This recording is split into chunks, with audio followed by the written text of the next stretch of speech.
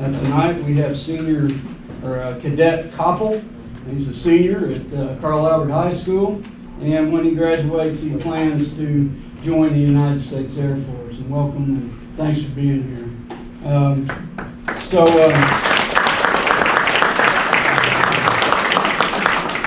With that being said, please stand for the invocation and the pledge of allegiance. Please bow with me. Lord, thank you for this opportunity today, Father God, just to serve you, Lord, and to serve the citizens of Midwest City. Father God, we ask that you grant wisdom and discernment for the mayor, the council, and the staff here this evening, Lord. We're so thankful to live in a free country, Lord, where we have the opportunity to peacefully debate issues, Lord, and we pray tonight, Lord, that you would help us come to a consensus on what's best for this community, Lord. We ask all these things in Jesus' name. Amen. Amen.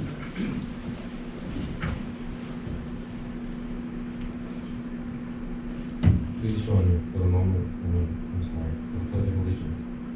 I pledge allegiance to the flag of the United States of America and to the republic for which it stands, one nation under God, indivisible, with liberty and justice for all.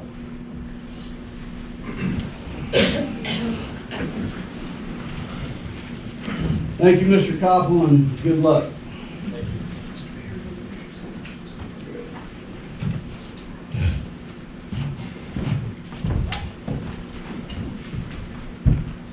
Okay, we'll move into community-related announcements. Mr. Lyon. Thank you, Mayor. Start out with our September sales tax report. We have saw a very large increase in our sales tax. We saw a 21.44% increase year over year from September of 21 to September of 22. So that was a little bit unexpected, but with inflation the way it is, and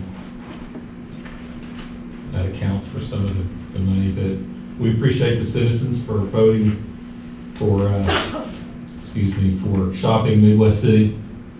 These are precious sales tax dollars to our community that operates the city and operates our police and fire departments.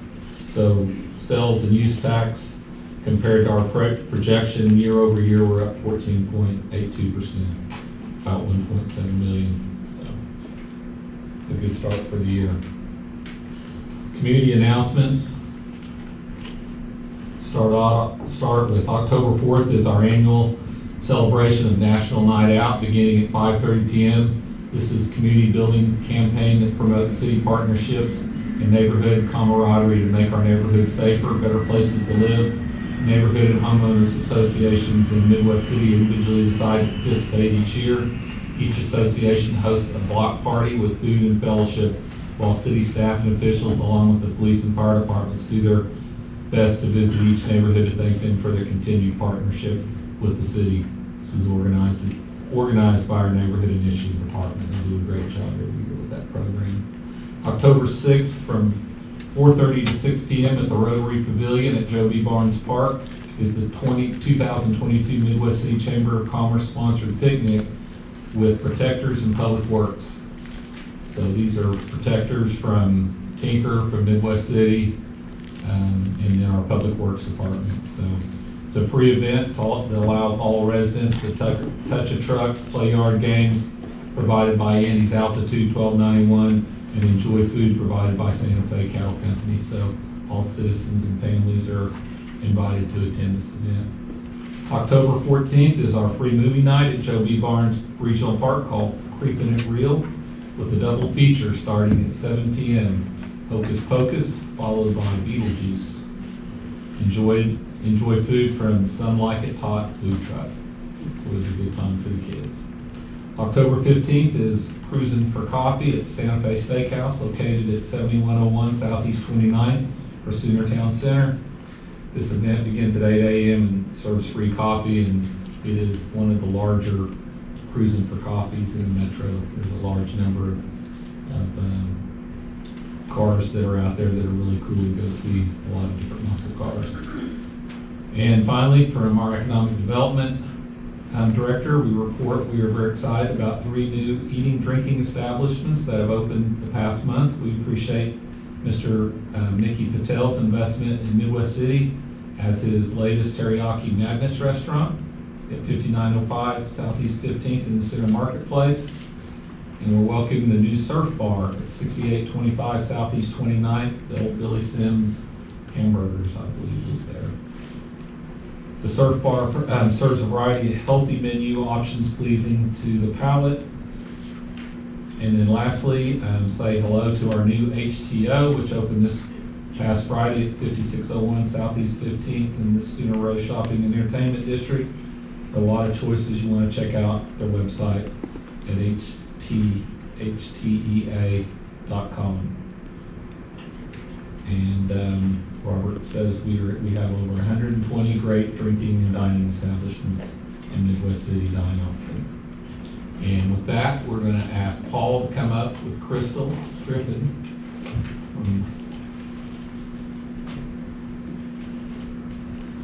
Good evening, Tim, Honorable Mayor and Council. We've got a pretty incredible announcement to make tonight. It's really exciting for our community. First of all, thank you, Crystal, for being here today to represent Republic Services. As you all may know, Republic Services is actually our recycling contractor that handles our single-stream curbside recycling program. And they've decided to make an investment in our community by recognizing folks in the community that do a great job recycling, super recyclers. And to kick that off, we're actually going to do an audit. We're going to walk the streets of Midwest City and actually look into cans, audit the materials, and actually recognize, hand out over $5,000 in gift cards to those customers, those residents who are doing the right thing for the right reasons. I know Councilwoman Eads, this is an issue that's close to your heart. And so before I turn it over to Crystal, I just want to see by show of hands, how many of you are planning to volunteer? We'll push information to you by email. How many are planning to volunteer to help walk those streets of your constituents and check? I love it. How about a round of applause for our council? That's absolutely fantastic. Crystal, I'd like to turn it over to you to say a few things. Okay, perfect. Thank you so much. I cannot tell you how great this is going to be. Paul and his team and staff and I have done a phenomenal job, and Susan, trying to put this together. It takes a lot to get out there. The first 2 weeks, so it's going to be the first 2 weeks of October, we're going to give away over 200 gift cards, which is $5,000. We've purchased all of those gift cards in Midwest City through the chamber. So all of the money Special thanks to Shayna Bennett and the team at the chamber. Yes. They've done a phenomenal job. So. Phenomenal. I'm telling you, what a great team you have, right? I mean, Jerry, Paul, it's a great, Carrie, it's a great team. So we will see you the first 2 weeks of October. We will be out walking the streets with you. We'll have everything ready to go for you. Like I said, it's also an educational thing for those that aren't recycling right. We're going to leave them information how to recycle right. So we're not just rewarding those that are doing good, we're trying to get those others to be there as well. So hopefully when we do this again, we'll even have more super recyclers. So thank you for your time and thank you for partnering with us in your city. Thank you very much. Well, y'all are saved tonight. We only have one proclamation to do, so. I'm sorry, Mr. Mayor. Yeah, oh, yes, ma'am. Could I do a couple of quick community Oh. announcements? Yeah. Sorry. Go ahead, I'm sorry. I know we have a full night, so I'll be really brief with these. Rose State College is doing a campus food and personal care items drive. I sent an email to everybody on council with a challenge for that. For members of the community, they are collecting non-perishable food items. They're collecting hygiene products, baby bottles, baby food, baby skincare items, pacifiers, basically the full gamut. The donation locations include the Jeannie Webb Student Union, the Diversity Center, the Learning Resource Center, and Health Sciences. And otherwise, if you wish to donate and you haven't had a chance yet, particularly if you're a member of council who received a challenge by me, do see me this evening and we'll get that one taken care of. Additionally, a few items have come up of interest in our community that I wanted to share. Country Estates Baptist Church is having a craft fair. It's on October 1st The time is 9 to noon. Your location, if you're not familiar, is 1000 South Midwest Boulevard. And then likewise, St. Matthew's United Methodist Church is having their pumpkin festival as well as a craft fair on Saturday, October 8th of 2022. The pumpkin festival is ongoing, so if you wish to go out, grab your pumpkins from them. I can tell you from personal experience with them, all of the proceeds go to help families in the Midwest City area that they raise from the items that are purchased. And they have silent auction items, et cetera, type of thing. They also have food there. I've actually viewed part of the OU Texas game there myself before. They do sell chili and hot dogs, so kind of it all made sense, rolled it together. But if you would wish to, maybe consider going out to either of those community events. And then the other ones that I have to share are Barktoberfest is coming up at First National Bank. That's from 10 a.m. to 2 p.m. on October 22nd. It's a great annual event that they do. And also, Life Church is putting on Fall Festival in Regional Park on October 28th from 4 to 8 p.m. So just a few community events of note. Thank you, Ms. Eads. Anyone else have anything to share? I just wanted to send a shout out to the Animal Welfare Center for going above and beyond, and our assistant city manager to help and assist an 84-year-old resident in our community that was struggling with some animal issues. I wanted to give my sincerest appreciation and gratitude to the Midwest City Police Department for always being on the front lines of protecting First Amendment speech and providing public safety in an equitable and equal way for all of our residents. We had a demonstration outside of City Hall a few weeks ago, and we were very grateful for them to provide us a permit in a very effective and efficient manner. I do want to make a public announcement to Ward 5 residents. I was not on vacation last month. I was not at a ball game. I intentionally, as a conscientious objector, boycotted the last council meeting regarding some of my concerns about the health of our municipal government. And lastly, I would like the mayor to hold a moment of silence for the 14 individuals that have perished and unnecessarily died inside the Oklahoma County Jail. For a minute, please. Please join me in a moment of silence for those who have died in the Oklahoma County Jail.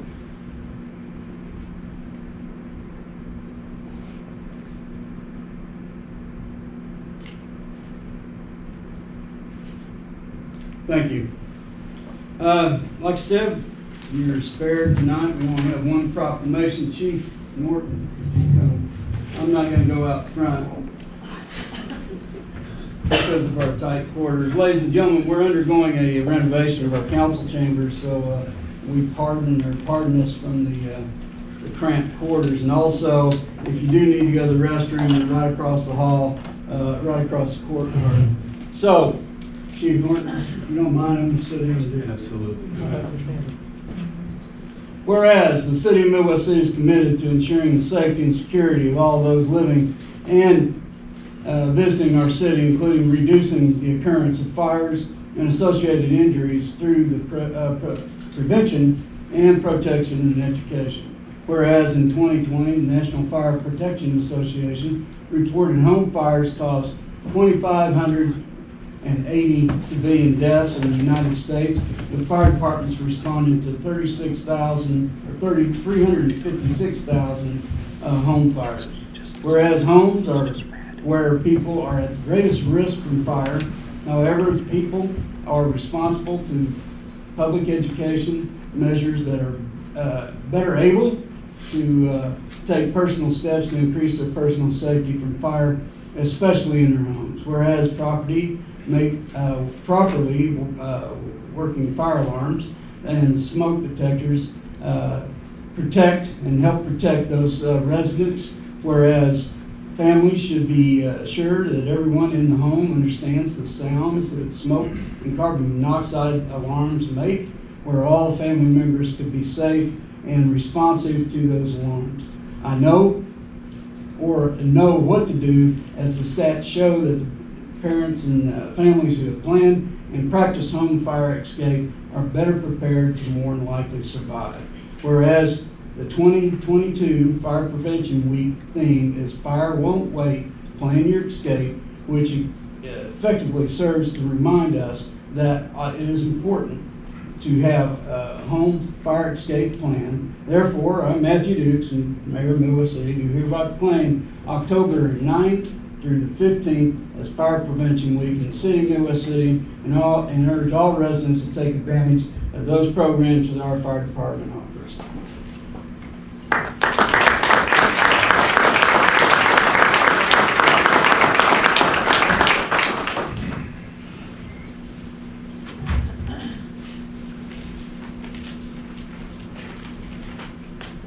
Okay, we will move into our consent agenda. Ladies and gentlemen, these items are placed on consent agenda so that the council, by unanimous consent, can approve routine agenda items by one motion. If any council member requests to discuss an item, or if unanimous consent is not received, then the item or items will be removed and heard in regular order. The chair will entertain a motion. I move to pull item 3 for discussion, please. Motion to approve the consent agenda, pulling item 3 for discussion. I'm sorry, I have one other item to pull.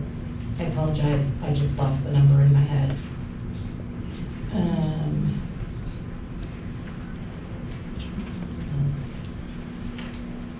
Was it 5? 5. I will amend my motion to pass the consent agenda at pull 3 and 5 for Thank you. further discussion. Second. Okay, I have a properly formatted motion and second. Any further discussion? All in favor indicate saying aye. Aye. Opposed? Abstention, motion carries. Item number 3, Mr. Lyon. Discussion and consideration for adoption, including any possible amendment of supplemental budget adjustments to the following funds for fiscal year 22-23: increased grant housing activities fund, expenditures housing, Fund 37, $20,000, grants fund revenue intergovernmental, $21,474, expenditures and transfers out, $474, general fund revenue transfers, $474, grant funds intergovernmental, $62,19,781. Hey, Tim, can I stop you? She said that she made a mistake. She meant to pull 6, not number 3. So we have a fully defunct Let form. me talk that long. Sorry. Can we reopen it back up and close and approve 3 and do number 5 and 6? No. Oh, yeah, she pulled 5, so 6. Yeah. Sorry. I had it circled. I Yeah, don't what you'll know. need to do is, Can we just make a motion to approve this or what? yes, go on ahead and make a motion to approve number 3. Okay. Then you'll need to go back and rescind the previous motion and change it so that 6 is pulled and 3's already been approved. So you just have to change your motion so that it is 6 and was it 5? Okay, let me Susan? try this. Move to approve item number 3. Second. I have a motion and a second. Any further discussion on item 3? All in favor indicate saying aye. Aye. Opposed? Abstention? Motion carries. Item number 3 is approved. Now the chair would entertain another motion.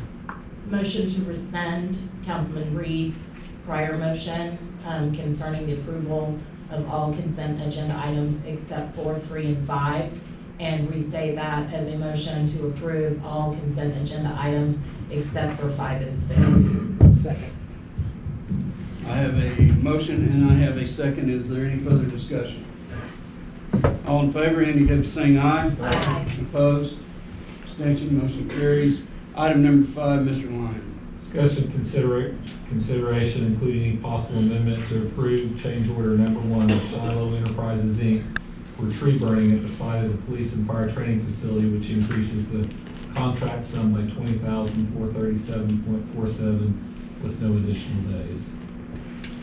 Mayor and council, before we went out to bid for the project, we had proposed that the police, or fire, well, maybe with the help of the police officers and the public works would do the burning of the trees. When that went out to bid, everything looked like that was gonna work out and be okay. After some conversation and time has elapsed, With Paul's group, there's some shortage and some additional help out there to have those out there. And so we just went ahead and we had to have them do a change order to do the burn. So this is going to fall in line with what our commercial clearing is. We have to do it with the burn curtains so they dig a pit, put the brush, and use the burn curtain to get the clean air burning on it. So this is what this dollar amount reflects, and having the contractor out there to do that. This money will come from contingency, I assume. Yes. Does anybody have any questions of Chief? I do, just to clarify, so the increase is due to the change in the site location for the training center, and then originally the work was gonna be performed in-house, if you will, and now we're putting it out on contract. Not in the site location. The site location when the bids went out was already chosen. It was due with staffing, some manpower to get this done within our own city, and we needed to have them do that to relieve the burden on some of the staff. So we always knew we were gonna need to do this burn, we just were planning to do it internally? Do it internally, that's correct. Okay. And now because of staffing issues, we can't do it internally? Right. Okay. And so, was there a competitive bid for this one, or was it just It kind gets of added to their specialized? scope of work because they're there, so the contractor that is currently doing the dozer work and the site leveling, pad work, if you will, they're the ones that remove the trees and they stack them up, so they're gonna dig the pit, set the burn curtain up, that dumps fresh air into there, makes it burn cleaner, and then pile the brush in there and burn it and be done with it. Okay, so I guess my question though is like, so this is at market rate because we didn't bid this before, so we don't have an idea what the cost was gonna be otherwise. That's kind of what I'm going for. Yeah, I mean, it wasn't bid in the lump package deal, so Right. it was from the contractor that's doing it now. Right, but, so, since it wasn't in their scope of work, couldn't we technically have somebody else do the work if it was bid out for a market rate? Maybe that's I you, don't know Don. that answer to that. In theory, yeah, I mean, yes, it can be handled either way. It can be handled as an amendment to the contract and a change order, and this added to their scope of work. Or in the alternative, it could be, it does not reach the threshold, at least this price does not, under the state's Competitive Bidding Act to require it to be bid out. That doesn't mean we couldn't bid it out if we wanted to, or going through that formal bidding process. We could also go through an informal bidding process if we wanted to. That's purely discretionary for the city. Do we know if Shiloh went out and got quotes? I don't think so. I think they just went with their contractor to get a quote and bid from it. Steve from Guernsey may be able to. Yeah, I'm sorry, I'm Steve Sprague, Senior Architect with Guernsey. I can verify with Shiloh who all they spoke with. My concern somewhat with that, if you tried to go out with a competitive bid, is there would be a potential of delay in the actual rest of the other project, which then could turn around and cost you money as well. I don't know all the specific details on the bidding portion of that. Shiloh is the one that provided that price to us in the city. How long does it usually take if we put a bid out? Does the bidding process take? Depends on what kind of bidding process you do. Since this does not reach the threshold of $100,000 as required under the Competitive Bidding Act for it to go through formal bidding process, in theory, you could do what we used to do when I was with Oklahoma City many times, which is take phone bids, which is you would identify 3-4 people who are in that industry, randomly pick those 3 or 4, go out and give them general detail of what's going on. Many of them would want to come out, see the site, do an inspection so that they could give you a proper bid. That usually takes a week to 10 days to get a hold of everybody and everybody to do that, and then for them to give you a bid in some form or fashion. That's kind of what you're looking at, versus having to go do a public notice, publish it, and put together a scope and bid specs and go through that entire formal process. Okay, Councilman, if you're satisfied with that answer, let me do this. Here's my concern, okay, and so it's been clarified to me in my conversation with Councilman Reed. The contingency that Mr. Lang was referencing is the contingency for this particular GeoBond project type of thing. So, but in the future, if we have change orders like this type of thing, and there's an increase in the scope of work that wasn't anticipated, et cetera, what I would personally like to see is that there is something else in here to show how they came to these numbers, okay? That either there were other contractors similarly situated, similar type, that were contacted and said, hey, we've got to burn 18 trees and, you know, there's got to be a curtain around it, and et cetera, type of thing. What's your price for that type of thing? I understand the convenience and to go with what the representative from Guernsey indicated, you know, not to delay this project type of thing. And if you're happy with it, chief, then so far, let's move forward with it. I just, in the future, this is pretty vanilla, and so I just want to know, like, we've checked it to see, like, this is really what the cost is, because this It is is. 20,000 we weren't anticipating. It is, so. and I think that when you have, you know, when we go to do the other concept of bidding, if another contract is awarded, we get them bringing all their equipment out there. Their equipment is already there. There are some fees that go on top of that when it's awarded. But one of the things is some of the change orders, and I don't know, Don may be able to allude to that. When we get the bids from them, a lot of times we don't get to see all the contractors. We either give it, and then once it's awarded, we can say who's gonna do it. In this case, we do know that it was the guy that's doing the work out there currently that was awarded that. But, you know, because there may be some others coming, hopefully not, but you never know. So we can certainly address that. We can make sure Shiloh we know that they gone and got quotes, and it's not required. That's all I'm asking for like That's future fair. reference type of thing. So with that being said, unless anybody has anything else they want to add, I would just go ahead and move to approve the item. My questions are answered. Second. I have a motion and a second. Any further discussion on this item? All in favor indicate by saying aye. Aye. Opposed? Abstention, motion carries. Thank you, Chief. Thank you, Chief. Item number 6, Mr. Lyon. Discussion and consideration for adoption, including any possible amendment of one, approving and entering into the 2023 Oklahoma Highway Safety Office grant with the U.S. Department of Transportation Office to establish the terms and conditions under which the city will receive a law enforcement grant in the amount of $50,828, and authorizing the mayor and/or city manager to execute such documents and enter into such agreements as are necessary or appropriate to carry the objectives of the grant. Chief. Someone have a question on this? I couldn't hear back then, so. I did, Chief. I just wanted to see if you could give us kind of your walkthrough of what you believe the goals of this grant and this effort are. Well, not only can I tell you what the goals are, I can tell you what the success rate's been. We've had these highway safety grants for many years.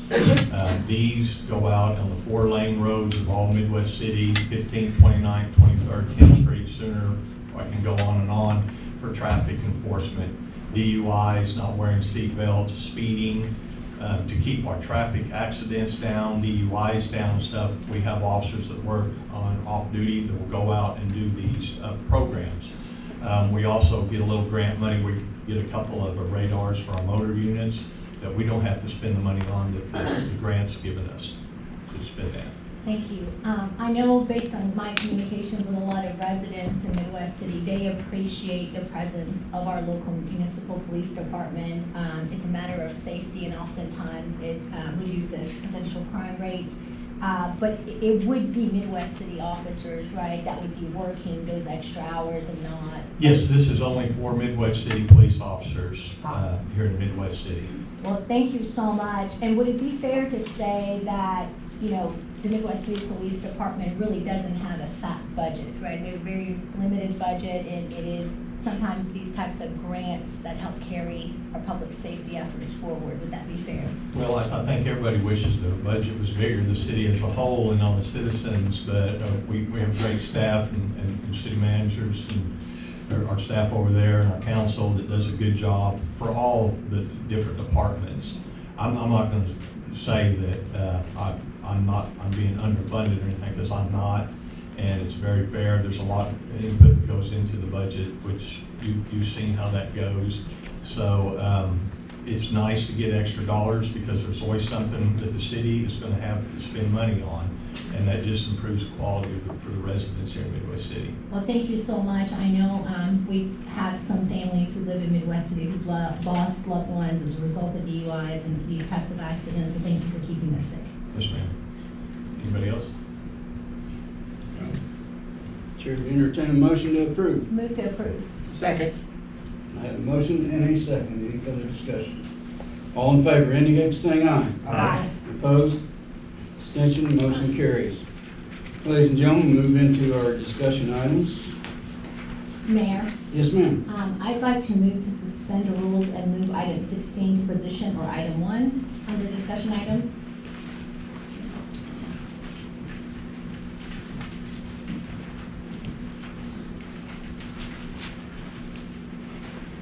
I can accommodate that. Uh, Mr. Point of Minch, is order. there an issue? Point of order. Go right on ahead. Go ahead. No. I'm sorry, this actually goes to you, Dawn, but I think, don't you have to have a substantiation of that motion? Yeah, there would need to be a vote on that motion, and I do know that item number 1, we do want to take immediately right now. If Ms. Councilwoman Banna would be willing to let number 1 go through first and then have the motion, it needs to be motion seconded and approved to move, unless there's unanimous consent on it, to. No, I don't agree. Okay. Also, I have my own request, Mayor. Yes, ma'am. I'm gonna ask if we need to immediately, per the city attorney, address item 1 in discussion, that's fine. But then I would like to move to adjourn the city council agenda and open the special economic development agenda to have that issue heard forthwith because of the folks who are To recess. recessed. Recess. Thank you, Jill. So, would you like me to correct that motion, or can you Okay, just accept let's Jill's input for get the it? traffic flowing in the right direction now. We are going to go ahead and hear item number 1. Then we will adjourn or recess Recess. and open up a special economic development so we can move that item, and then we'll come back to Ms. Banner's request. To Is the that council correct? agenda. That's Are what you we're- agreeable with that, ma'am? I'm agreeable, but I do see the vice mayor shaking his head and it's something to communicate. Do you have a concern about the motion? Well, we're not gonna get involved in tit for tat. Well, I We're just gonna wanted to see if conduct the gentleman business. had a concern. Yes, I do. Okay, go ahead. Yes, Please speak sir. on that I'm sorry. concern. I have a concern. I would vote no to move those items around. And when Let's we, address one and Why? then we'll address it economic, and then come back to what we you will want. get into the discussion later. Okay, your concerns, well noted. So, with that being said, item number 1, Mr. Bowman. PC 2123, public hearing with discussion and consideration for adoption, including any possible amendment of the ordinance to redistrict from A1 agriculture with a special use permit for an oil and gas well to PUD planned unit development covered by I-2 Modern Industrial District for the property described as part of northwest quarter of section 22, township 12, north range 2 west of Cleveland Meridian, also addressed as 7210 Northeast 36th Street, City, Oklahoma. Mr. Harless and Mr. Coleman. Thanks, Mr. Lyon. The proposed PUD was requested to allow for the construction of a processing plant that will process various meat cuts, predominantly beef, into more profitable cuts to sell to grocery wholesalers, restaurants, and other food service industries. Raw product will arrive via refrigerated truck and will be shipped out in the same manner. Byproducts from the processing will be shipped out via truck and rail car to other customers such as pet food manufacturers, renewable fuel producers. Vehicular access to the 24-acre site is provided by Northeast 36th Street, while the Stillwater Central Rail right-of-way borders the west side of the subject site. The project site was divided from the 142-acre parent tract that the city of Midwest City purchased 35 years ago. Prior to being transferred to the EDA, the subject site was used for agricultural purposes, mainly raw crop production. Planning Commission received no comments concerning these items. Planning Commission recommended approval. Action is at the discretion of the council, and I'll be glad to answer any questions. Is there any questions of Mr. Harless? This is the TIF, right? Part of the TIF. This is within the boundaries of increment District 3, yes, sir. Hearing or seeing no discussion, Chair to entertain a motion to approve. Move to approve. Do we have a public hearing now? Yes. We don't have anyone signed up. Thanks for the correction. This is a public hearing. Does anyone in this audience have anything against or to say against this particular item? Once again, hearing or seeing none, the chair entertain a motion. Move to approve. Second. I have a motion and a second. All in favor indicate by saying aye. Aye. Opposed? Abstention, motion carries. Thank you, Mr. Coleman. Now, at this time, I'm gonna renew my motion that we recess from the city council agenda and open the special economic development authority agenda, please. Okay, I will entertain a motion to recess and then move to the special economic development. Motion to recess. Second. I have a motion and a second. Any further discussion? All in favor indicate by saying aye. Aye. Opposed? Abstention?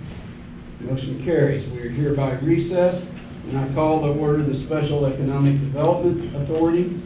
We have two discussion items on this particular agenda. Mr. Lyon. Discussion item number 1, discussion consideration for adoption, including any possible amendments of the August 23rd, 2022 meeting minutes. Move to approve. Second. Motion and a second. Any discussion? All in favor indicate by saying aye. Aye. Opposed? Abstention? Motion carries. Now, item number 2, Mr. Lyon. Discussion, consideration, possible action to amend and/or approve an amendment to the certain economic development assistance agreement by and between Midwest City Economic Development Authority and Mathis, Oklahoma City LLC dated December 14, 2021, and authorizing and directing the execution of the amendment. Mr. Coleman. Honorable Chairman and board members, I was contacted by Terry Trammell with Mathis Brothers Incorporated, and they asked that we move the occupancy date back to March because of the difficulties they've had in getting the former J.C. Penney ready for remodeling. They had originally committed to opening the store in January, so we have requested a change to March 31st of 2023 as the latest date for occupancy. Any questions, Mr. Coleman? It has to do with their incentives and stuff, is that the dates will change and all that too, right? The incentive dates won't change because they're already into their lease with the owner, so they'll still have 20 years, but we have no doubt that they'll be out of the agreement, reach the maximum within just a few years. So we're only asking to change the occupancy date. I would move to approve. Second. I have a motion and I have a second. Any further discussion? All in favor indicate by saying aye. Aye. Opposed? Abstention? Motion carries. We move into a public discussion of our agenda for the Special Economic Development Authority. Does anyone have anything to bring before the authority? Hearing or seeing none, we are hereby adjourned and move back to the council agenda, and I will need a motion to reconvene. Motion to reconvene the council agenda, please. Second. I have a motion and a second. Any discussion? All in favor indicate by saying aye. Aye. Opposed? Abstention? Motion carried. Ladies and gentlemen, I'm sorry for the parliamentary tap dancing. We'll get through this eventually. So just bear with us, please. Talking about the parliamentary tap dancing, Mayor, I move to suspend the rules and move item 16 to position or item number 2. Okay, Ms. Banna, I will take that as a motion. Ms. Banna has made a motion to move item 16 to the front of the agenda. Is there any discussion? And I can provide a reason as the city attorney asked. One moment, Councilperson Bannett. You have to have a second on that motion. I haven't heard a second Well, I yet. recall you asking for the reasoning why I made that. Please explain your reason, ma'am. Because there are plenty of hardworking residents here that are here for this item, and there's also media that is here for this item. So the sooner we can get that out of the way, the sooner these professionals can move forward. And I do also have paid attorneys in the room out of my pocket. With that being said, we do have a motion. We do have a motion. Sorry, Ms. Banna, your motion is denied due to the lack of a second. So we'll move on with the agenda as discussed. Item number 2, No action needed, Mayor. No action needed on item number 2. Item number 3.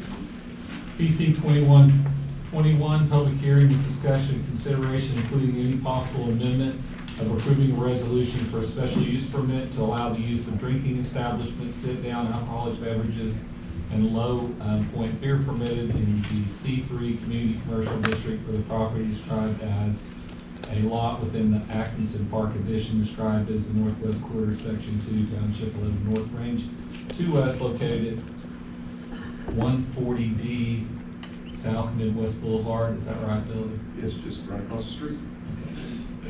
On 711. Thanks, Mr. Lyon. This parcel is currently zoned C3 Community Commercial. The applicants have applied for a building permit to open a drinking establishment. The zoning ordinance requires a special use permit for serving alcoholic beverages within the C3 zoning district. Notice was sent to all the property owners within 300 feet of the area request, and it's right in the staff report, and not receiving any calls or letters of protest regarding this request. Planning Commission recommended approval, and action is at the discretion of the council. What's the name of the establishment? It's a good question. It's a. Hang on, I think she's gonna tell us. Well, welcome to our community. Tell us about Unwind. Just a, Sure, please, we want to hear about it. This is Your name and moment. address, Come on. please. John Grant, 6929 South Center Road, Oklahoma City, Oklahoma. Unwind is pretty much the gear or the focus is toward 35 and up. I mean, obviously 21 and up, because we can't, we're not discriminating. But looking for that older crowd, just wanting a place to just sit down and relax. So all we serve is wine and whiskey. You might show Sean? I'll be your official taste tester if I can. We're right across the street. Well, thank you for being here, ma'am, and welcome to our community, and we appreciate your business. And good luck, seriously. Thank you for doing it in Midwest City since you live in Oklahoma City. Yes. We're Middale though, complete bombs. Okay, motion to approve. It's a public hearing. Yeah. It is a public hearing. Does anybody have anything in opposition of a whiskey wine place across the street from the council chamber? We know you do. Okay, one more time, Mr. Reed. Councilman Motion Reed. to approve gladly. Second. I have a motion and a second. Any further discussion? All in favor, indicate by saying aye. Aye. Opposed? Abstention, motion carries. Your business. Hopefully November 1, unless we have issues with remodeling. Thank you all. Thank you. Thank Good you. luck. Okay, item number 4, Mr. Lyon. PC 2122, public hearing with discussion and consideration for adoption, including any possible amendment of an ordinance to redistrict from R6 single family detached residential to C2 planned shopping center district for the unplatted property described as the south half of the east half of the southwest quarter of the southeast quarter of section 1, township 11 North Range 2 West of Linden Meridian, addressed as 9809 Southeast 15. Mr. Harris. Again, thanks, Mr. Lyon. To refresh the council's memory, we heard this item a couple of months ago to be heard as C3, and it was suggested that they reapply to a C2, and so that's what the item is before you. This request to rezone the property from R6 single family detached residential to C2 planned shopping center district. The applicant, Ms. Terry Batten, is attempting to sell the property. The Planning Commission did not receive any public comments concerning this item. The Planning Commission recommended approval, and actually at the discretion of the council. After the phone calls, the question came up as to what's the difference between C2 and C3, and it's just a little bit lighter commercial. Thinking more like a strip mall that doesn't have a lot of outdoor storage, and it also eliminates things like funerals and gas stations, funeral parlors and gas stations, and storage and laundry mats and things like that. So it's just a little lighter office and commercial, so it's a good fit in the area. And if you all remember, when we had it last time, the issue was the outdoor storage and the heavy use deal, which now they've agreed to move it to where those issues and the people that were complaining now they're satisfied. Yes, sir. Okay. That's my understanding. This is a public hearing. Does anyone have anything to add to this particular issue? Hearing or seeing none, Chair entertains. It is please come up to the podium. I can't take a, It's just under 2 acres. Are you familiar with the area? You remember where that house was that they tore down? That's the property they're talking Kind of about. on the corner there? Yes, Okay. that's the property where the house that they tore down. I didn't know because sometimes it can be a big area. No, it's the property where that house was that got tore down a couple of months ago. Okay. is there any further discussion on this item? Hearing or seeing none, entertain a motion. Motion to approve? Second. I have a motion and a second. Any further discussion? All in favor indicate by saying aye. Aye. Opposed? Abstention? Motion carries. Item number 5, Mr. Lyon. PC 2124, public hearing with discussion and consideration for adoption, including any possible amendment of an ordinance redistrict from PUD planned unit development governed by the RMD medium density residential district to C3 community commercial district for the property described as a tract of land being a part of the southwest quarter, section 34, township 12, north range 2, west Indian Meridian, Oklahoma County, Oklahoma, addressed as 7121 East Reno Avenue. Mr. Harless. Thanks again, Mr. Ryan. This application is a request to rezone the area of request to C3 Community Commercial District. The C3 district is intended for the conduct of business activity which is located at the edge of residential areas, but which serves a larger trade area in the immediate surrounding residential neighborhoods. It is the intent of the applicant to join this 0.228 acre tract with the existing C3 0.77 acre tract to the south. Planning Commission recommended approval and action is at the discretion of council. And some questions that have come up over the last couple of weeks is, would this affect the development of Glen Haven, the plat that came through? Part of this land is in that area. That's, and if you'll remember, preliminary plats are preliminary in nature, so that they can be adjusted at the final plat stage. This will not affect the amount of lots that are in that subdivision to the north. It's just increasing the size of the commercial to the south. So that'll be that answer your questions. But just to reiterate, because there are a lot of people in that area that aren't real happy about this. And the developer, city, and residents kind of got to maybe even an unfriendly agreement that they've lowered their numbers considerably. They will not come back because of this and ask for more residential in that spot, correct? That is correct. This is a public hearing. Does anyone have anything to add to this discussion? Hearing or seeing none, chair to entertain a motion. Motion to approve. Second. I have a motion and a second. Any further discussion? All in favor indicate by saying aye. Aye. Opposed? Abstention? Motion carries. Item number 6 and number 7, there's no action needed on these particular items. That moves us to number 8. Mr. Lyon. MP 15, discussion and consideration, including any possible amendment of the approval of a minor plat in the Aviation Acres Edition located in the northwest quarter of Section 9, Township 11 North, Range 2 West of Indian Meridian, Oklahoma County, Oklahoma, located at 5800 Tinker Diagonal. Mr. Harless. Yes, sir. This minor plat is being requested to transfer a part of a parcel from the dealership located at 5800 Tinker Diagonal to the dealership located at 6000 Uterberg. As it stands, currently cars owned by the dealership at 6000 Uterberg are parked on part of the parcels that belong to the dealership at 5800 Tinker Diagonal. In order to ensure that the cars are parked on the land owned by the respective dealerships, this minor plat must be recorded and the tract in question be transferred.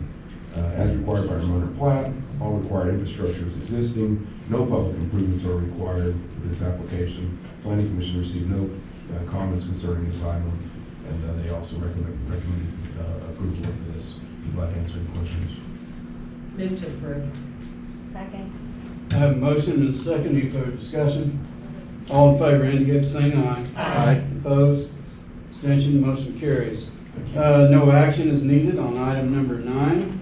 We move to item number 10. Mr. Lyon.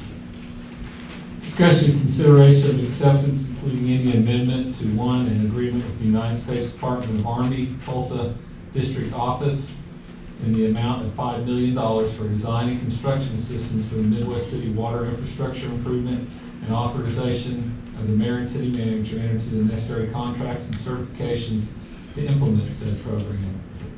This is the money that we received through Congressman Cole's office, and Terry's working with the Corps of Engineers now. Go ahead, Terry. Honorable Mayor and Council, it's been a long time coming, but I'm happy to say we have funding to pursue needed water infrastructure improvements in Midwest City, consisting of work on Phase 2 of the water booster station and construction of an elevated water tower east of the city. We will be working with the Tulsa District Office of the U.S. Corps of Engineers and anticipate the engineering and design to be complete and ready to bid by this time next year. So this is, go ahead, Terry, I'm sorry. I thought you were finished. I would be remiss if I didn't recognize Congressman Tom Cole and his staff and J.R. Rescoback, our consultant in Washington, for their work in keeping this project alive for the last 15 years. I'm happy to answer any questions. So this will be, the two main projects will be a water tower at Timber Ridge and an additional booster space on Felix, where our new booster station is that we just did with the Geo Bond. It'll be additional storage space. We're looking at 2 years probably before it's, More than likely. which affects the buildings. Yeah. There are quite a few people that work for the city that oftentimes don't get the pat on the back that deserve. Terry Kraft's one of them. She does grants like nobody I've ever seen. We do have a line item in our budget that we've done for years, and it's for lobbyists that we have in DC. A lot of times, one of the things people want to cut is the lobbyists. He helped get us $5 million. I'm not saying that he did it. Terry, I'm going to give her all the credit for it. And I don't really want to give in-house office any credit, because Terry deserves most of it. But JR and his company, and it is, some years we've gotten zero money, some years we've gotten millions of dollars. And I can tell you from my understanding of history of the city, until we actually engaged with them, we got nothing with fiber to the city. And so it's an expense that we don't always see come to fruition, but this is one that was desperately needed and they helped out. With that being said, Chair to entertain a motion to approve, Mr. Reed. Motion to approve. Second. I have a motion and a second. Any further discussion? All in favor indicate by saying aye. Aye. Opposed? Abstention? Motion carries. Item number 11, Mr. Lyon. Discussion consideration for entering into and approving, including any possible amendment, accepting a memorandum of understanding with the city of Choctaw for a potential future federal aid project to reconstruct the drainage of Southeast 15th at the Choctaw Creek tributary 4 East Branch, just west of Hiwassee Road and 15th. Mr. Bundy's. Thank you, Mr. Lyon. This is part of our applications for federal funding. We have a lot of resolutions that have gone before you this month and next month. You'll see some more. This is just so we're eligible for federal funding through ACOG. This particular project is the drainage on Southeast 15th Street, just west of Hiwassee. We have different names for it, but it goes over a tributary to Choctaw Creek. Basically, it drains down through Choctaw, and so they will have to improve one of their drainages as well. And so they're going to lead this project application, and so we need an MOU with them to do that. We'll be seeking funding through Congressman Cole's office again to help with this. It's an area that when it rains a lot, we're in a wet season, we see the water going over Hiwassee Road for those that live out in that area. And we've had that culvert actually wash out before as well. So it's definitely something we need. Yes, sir. So Tim, I take the request that we made last time from Cole's office, we didn't get any money there. Not for this project, but it's going to be, it'll be number 1 on the list. He was very interested when we talked to him the last time. It does split congressional districts, it splits county commissioner districts, makes it very difficult to try to get an agreement on this, but he's open. And we're going to go through multiple funding sources, not just through the congressman's office, we'll go through ACOG as well. Yes, and hopefully in a few months you'll hear from Ms. Kraft again and tell you that she got more funding for this. I know there's a couple different pots of money that we're pursuing for this project. This is just one of them, so. Any further questions, Mr. Bundy? Move to approve. Second. I've got a motion and a second. Any further discussion? All in favor indicate by saying aye. Aye. Opposed? Abstention? Motion carries. We now move into item number 12. Mr. Lyon. Discussion, consideration for adoption, including any amendments. A request by Sarah Banna, Ward 5 City Council person, for a special audit of the books, records, and contracts of the City of Midwest City to be conducted by the Oklahoma State Auditor and Inspector's Office. Ms. Banna, this is your item. Would you care to explain to the council your request? Yes, Mayor, first I'd like to amend this motion to say special audit of the GO bonds, government general expenditure funds, and general government sales tax fund of Midwest City for fiscal years 2020 through 2023 to be conducted by the Oklahoma State Auditor and Inspector's Office, and that at close of fiscal year 2023, the city began the practice of hiring a different external auditor every 2 years. Ms. Banna, unfortunately, the agenda item cannot be amended on the fly. So you're going to have to bring this agenda item back to us with the specific language you just requested. Can I just point out inquiry? My understanding was that the item that was the way that it was placed was too broad. Is that true? Well, I'd have to defer to our attorney on that one, but I do know that any adjustments to agenda items can't be voted on. So we either vote on the agenda item as stated, or we pull it and take no action. As for it to being too broad, yes, it would cover just about everything the city has done historically.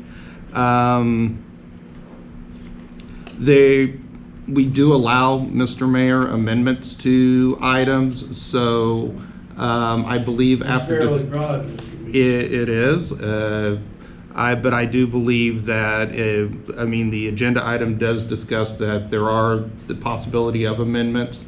So it would have to, and we do amendments here on agenda items as they do come through, so. I say we allow her to amend it and take it up. And so I would say what you would want to do is have a discussion on this item, and then if it's deemed appropriate to amend the item to make it more narrow, then that is something that the city council could consider. Well, that being said, then we'll consider the item as stated by Ms. Banna, and we have our finance director. Is there anything more that you would like to add, Ms. Banna? Not necessarily. I'm new to this body. I'm not at City Hall every day. I don't oversee the accounting, and there have been a few red flags that I just like to have some clarity on. And I think having an external audit by the state auditors would give me the peace of mind. So that way, as things are put before me, right, I can just move along and have faith that everything is as it should be. So, Okay, with that being said, I defer to Mr. Tiatia, who is our finance director. Can I Can say I- something first? Yes, sir. You go, you go. Okay, I have a question. Yes, And ma'am. Anybody who wants to answer this can answer this, okay? Basically, with the request that Councilwoman Vanna just made a second ago with regard to an audit of the GO bond funds from 2020 through 2023. The GO bond funds from 2020 were audited as part of our annual audit. Am I correct, either Tia or Mr. Lyon? Yes. Okay. The GO bond items for 2020, did I say 2021? I'm sorry, I got lost in my own language. The ones for 2022 will be part of the next fiscal audit, correct? Yes. Okay. So those will be covered the same for 2023, correct? Yes. Okay. All right. The audit company has changed names, but it's the same audit company. They've been And you know, audited a we're couple different required to times. be audited every year And- by an external audit company. And if I could, Do you know, this is a clarification question, I understand that what you're saying, Mr. Lyon, that the audit firm has changed names, but do we have a different auditor that does the actual audit for us I can from comment that on company? So from the company, we have annually, we've had a new team every single time. And so those it are is best basically- practices. Yeah, it's best practices, so the same company has done it, but they have had new team members come in. So those new team members basically function as if it's almost a brand new company, where we have to start from scratch, we have to dig deep into the details and give it to them. And so in fact, actually, you guys approved a new auditing company for this next fiscal year, just for the sake of best practice of changing audit companies. So, an area that I kind of dabble in because I'm an accountant. One, it's really hard to find this is an area that there aren't a whole bunch of people lining up in college to become accountants to audit governmental organizations because it's not the same type of math anybody else uses and it's really boring and governments are cheap. Best practices are what they're doing, which is where you do have, if there were 30 accounting firms that we could choose from, I would say, yeah, that's not a bad idea. But the next best practice is you have different people do it every single year because some people are going to have a continuing education that the other guy didn't have, or someone's going to have this area that he sees more than the other guy. And that is best practices, to have a different team do it every year. Because, and trust me, they're looking for mistakes that were done by the other guy so they can get extra money and a bonus, and a promotion. So it's not like they're going to go, oh, we're just going to shove this under the table because they made a mistake. So finding a different one every other year is almost next to impossible with the number of folks that aren't doing this. My opinion. I think that we would be shooting ourselves in the foot and we wouldn't have anybody that would want to actually be doing it. Second is, as long as, in my opinion, as long as we've got a different team that's doing it every year, we are meeting, and in often cases, exceeding best case practices. And Tia, what if we went to the state auditor's office? What would that cost the taxpayers in Miller City? It would, from based upon what we are paying out, based upon what it takes for us, could fall in the realm of $50,000 to $100,000. If the council could, I'd give like a brief 10,000 foot synopsis of what the audit kind of looks like. So when we end our fiscal year, what happens is we have to enlist the help of a government accounting agency to help us put together our financial statements, okay? So here they help us put together all of our books and they take a look at it. They're the first ones that took a look at it. These are not the auditors, right? So then what happens is the council, you guys approve an auditor. So now we have the auditor comes and takes a look at our financial statements, and their purpose is to make sure that our financial statements are true and material and fair. And material is a word that gets thrown out a lot in the auditing world of banking. Is this a significant amount? All right. So the way that the auditors come in is they test everything and anything possibly financially related.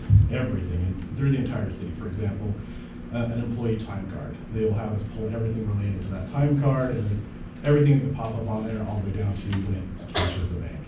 Or anything related to we buy a garbage truck. They want to make sure we go pull the contract, the PO, the signatures, the invoices, et cetera, et cetera. It is a tremendous, mountainous amount of work what we have to put into it. Thus, such the expensive cost that it costs to pay for governmental auditing agencies. So after the auditors come in, do all this mountainous amount of work, it actually goes to another set of auditors to audit what the auditors do. So we have the peer review auditors who audit what the auditors audit of us. We have the government accounting agency that also looks at our books. All three of those then together, after we have all agreed that our financial statements are true and materially correct, then get sent off to the state auditors. All right, where the state auditors will have our audit on file. They can go back and they can refer to it and take a look at it at any point in time.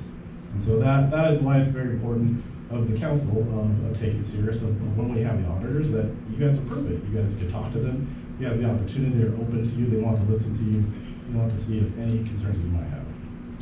So Tia, you're our financial subject matter expert in the room type of thing.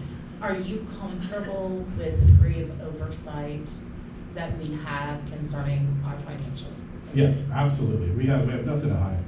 We have nothing to hide. The only thing where the idea of paying for another audit and the idea of the tremendous amount of work to do an additional audit, I will just be honest with you, of where would be something that would be very extraneous on the finance staff. But we have nothing to hide, we have nothing to fear.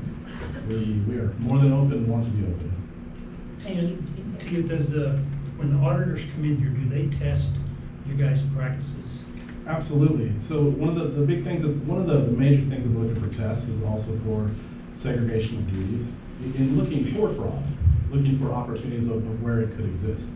And they do such a deep dive into it, and sometimes they can find opportunities where, of course, we can always improve. We want to improve, but we have really, really great controls, but we always want to improve. And so we look forward to seeing how we can always improve. If at any point during the audit, one of the auditors mentioned the word fraud to you, what would you do? So there's nothing I would do. The auditors would actually come straight to the council, because the council is the one that hires them. They answer to the council, they answer to the people. The people is who they answer to. So they would let the council know, they would let management know, they would let the public know. And so that is why it's important that we have independent auditors. They will be completely independent. Their reputation is on the line. They're the ones that want to get out to the public. And if we didn't comply, since we're required by state statute to do it, and if we didn't comply and we didn't send the audit to the state auditors, what happens to the city? So the city they would withhold our gasoline revenue tax, which is somewhere in the realm of $100,000. One question. When these audits are done, when money is appropriated, for example, on any given project, right?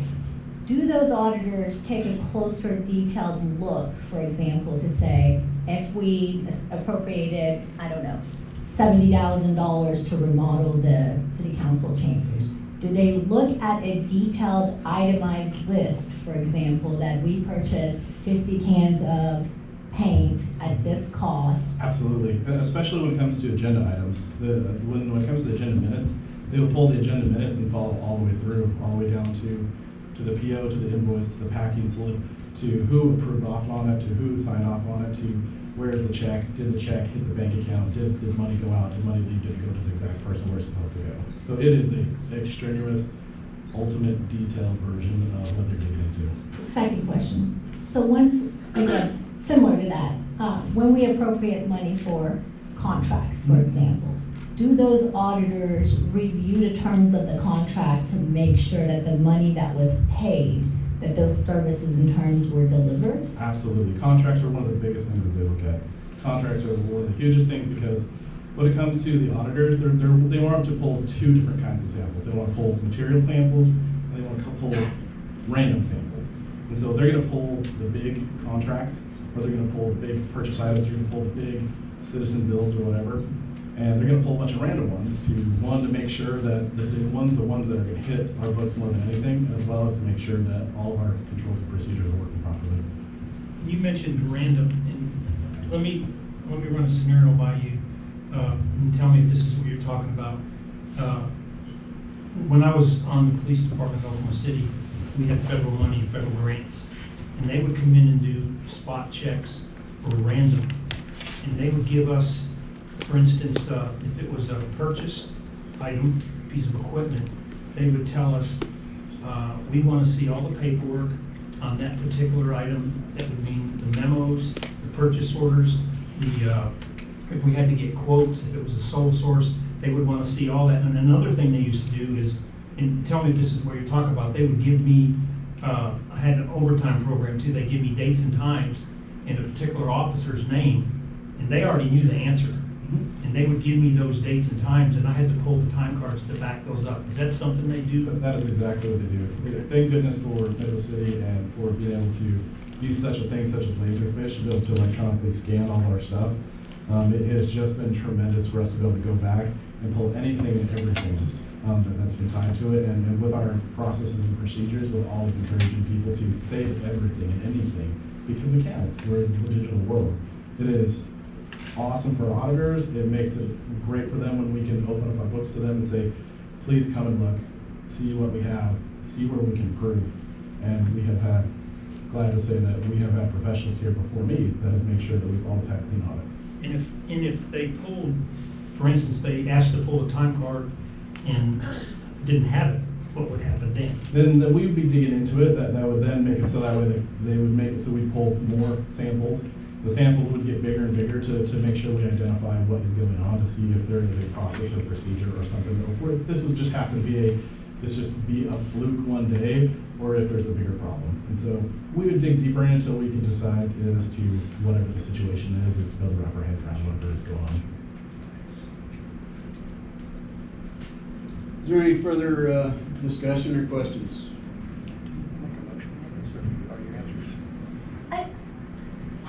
I still have, I will do more research into what you said, and I'd like to share an example. Absolutely. So the Oklahoma County Board of Commissioners just got audited, and they of course have external auditors that they pay.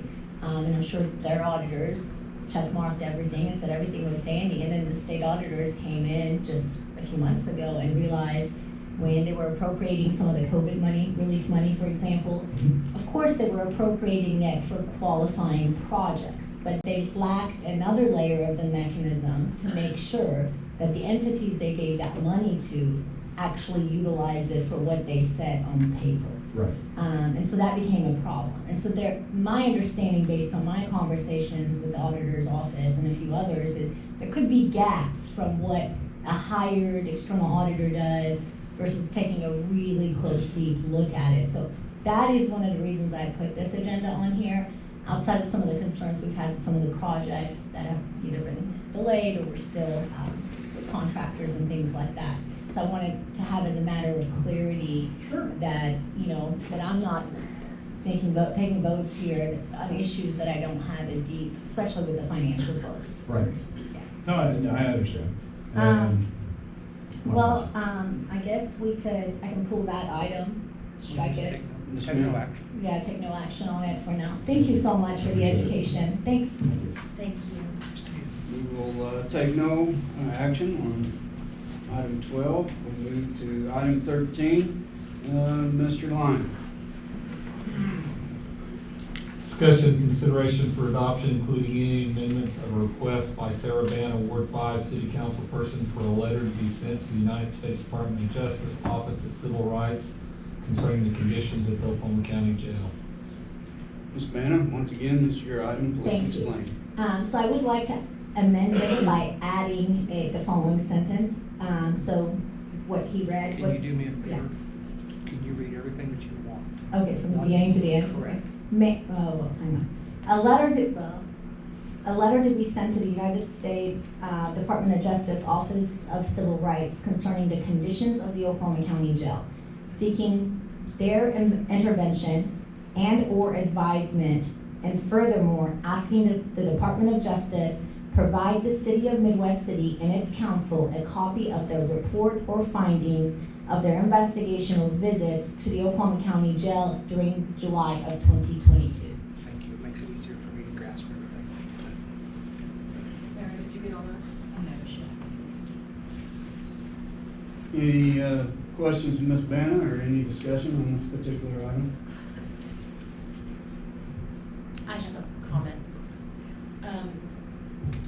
So, my understanding, it's on, can you not hear me? No, I can't. Oh, sorry. I have the little green, I'm leaning forward. My understanding is that the Department of Justice does not have control or oversight of the jail at the current time.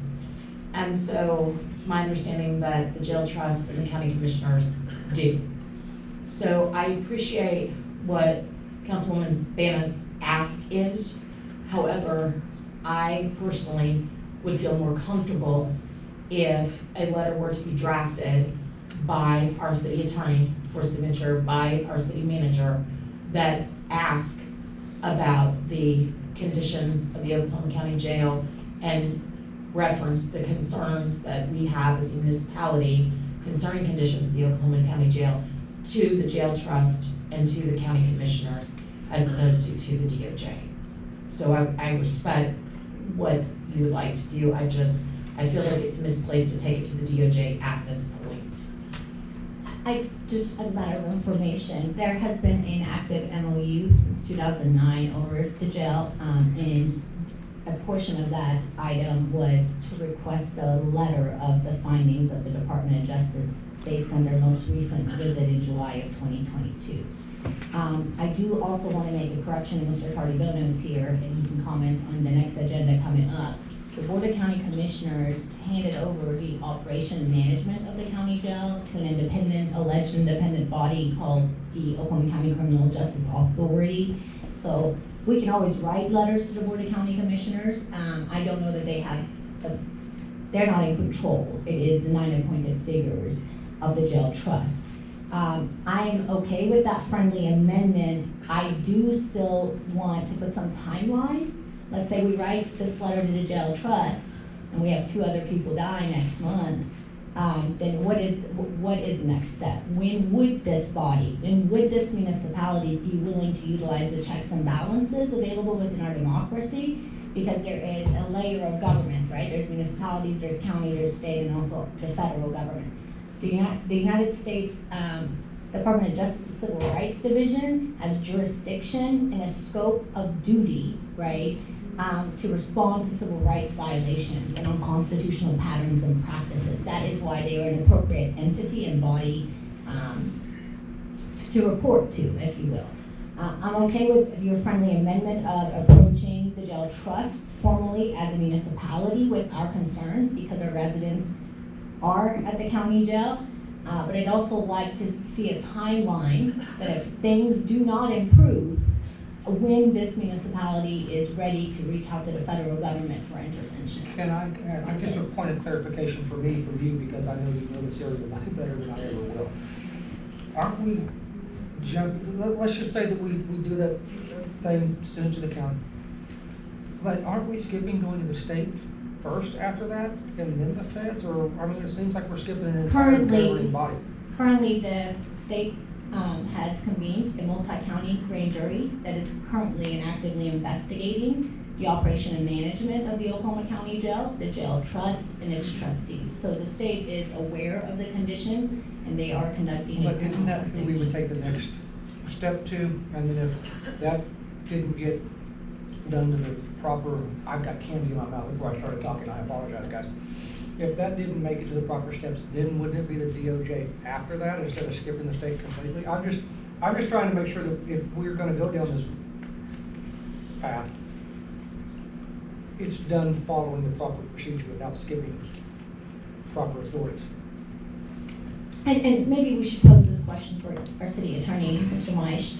Mr. Meisch, since there is an MOU active since 2009, would it be correct to say that the DOJ is already involved? I have not read the MOU, I've not seen the MOU, so I don't know what the contents of that are. I can tell you this much, that the feds and the state can concurrently do investigations. One is not dependent or interdependent on the other. Obviously, both the Attorney General's office for the state as well as the Department of Justice have civil rights divisions. They can do their own independent investigations if they see fit to do that. The multi-county grand jury came about because there was a grand jury in Oklahoma County. There was a special prosecutor appointed. That special prosecutor believed, if I read the final report correctly from the Oklahoma County grand jury, that this was an issue that was more situated and better placed with the state multi-county grand jury that is run by the Attorney General's office, and it appears that that may have been referred there. Don't know when they're going to, obviously they do their actions confidentially, so don't know when they're going to take action, and we won't know when it'll come up unless and or until we hear some sort of report on it. But the feds and the state can run concurrently two independent investigations. Okay, and so if I can ask one more question on this issue. So, Councilwoman Bennett spoke about the desire, and I'm paraphrasing here, but the desire to send this letter to the DOJ to also request a copy of the report that's supposed to be forthcoming from the DOJ concerning conditions of the Oklahoma County Jail, correct? Yes, the expectation, based on their reporting, was that that report would be available sometime this fall. They were just in town, I think, at the end of July, maybe early August in 2022. And I do have a copy of the memorandum, and I can make sure you all get a copy of that for just future information. And it's important to note, the Civil Rights Division of, the Department of Justice is huge. They have many different divisions. They have a community relation that does conflict resolution and mediation. They have a civil rights office where you file against civil rights violations. And I know for some reason there is this fear of the federal government, right? Well, with all due respect, I don't have a fear of the federal government. I have a law degree. I've dealt with the federal government plenty. So I don't think that's fair to characterize it as a fear of the federal government. I just feel like it's appropriate to take things in a chain of command, essentially. And I'm one vote. But my question with regard to the report goes to, is that report going to be publicly accessible or not publicly accessible? Because also, in terms of the justification for why you want to go ahead and send a letter to the Department of Justice, you're saying to also ask for a copy of this report, so. And the report is very critical. I cannot say as a matter of fact that report is going to be public. I don't know. And that is one of the reasons I wanted to make sure that we were able to get access to it as soon as possible.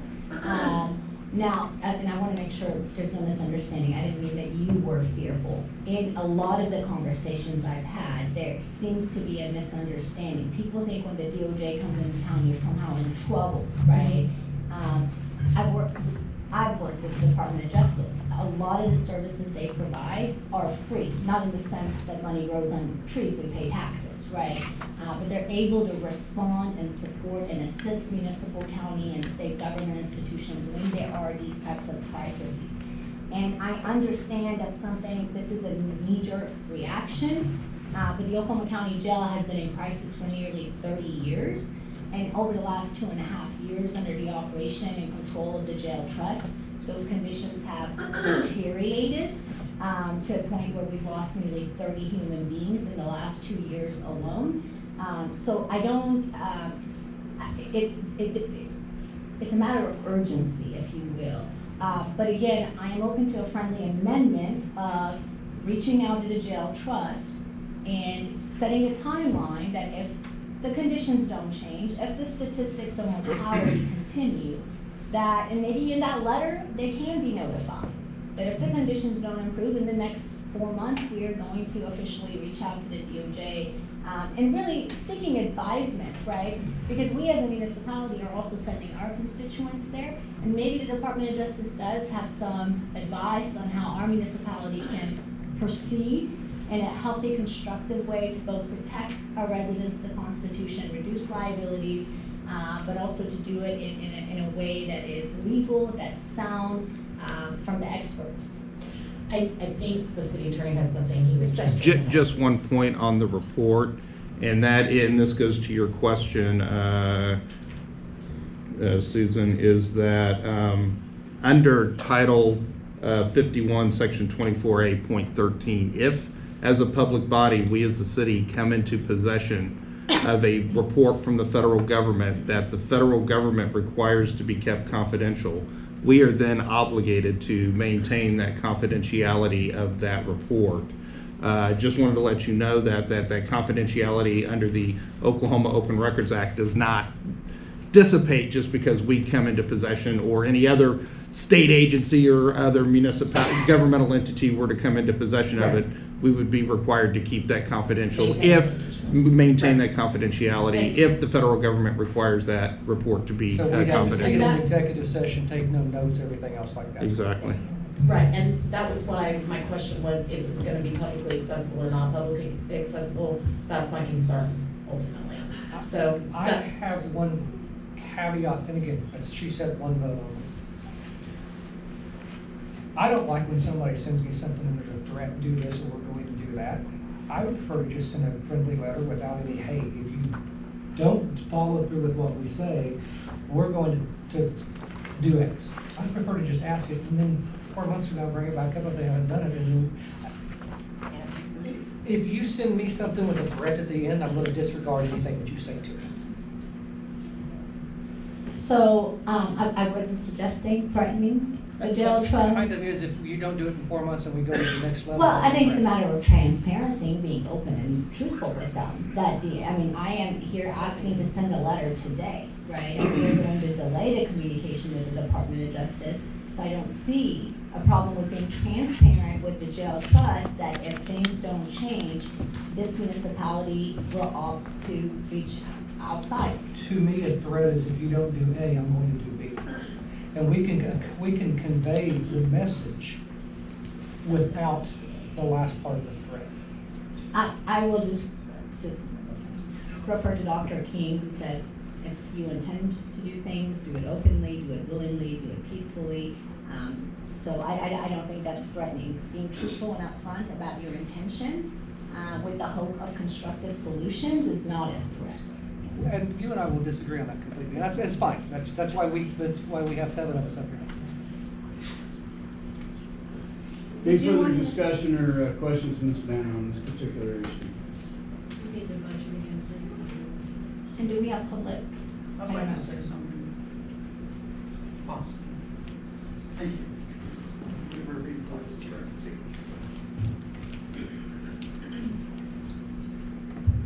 Thank you all. Christopher Johnston, People's Council for Justice Reform. I wanted to just kind of open up as we're really talking about this, about transparency. You guys have an oath. I take oaths very seriously. I've been looking at those law enforcement officers. I don't say this very often. I'm a disabled combat veteran of 2 wars. I didn't just go there. I actually killed Taliban. That's what I did as a job. And busted up for it. I don't walk the same. I don't hear the same. So when you all take an oath, it's serious business. Okay? What's being discussed here is that we have here in the state of Oklahoma the greatest human rights threat that's happening in our state. Okay? We are coined as the most dangerous jail in these United States and its territories. Okay? Here's a couple of facts real quick. From the year 2000 to 2019, when the sheriff's office had control, right? We lost 73 deaths over 19 years. That was terrifying, horrible. That averages to 3 to 4 deaths per year. That was still 3 times more than national average. You want to know how many we lose now with the jail trust? Around 12 per year.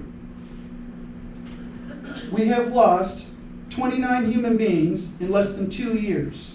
That's from 2021 to this day. That is 39.73% of the total human beings lost under 19 years.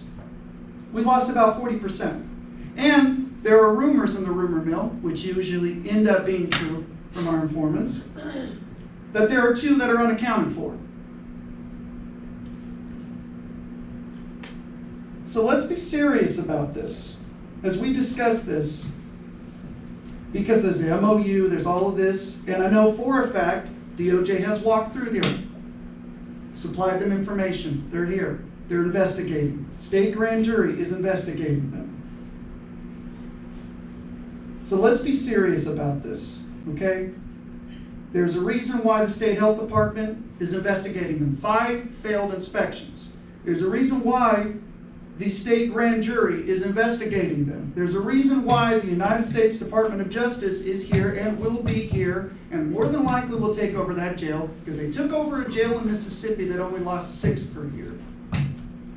So let's be serious about it. I don't care who's donated to your campaigns. I don't care who you're friends with. That's offensive. Okay, that's enough. I'm sorry. Point of order. I move to close discussion right now. Right now. There's a way to have a discussion and no, that's Motion is a constitutional right. I have a pending motion. I have a motion on the floor. Reread the motion, please. Move to close discussion right now. Second. I have a motion and a second. Any further discussion? All in favor indicate by saying aye. Aye. Opposed?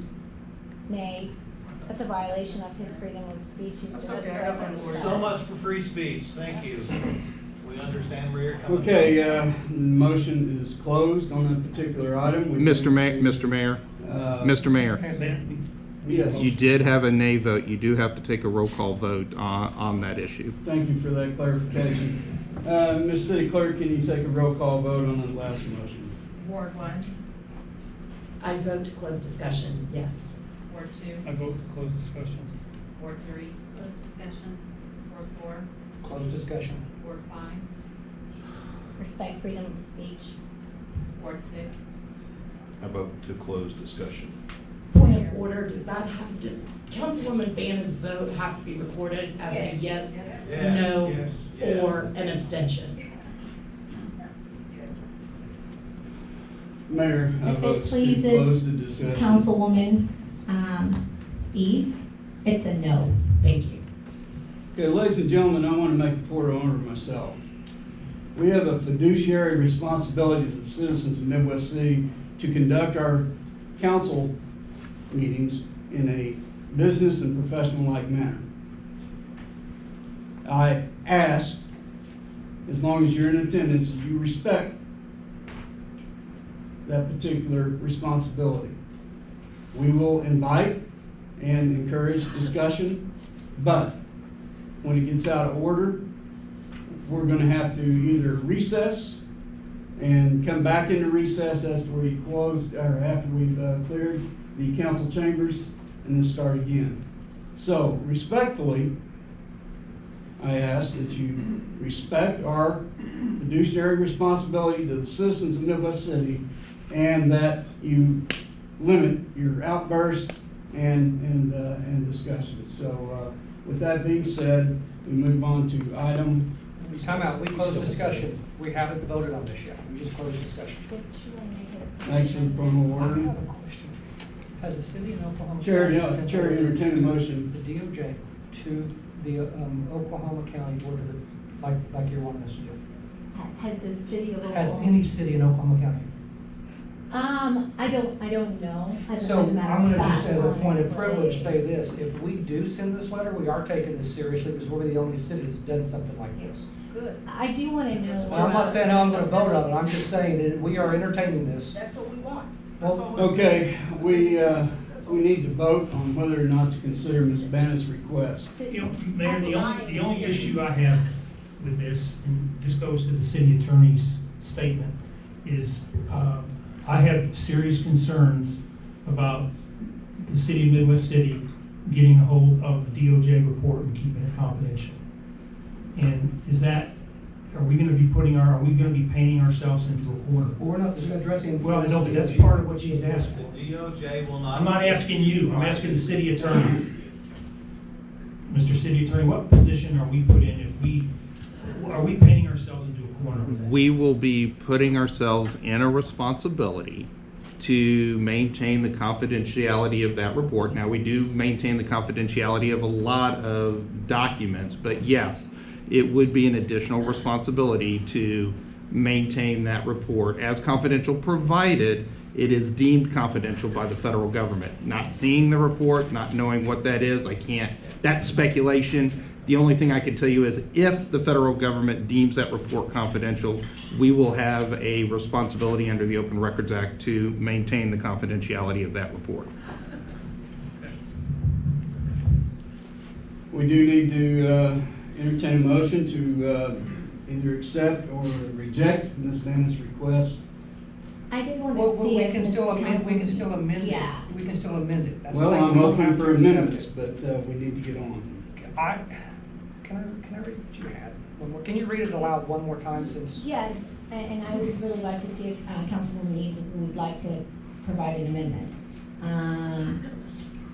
A letter to be sent to the United States Department of Justice, Office of Civil Rights concerning the conditions of the Oklahoma County Jail, seeking their intervention and/or advisement. And furthermore, asking the Department of Justice provide the city of Midwest City and its council a copy of their report or findings of their investigation or visit to the Oklahoma County Jail during July of 2022. So could we redo the motion without DOJ in there at all and then send it to the jail trust and the county commission? That was my essentially request for amendment. Can I read That, that? but it would not include a request at this time for a copy of the DOJ report with it, because again, we're just addressing it to the jail trust and to the county commission. And I might add, the jail is not under a consent decree from the DOJ, and that changes the environment quite a bit. Now, once they become under a consent decree, that You changes want the to environment. read what she has and make a motion based on That's this? mine. Oh, I'm sorry, can I then make a motion based on this? Yeah, please. And I'm wondering, again, our municipality, Greg, we send our residents to the county jail. And one of the most concerning things as we discussed some of these issues, myself and Tim and the city attorney, was the lack, for example, the MOU that many of you guys have never read, right? The 5 Department of Health reports that came out, right? As a responsible municipality, we have a fiduciary duty, same way, to protect the lives of our citizens and uphold the Constitution of the United States. So I don't understand why there is a resistance to want to be as informed as possible through these reports. And I am sorry that there were concerns about this report getting out, but in my short tenure, no confidential information that's come through executive meetings has gotten out. So I think this municipality, one, has a responsibility to know the facts and the truth provided by the top government agency in town and in the nation, and 2, the responsibility to protect that information, right, and to respond to it adequately. I don't think there's a concern in that particular issue. The concern is following the chain of command and the people who are actually responsible to provide us with that information. So I'm gonna make a And- motion, and I'm gonna try this the very best I can. We send a letter to the jail trust and the county commissioners concerning the conditions of Oklahoma County Jail, seeking their advisement, and furthermore asking that they provide the city of Midwest City and/or its council a copy of their reports or findings of their investigation. And I would further amend that to include the State Department of Health and just the inspection as well. Mr. Mayor, just so you know, on the State Department of Health, I do have a copy of their administrative compliance order. It is on my desk. I can make it, it's a public document. I can scan that in and send it to everybody if you would, for the members of the council, if they would like to see And did anybody out there hear that. my motion, because I know sometimes it's hard to hear through all this stuff.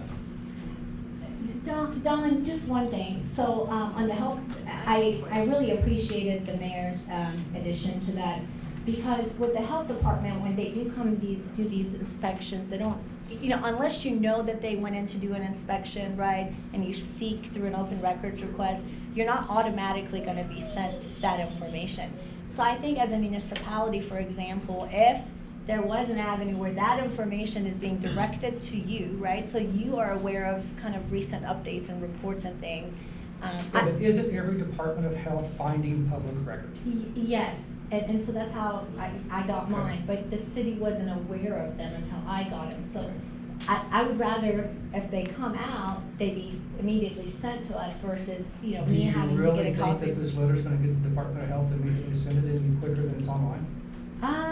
They're not online. You have to request it through an open records request. And they're pretty good about it. They're very transparent. Like if you request it, they'll send it in. I just don't want, as we move on with regular business on a day-to-day basis, as these reports come out, for us to overlook him or miss one that is being. Do I need to reread the motion one more No.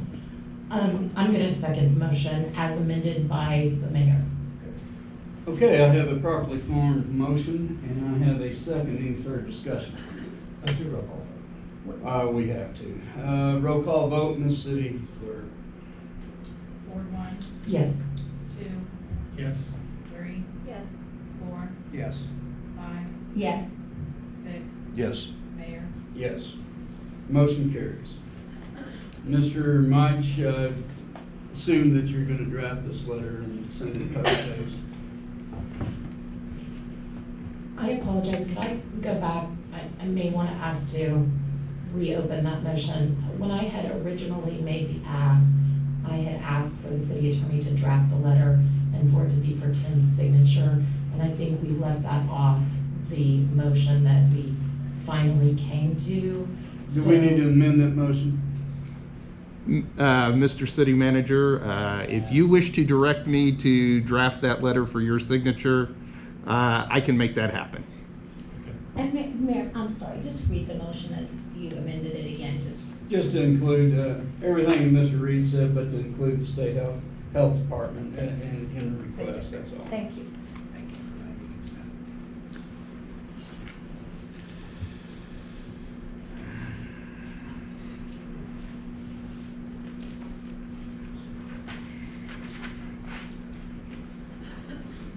Okay, point of personal privilege, I Yes, apologize. ma'am. But could we please recess for like 10 minutes? Yes, ma'am, I was gonna suggest that myself. Due to the length of the docket, we're gonna Everybody recess run to for the 10 bathroom minutes. real quick. We'll be right back. Thank you, Mayor. I want to point out that Ms. Bannon has decided to sit out in the chambers during this next agenda item. Agenda item 15, Mr. Ryan. Mr. Mayor, We're skipping Mr. Mayor, 14. we have Oh. not done number 14 yet. I stand corrected.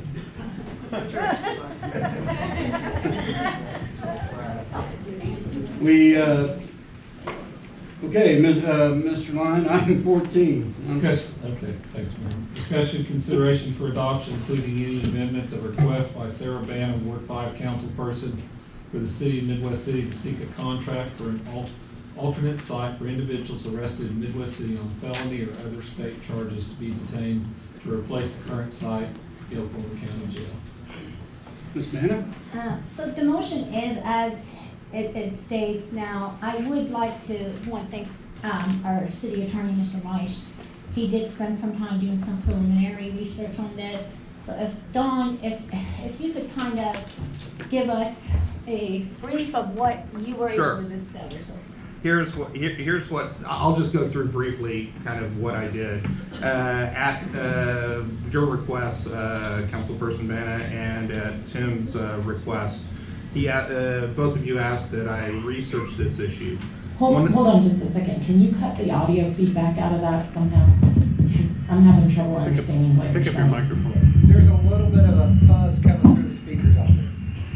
I have a tendency to talk loud, so I am backing up, keeping it away from me.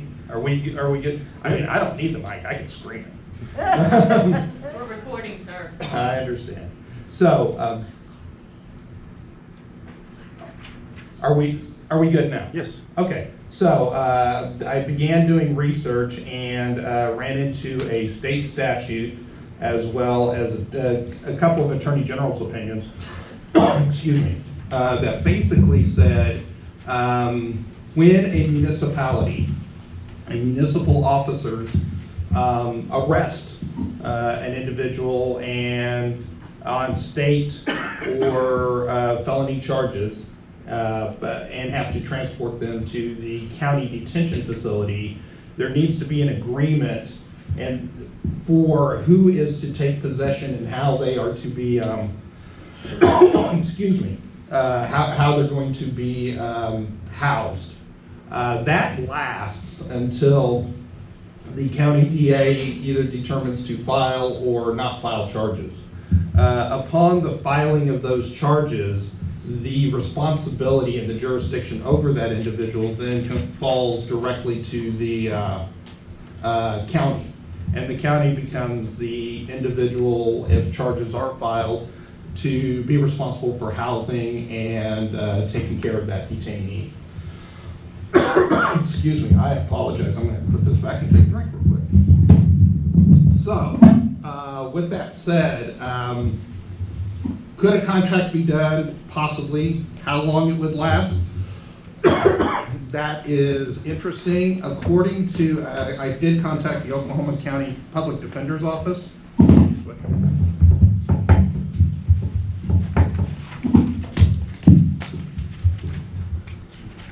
Good deal. That gave me a chance to take a drink. I did contact and talk. There you go. Now it works. We're awake. And I have been vetoed. Thank you very much, all. Have a nice day. Go ahead, Don. Okay. Just test it. So I did contact the Oklahoma County Speaker's Public not Defender's working. Office and talked to a public defender, and I am not on right now. There you go. You're on now. Go ahead. Okay. So, repeating this again, I did talk then to the Oklahoma County Public Defender's Office concerning how they handle things, because a large majority of these people will be, or a good percentage of them will be handled by the Public Defender's Office. What they said was they have an agreement with the District Attorney's Office that charges would be filed within 10 days of the arrest. They can request an extension. Generally, those extensions are granted. Excuse me, but there can also be an objection to that extension. That does not happen in a lot of cases, but will happen occasionally. So any contract like that would most likely be for about a 10-day time frame, and then the county would then file the charges, if charges would be filed, or make that determination in some form or manner. That is now, as I told you, Councilperson Vanna, I am not a criminal law expert, nor do I profess to be one. I've handled 2 criminal law cases in my entire life, and one was in municipal court when I got appointed when I worked in Clinton, Oklahoma. Many years ago. So I do not profess to be a criminal law expert. I did research at that, the research that I did come up with to this point. Thank you. And so based on what you've found thus far, and there is no prohibition in state statute that says you can't, for example, contract to house people that are members. What state statute says is that once criminal charges are filed, the city loses all authority over that individual, and that individual becomes the responsibility, and the jurisdiction for housing that person goes and transfers then and becomes the county's responsibility. What the AG opinions have said, and there were 2 AG opinions that I read on this, said that interim time between the arrest and when the charges are filed, there needs to be an agreement, and they talk about an agreement between the municipality and the county concerning how that would occur and how responsibility would go. So that's as well as I can tell you. I don't believe we have. I think we're working under a somewhat of a gentleman or a verbal agreement, just through the way we've operated over the years. And Sid could talk a little bit about that, but that we do not hold people who are arrested on state or felony charges very long, and we quickly send them down to be processed with Oklahoma County. And can I ask you a question? Because I did speak to the State Department of Health, and they did tell me that there is precedent of something like this happening. They pointed me to the recent removal of the children and juveniles that were being housed. These were juveniles that were charged with felony offenses, serious crimes, that were being housed at the Oklahoma County Jail up until July of last year. The State Department of Health referred me to that as a precedent of how that process or avenue could be pursued. Right. So with that, I have a couple of questions for the police chief, but Well, we can't, yes. No, I'm very sorry. I just stepped right over you. I apologize. No, I just wanted to kind of get a sense from the chief of, for example, how many, if he has even an approximation off the top of his head, how many individuals from Midwest City are actually transferred to county, whether it's 20 people, 100 people a month, just approximately. Okay. One other thing I do want to add, part of my research and where I started my research on to get to all of this was, there's a case out there that was filed. What had happened was, and it dealt with the city of Oklahoma City. And the city of Oklahoma City was arrested, as we all know, the city of Oklahoma City not only is in Oklahoma County, but is also in Cleveland County, Canadian County, and Potawatomi County. And so they do have jurisdiction down there. For people who were arrested in either Cleveland or Canadian counties, they were taking them up to Oklahoma County for processing. 2 judges, and one from Cleveland County and one from Canadian County, wrote an administrative order requiring that the city of Oklahoma City not process them in the Oklahoma County facility, but take them to Cleveland County immediately or Canadian County. The city of Oklahoma City sued on that and requested original jurisdiction from that with the Oklahoma Supreme Court. The Oklahoma Supreme Court agreed and took that and sent it to mediation. The mediator and their settlement agreement, they ended up settling through the mediator. That settlement agreement is a part of the public record and is on the Oklahoma Supreme Court network. Their agreement was that the city of Oklahoma City could take them to Oklahoma County for initial processing, but could only hold them for 12 hours, and they had to immediately then transfer them, and they could hold them for no longer than 12 hours in Oklahoma County, and they had to be immediately transferred to either Cleveland or Canadian County, whichever county was the appropriate site. So in that situation, they could only hold them for 12 hours before they had to go to the county in which the alleged incident occurred, and they needed to, and whatever needed to occur. So for Cleveland and for Canadian counties, for their citizens who live or in Oklahoma City and get arrested, they will be down into those counties within 12 hours.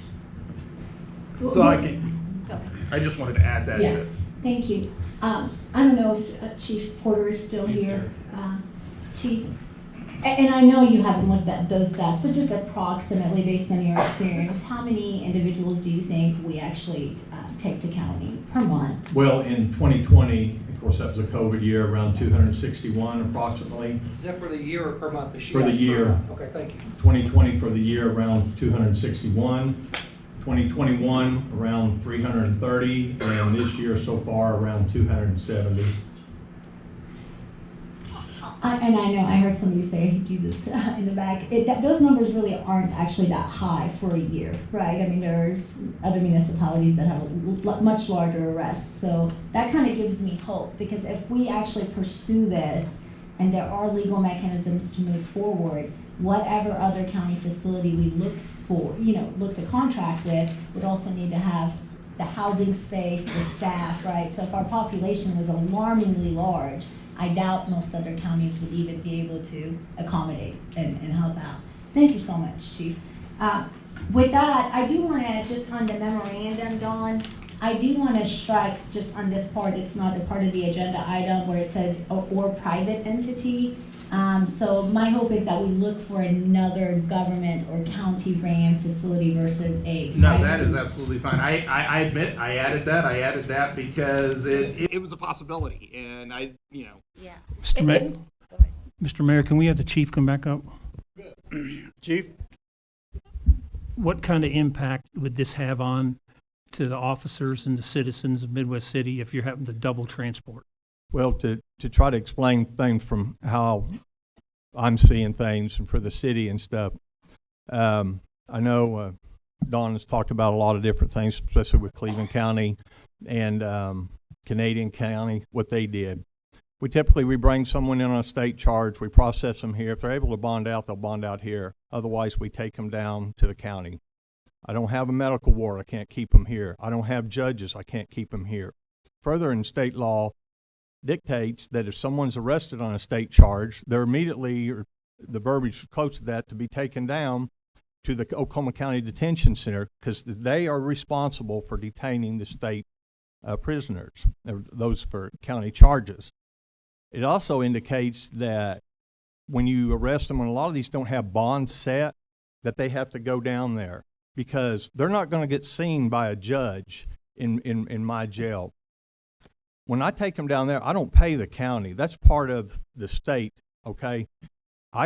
If you had another county that wanted you even to do it, if I use the rate that with just our municipal stuff is $65, and I said around average, and I'll use 2020, around $269, and if they was $65 a day, up to 30 days, and it's usually more of that, we're looking at almost $750,000 just for me to take them there, not counting how much money it would cost to take them down there. And then I take them to Cleveland County and somebody gets sick, I got to send someone down there to get them and go take them to a hospital. I got to go down there and send somebody to take them to court. And the judges do not, that's why the thing with Oklahoma County and Cleveland County and Canadian County, they got upset. And, you know, Mr. Ravitz would not be happy about having people down in Comanche County and he can't get to them. And he's the public defender's office. Yeah. And so it's going to cost a whole lot of money and a whole lot of personnel that I don't have right now. I've hired 24 new police officers in 2 years because of retirements. And thankful for Mr. Lyon and the council. I know let me get positions before they actually retired when I knew they were, or otherwise we'd be in a critical stage out here. So it's just like in my jail. I mean, we've been trying to hire people for 2 years. It's hard to get people. People don't want to work a lot of times. So the economic impact would be tremendous, in my opinion, and really cause more problems that we as Midwest City citizens shouldn't have to pay for. They should fix it down there. And because I don't truthfully think that if we told them we weren't bragging our prisoner down there, they say, well, good, that's 269 people less we got to worry about that we got to watch. But it's not, in my opinion, necessarily going to change what they're going to do. Everybody's got to get together and work on this together, in which I think that's what we're trying to get there. So, Chief, it's been a couple of years since I retired, but as I recall, that we brought somebody in on felony charges. We did the blue sheet and affidavit of probable cause.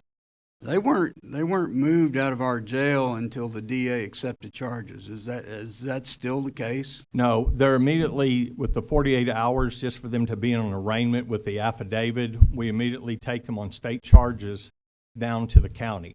Because the judge down there, somebody's got to do an initial arraignment. And the DA, when they file formal charges, basically when we're arresting, we're filing that, their charges on them unless they decide to drop them later on. But we don't keep them here. So it's automatically accepted by the DA, I guess that's what? Well, we take the charges down. The affidavit is made on everybody that goes down to the county detention center, and then they have that there for a judge, because to try to get them out sooner, within 48 hours, can arraign them just on that, because they've arraigned people and maybe OR'd them, and then the DA not file charges on them. It's just, or if they did arraign them and held them, DA doesn't want to file charges, then they release them. Can I also just make a few comments? So my understanding from what happened with the case of the juveniles, so the county jail, my understanding, is funded through ad valorem taxes. So all of us that live within the Oklahoma County as residents, our taxes go towards funding that. The Oklahoma County jail is 40% of the county budget annually. My understanding is when the children were removed and housed at an alternative facility because of the unconstitutional, inhumane, unsanitary, unfit conditions that we were housing our own juveniles in, Oklahoma County, the Board of County Commissioners actually had to foot the bill. So the city of Midwest City wouldn't, it's not my understanding that the city of Midwest City would have to pay the housing rate. Now, I understand your concern with the transportation, but am I incorrect that the sheriff's department is responsible for transporting individuals from the county jail to the courthouse? Well, I don't think that that's from the county there, but I would like to say this: juveniles and adults is two different games. I can't keep a juvenile back here. Yeah. They have to. That is kind of different. So it's really not the same of what they have to pay for. And I don't think Oklahoma County is going to pay, if I took them somewhere else, pay for that. It's the responsibility of the sheriff's department, or the county holdings facility, until they go to trial and stuff. So when they changed that might have changed a little bit for them, but that's up to them to decide if it needs to go somewhere else, not me. I can't decide I'm going to go do this. They have to decide that. Yeah, and as I think Dawn and I spoke about this, I mean, this would be we are a long way away from actually being able to do something like this. We would need to talk to the public defender's office, the DA's office, the judges, as well as the sheriff's office, and those negotiations had to take place when the removal of the children happened. I did not expect for us to take a vote on this because we need to do more research.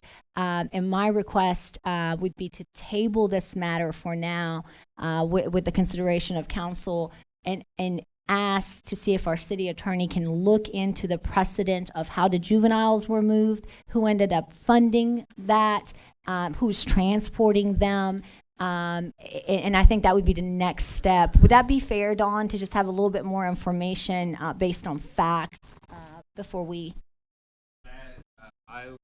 If it's the will of what the city council wants to do, and if the city manager directs me to do that, then that's what I would do. So your request is to table and come back and do some more research, is that correct? I guess the ask from the council would be to whether or not we could ask the city attorney to do more research on that and table it until he has more information. Does the city attorney have the time and the funding available to add more stuff to his plate? Is another Well, question that's to what I ask. was fixing to add. The city attorney, there's other methods of researching this. So why don't we take the onus off the city attorney and just put it out there that we researched this? Well, I don't think we've done full research because the one particular case that the State Department of Health advised us to look into is the removal of the juveniles. So that is the one precedent, if you will, that is important that we look into before we say we're done having this discussion. We don't have all the information. But I do want to make sure that those who may have been here to make public comments on this issue have an opportunity to speak if anyone has signed up. If that's Point of order, there's a motion to table pending. Okay. So, Actually, no one signed up to speak on this particular item, and there is a motion to table, so I'm going to have to. Okay. Second, the table. I have a motion and a second. I'm Roll sorry, call vote. before we move, did we agree whether or not the city attorney could follow on? I think we need to remove the onus off the city attorney and let the police department and some of those other entities check into that, and I would be glad to assist in that as well.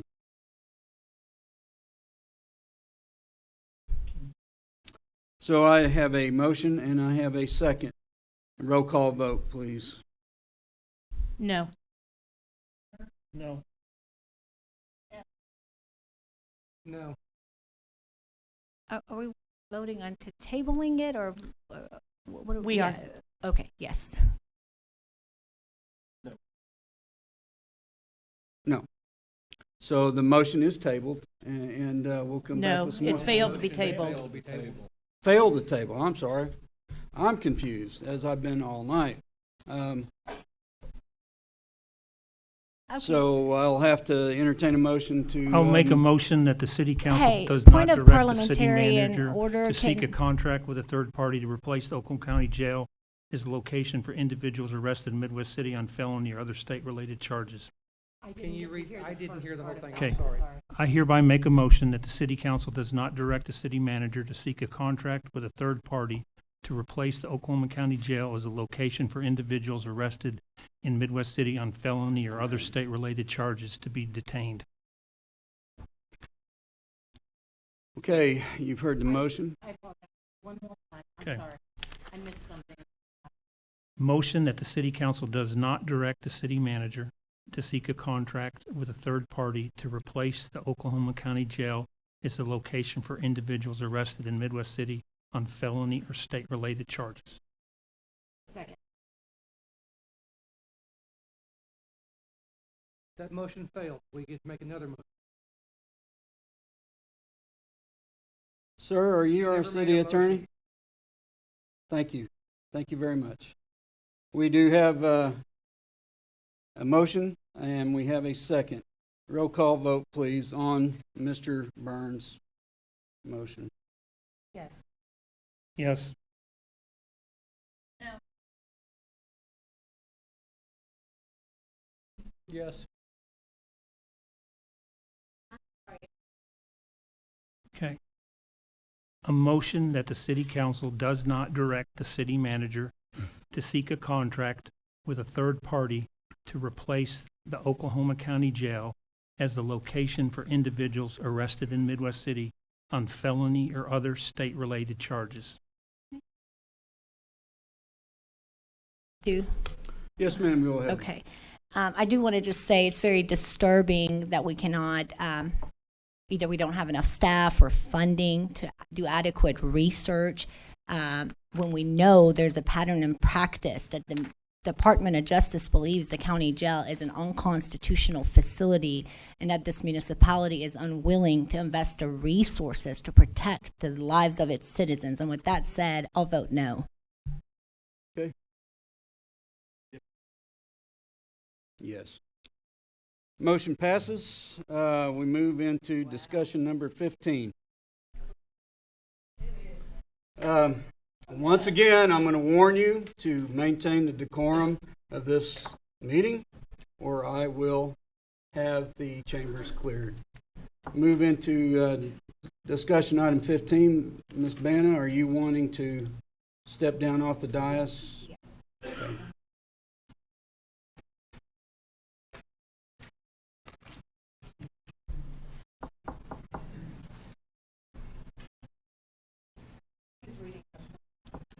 I will. Are you ready, Mayor?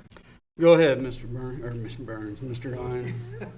Discussion consideration for adoption, including any amendments of a presentation by Pat Byrne, Vice Mayor, and Ward 2 Councilperson, and Ward 2 Councilperson concerning allegations made by Ward 5 Councilperson Sarah Banna. Mr. Byrne. Well, actually, Ms. Banna, since this concerns you once again, do you want to voice your allegations against Mr. Byrne? I'm actually calling for a point of personal privilege. Okay, you stepped off the dais, okay? Well, I was asked to step down here so I could use Well, the... no, you asked several things, and that was the compromise. So I need to come back over there to use that microphone? Is that what you're suggesting, Mayor? that's exactly what I'm saying. Oh, okay. Let's play chairs. I think this We will. is your item. This is your item.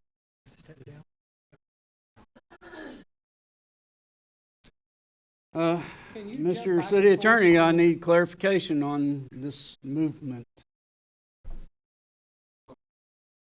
Well, we're allowing her to come back up here on this particular issue to... Well, as a first point, I will say this is this is the Vice Mayor's agenda item. Most likely, the Vice Mayor should probably go first, since it's his agenda item. That's what we've done. That's with all I need. the other Go ahead and ones. have a seat. If everybody's good with that, then I would say, following what we've normally done, Mr. Byrne should have the floor. Okay, Mr. Byrne, Mayor. you have the floor. Mr. Mayor, council members, and most importantly, the citizens and business owners in Midwest City. I wish I didn't have to make this statement, but my integrity and reputation and that of the council, and more importantly, our staff, is under attack. So I must report what has occurred. I think it's even more important, since some may question the timing of my statement. I think it is relevant to the question of whether or not Midwest City supports the continuation of funding for C-JAC. I did not want anyone to question this after the vote occurred. On August 8th, 2022, I received a phone call from an acquaintance of many years who asked to talk to me about Midwest City remaining a member of the Oklahoma County Criminal Justice Advisory Council, which is called C-JAC. The caller was Clay Bennett, the chair of the C-JAC. I explained that it was my understanding that Midwest City had not budgeted funds to remain as a member. I also informed him it was my understanding that C-JAC was not going to continue since the jail bond issue had passed. He informed me the bond passing was just one goal of C-JAC, but it had more to accomplish to improve criminal justice in Oklahoma County. I made no promises to him. When someone calls, I believe it's our job as council members to listen, to do our own independent research, and come to a conclusion as to what we believe is the best for the city. And that is exactly what I did. I next met with Councilwoman Banna and told her I had received this phone call. I made that contact with her before I talked to anyone else, including the city manager. She immediately made several serious accusations. As a result of that meeting and my efforts to be transparent and have a professional conversation, I have been accused in writing of being corrupt, involved in cronyism, involved in a potential conspiracy, and abusing my power. She even accused me of getting a job when I retired with the help of Mr. Bennett. When I retired from the Oklahoma City Police Department, I applied for a job at John Conrad Golf Course, was interviewed, and was offered a job of $8 an hour. The only person that had anything to do with me getting a job at the golf course was Chief Brandon Claves. Words matter, and they can be used as hateful weapons. To accuse a public official of being corrupt is very serious. It is an attack on one's honesty and personal integrity. It brings discredit to not only the individual, but to the city council, our staff, and our city, and it calls into question all that we do. Just because you disagree with someone does not mean they're corrupt. The facts here show no evidence of corruption. To the contrary, the facts show that I have been doing my job as a council person by taking those having information relevant to Midwest City matters, doing my own research, then requesting the C-JAC matter be placed on the council agenda so it can be discussed by all council members, including Councilwoman Banna. Requesting that an item be placed on the council agenda is not evidence of corruption, nor is it supporting an item you believe in, nor is supporting an item you believe is in the best interest of the citizens of Midwest City. There are personal attacks on me as unwarranted and undeserved. I have lived a life of service to others, first as a 33-year member of the Oklahoma City Police Department, where I rose to the rank of captain. Our mission was to protect and serve, which I took serious and have attempted to live by. Now, as my vice mayor, I have worked hard to promote transparency in government and to be fair and considerate to all. You all have observed how I've conducted myself as a member of this council, and you can draw your own conclusions. C-JAC is a nonprofit task force of business and community leaders composed of representatives from Oklahoma County municipalities, the Greater Oklahoma City Chamber, law enforcement, nonprofit service providers, attorneys, and judges who share an interest in making the Oklahoma County justice system fair and effective. Among other things, they champion crime prevention, mental health services, programs designed to prevent repeat offenders. A central focus to that is to improve the conditions at the county jail. I support those objectives and thus requested this matter be placed on the agenda so that a C-JAC representative can answer questions of the council. Ms. Banna does not support C-JAC, which is her right. Because I don't share her view, she has alleged that I am corrupt. This is a word she used to describe others in Midwest City government when they don't agree with her. This brings discredit to our city and is not the way to resolve public issues. I believe these claims of corruption are used as a political tactic intended to attract media attention, to personally demonize others, and to obtain her objectives by intimidation. I believe she has tried to publicly embarrass me. Mayor, somebody needs to leave. I have never interrupted them. I've shown you the courtesy. I would appreciate if you'd show us the courtesy. Yeah, I'm looking right at you. I heard where it came from. I believe she has tried to publicly embarrass me to get me to pull my request for consideration of C-JAC from this agenda. I also believe her recent press conference and protest rally on the steps of Midwest City Council chambers was an attempt to intimidate the entire City Council to further her personal views about C-JAC. This is not the way we resolve public issues in Midwest City.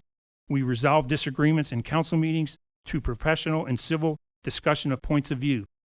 To preserve our long history of responsible government decisions, making a benefit of our citizens, we must take a stand against attempted intimidation of public officials through unfounded personal attacks. Thank you for listening. Thank you, Councilman Byrne. Be quite honest with you, I don't know where to go with this, so I would entertain a motion to dissolve this matter publicly as it sits right now. Do you want to add anything to? No, I want you right there. So first and foremost, I don't know, is this a complaint against me?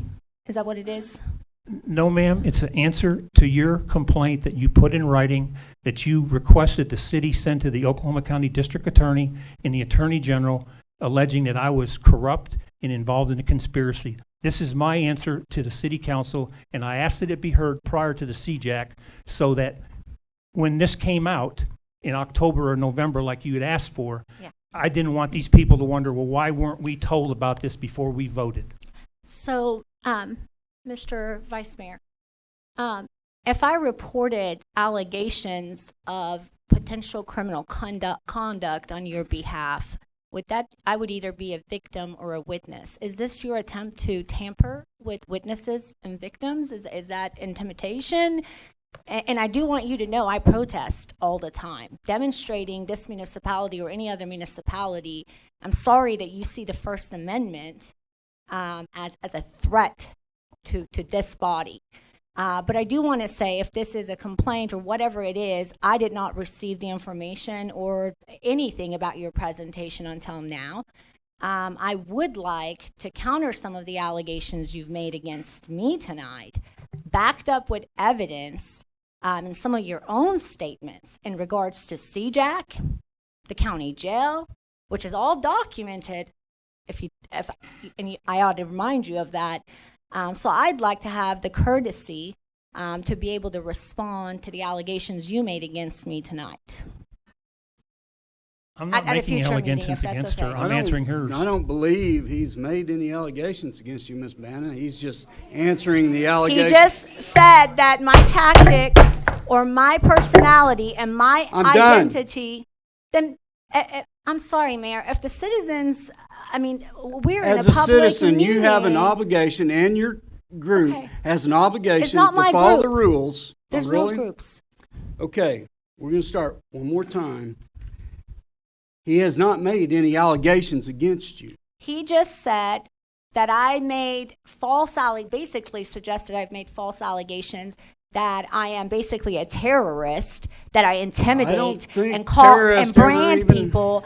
But nonetheless, my request is that I be able to respond to the allegations that were made against me tonight and have a presentation at next month's meeting where I will display the facts and respond to the gentleman's presentation against me this evening. Let me be clear. And I'm not going to disagree with what Ms. Banna said about my statements to her about the county jail. And some of them that I can remember is I had a hard time believing that somebody could commit suicide if there was 3 people in a cell. I had a hard time with the fact that somebody had been in jail for 15 minutes and they were beat down and killed. And there is atrocities in the county jail. I don't think anybody in this room is not going to admit that something needs to be done at the county jail today, not tomorrow or next week. But the bottom line is, I brought an agenda item to the city council, and I was attacked, and basically criminal allegations were made against me. Do I like what's going on at the county jail? No way. Would I want a family member or love somebody in my family or somebody I know in the county? No, nobody does. But we can't fix that. But I have my opinions about C-JAC. And I did not know a lot about C-JAC when it was first discussed. I did my own independent. We took a tour. We checked into the things. And like I said, I made statements to her that I don't agree what's going on in the county jail. And I think anybody in this room would say the same thing. Nobody can agree with it. It's atrocities. But we've got to work within the system. And what she did was not working within the system. Can I respond to that? Vice Mayor, do you recall the first time you ever asked me to lunch and you reminded me that you had played a role in this contract obviously has been active for nearly 5 years. So this is not the first time you learned about C-JAC, factually, right? You guys, as a council, prior to my election, have renewed this contract annually. Do you recall during that lunch advising me that you were opposed to the C-JAC contract being renewed, that it had been a waste of our municipal tax dollars, and that you would be okay with me speaking up? Furthermore, do you recall on multiple occasions in the presence of other folks, including budget hearings, where you said once the bond issue was passed, because the city was under the threat of a sales tax increase. So we got into this deal to push the bond through to avoid that.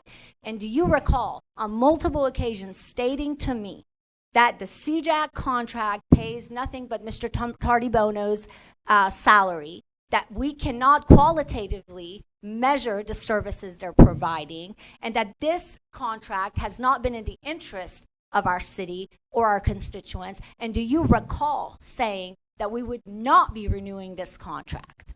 I remember having conversations with you about C-JAC, and I admit that at the time, there was a lot of discussions that were going on about the fact of the sales tax versus the ad valorem, and we were concerned about that, and that was part of the issues. There's a lot more to this. Like I've told you, and this is all I'm going to say, I'm not going to answer any more of her questions. Okay. I don't agree with what's going on at the county jail. I don't agree with how those people are being treated. I believe, after doing some more research, that one of the things that we need to do is to stay in the C-JAC. And I was not the one who brought C-JAC to Midwest City. The person that actually brought C-JAC to Midwest City is sitting right behind over here, and it was Chief Brandon Claves that was the one that brought C-JAC, requested that I assist him getting it here. It's when he was the police chief. And that's all I've got to say. If she's got some allegations, she's more than welcome to write them up and put them in paper, because she's already done that. Mr. Mayor, can I be recognized, please? Yes, ma'am. Okay. First off, I find it deplorable that we are involved in this situation right now. Okay? I do not believe that this serves this body, this city, or our citizenry. Okay? So I want to do what I think is right to bring this to a stop right now. Okay? Councilman Byrne, the facts as I understand it are, you asked to have the C-JAC issue placed on the city council agenda for discussion by the city council. Is that true? Yes. Did you receive any incentive from anyone to place the item on the city council agenda? No. You received no promise, no money, no fringe benefit, no anything to place the item on the council agenda. Nor did I make any promise. Thank you. Councilwoman Banna, are you aware if Councilman Byrne received any type of promise or benefit to place the item on the agenda? I'm not going to respond to that right now. As I stated, I would like to have the opportunity to present my presentation backed up with documentation. I do think it's absolutely inappropriate. It would have been wonderful if the vice mayor would have put his concerns or his presentation on paper and notified me of them ahead of time, so I would have been prepared to respond to him. I know he sent me a letter just 2 days ago about something else. So I would like to have the opportunity to respond to this at a future meeting at this point. Put your request in, and it'll be considered. Sorry, What? Mayor. Yes, ma'am. Can I finish, please? You bet. I'm sorry. Does anybody on this council, or does anybody in this room, have any evidence that Councilman Byrne received any type of promise, fringe benefit, payment, incentive to put this C-JAC item on the city council agenda? No. Can I refer the council to ordinance 13, and I've got it up there, I can't remember. 3441. I would like to refer all of you guys to that one, and I know that... That's a large ordinance. Well, it's 6 pages. Is there a specific? Well, and those will be the matters I'll address next time. But Mayor, with all due respect, it is my understanding that if I submit an agenda item, just like the Vice Mayor did, to do a presentation such as this one, it will be considered. It won't. Well, his got on the agenda. Why would mine have to be you've got considered? 5 items on the agenda as well, so you've been afforded the same. But this was a opportunity. personal attack on me in a public way. As a result where I of a have personal not, attack on him. I So have we're not made any public Okay. statements against the Vice Mayor. Okay? Okay. This is an attempt to humiliate me. No, it's this not. is an attempt to target me. This is an attempt of many things. And I'm extremely disappointed in our Vice Mayor and the lack of conflict resolution, if you will, mediation on behalf of this city. So this situation didn't escalate to this level. And it showcases the level of disrespect and disdain for me as a person from some of you all. But with that said, I will be submitting a agenda item to respond to that. I have a question about, yes, just sir. real quick. Should there be another agenda item, period, if there were charges that were forwarded to the DA. Should anything be said anymore after this until the DA weighs in on this? Thank you, Sean, and that's the most important thing. No, I'm just talking about going forward at this point. Well, but please let me elaborate on that. I don't think that, I think until they clear Pat, which should be really easy, or say, hey, there's nothing to this, then we can address it later. But I think giving any more time to this at this point doesn't make a whole lot of sense to anybody involved. Staff, council, the citizens of Midwest City. So then why did we entertain this presentation? I agree with that statement. Sometimes I think slow. Mr. City Attorney. Sometimes I think slow. Sometimes I think fast. Mr. City Attorney, my question is this to you. This matter has already been pending for some time. And this request was brought, as I understand, to the city manager, Mr. Lyon, with regard to a complaint by Councilwoman Banna, against Councilman Vice Mayor Byrne. Is that correct? Correct. Okay. So, I do believe, with all due respect, Councilman Reed, that it is within our purview to make a finding of either the allegations are founded or unfounded regarding the allegation that was raised against Councilman and Vice Mayor Byrne at this time. I'm asking the city attorney to tell me if that is appropriate or not. The agenda item was for a discussion consideration for adoption, including any amendments of a presentation by the Vice Mayor. There can be a motion made off of that amends that, just like we discussed before, and to reflect the will of the City Council.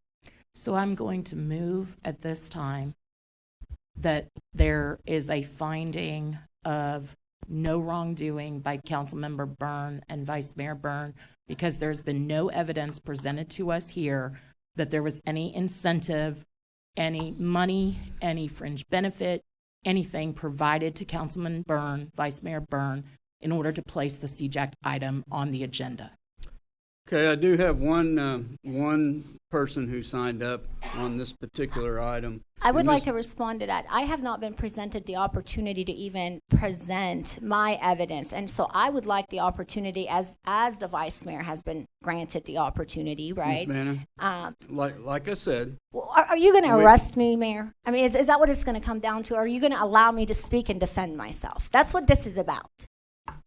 I'm not going to arrest you, no. Okay. But we do have to move on. Okay, this is about my integrity as well, sir. And okay, I ask you to present your request, and it will be considered for the next council meeting. That's what I asked. You asked, and I responded, and that's exactly the way we're going to go. What would have been more appropriate would have been had I been allowed the opportunity. I did not know about this presentation until Friday, 5 p.m., right, when I got the agenda, right? I've had other issues, as you pointed out, 5 agenda items to prepare. So I didn't focus on me. I focused on the public interest issues. Okay. And so I understand that the vice mayor has now been allowed the opportunity to present his case. And you will be allowed to. That's all I need, that I will be allowed the same equity and equality to make the same evidence, presentation and respond present to your it. evidence With that to said, us. it is very important for the general public to understand this, and I say this as a victim's advocate, okay? We train folks in the community. When you see something, you say something, Okay. right? And when you report any type of allegations, any human being in this room has a right to have an opinion, right?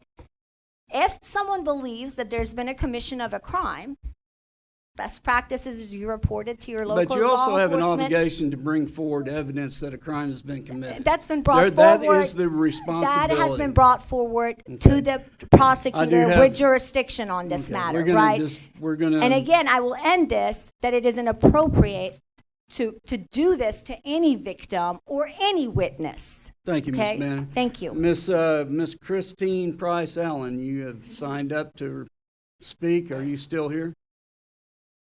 Nope, she's gone. Okay, I do have a motion, and do I have a second? No. Well, she'll have to, she won't be able to vote. I do have a motion, and do I have a second? Make the motion again. We had all that stuff happen, and we've had a lot of. Madam Clerk, could you read the motion back, please?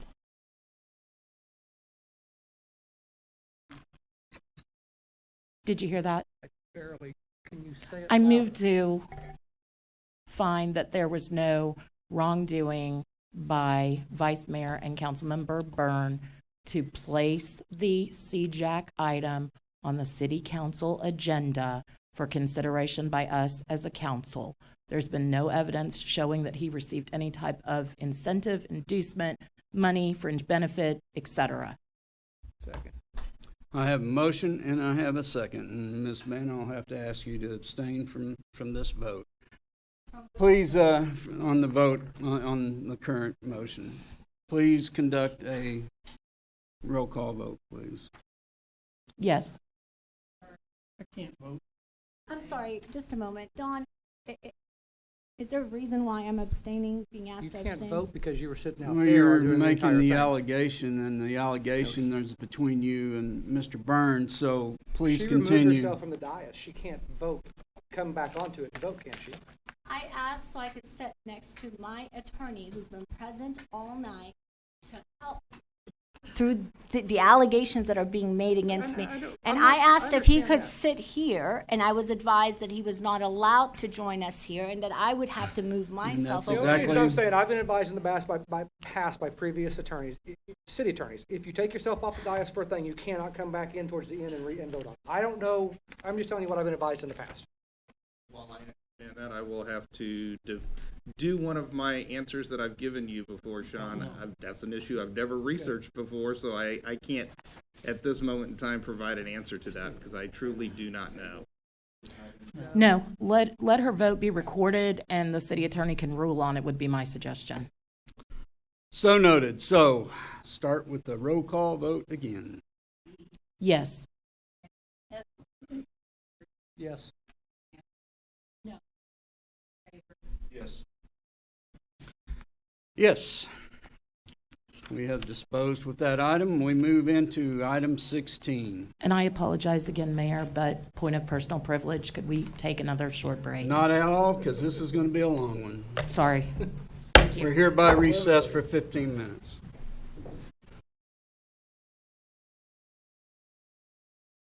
Do make a point of order. We are obviously getting into item 16 of the agenda, and this is a particular interest to a lot of you.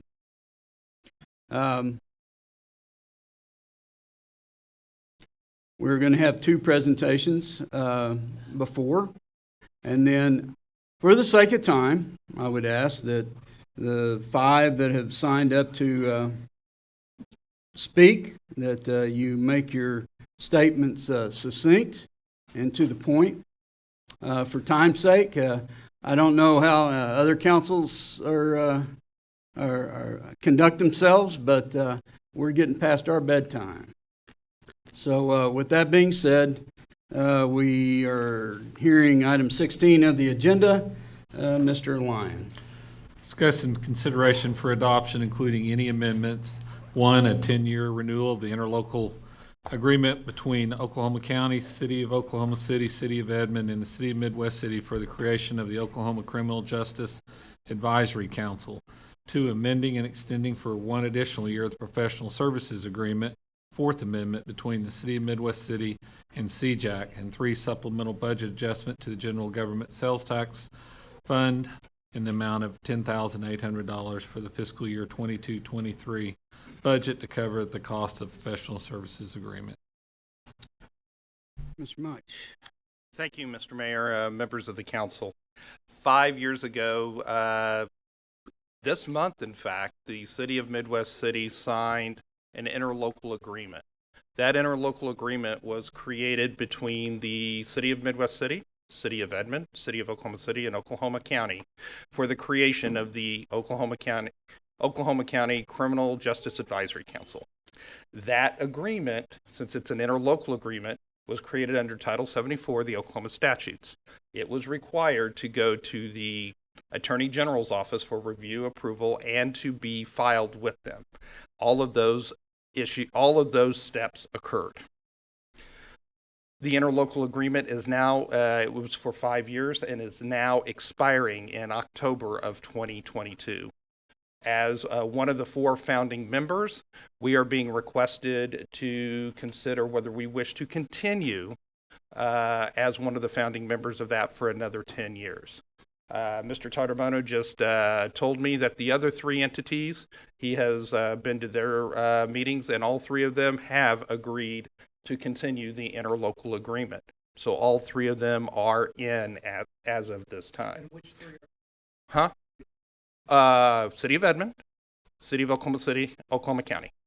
They're the other 3. We're the 4th that created that.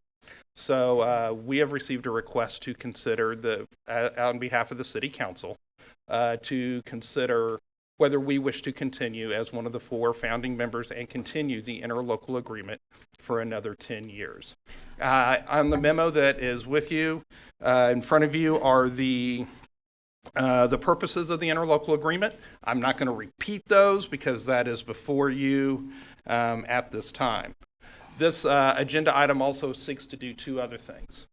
The second one is to approve the professional services agreement. When the interlocal agreement was completed, then there was a funding formula set out in which a professional services agreement was created for each one of the 4 founding members to help pay for C-JAC. Our percentage in the in the professional services agreement is 3.6%. If that's 3.6% of $75,000, which is the total amount that goes to C-JAC. Annually, correct? Annually, that is correct. It is annually. It is a 1-year contract, and this renewal would be for a 1-year contract. For our percentage, that 3.6% equates out to $10,800, which, as we have discussed before, was not budgeted in the 2022-2023 budget. So that would require a budget amendment, which is the 3rd item that is on this agenda item, would be to amend our budget for that $10,800. In doing that and looking at that, previously, those funds had come out of the sales tax fund, identified as 009. So the determination was to request that that be done out of that fund again. We did receive a request for a presentation from C-JAC to occur. Mr. Tartabono is here to make that presentation. And at this time, I would turn it over to Mr. Tartabono for his presentation. Thank you. Before you turn it over, can I ask a quick question? Sure. So you referenced the 4 founding members of C-JAC. Is there any desire from any other municipality in Oklahoma County to participate in C-JAC? I'll turn that over to Mr. Tartabono to answer. Okay.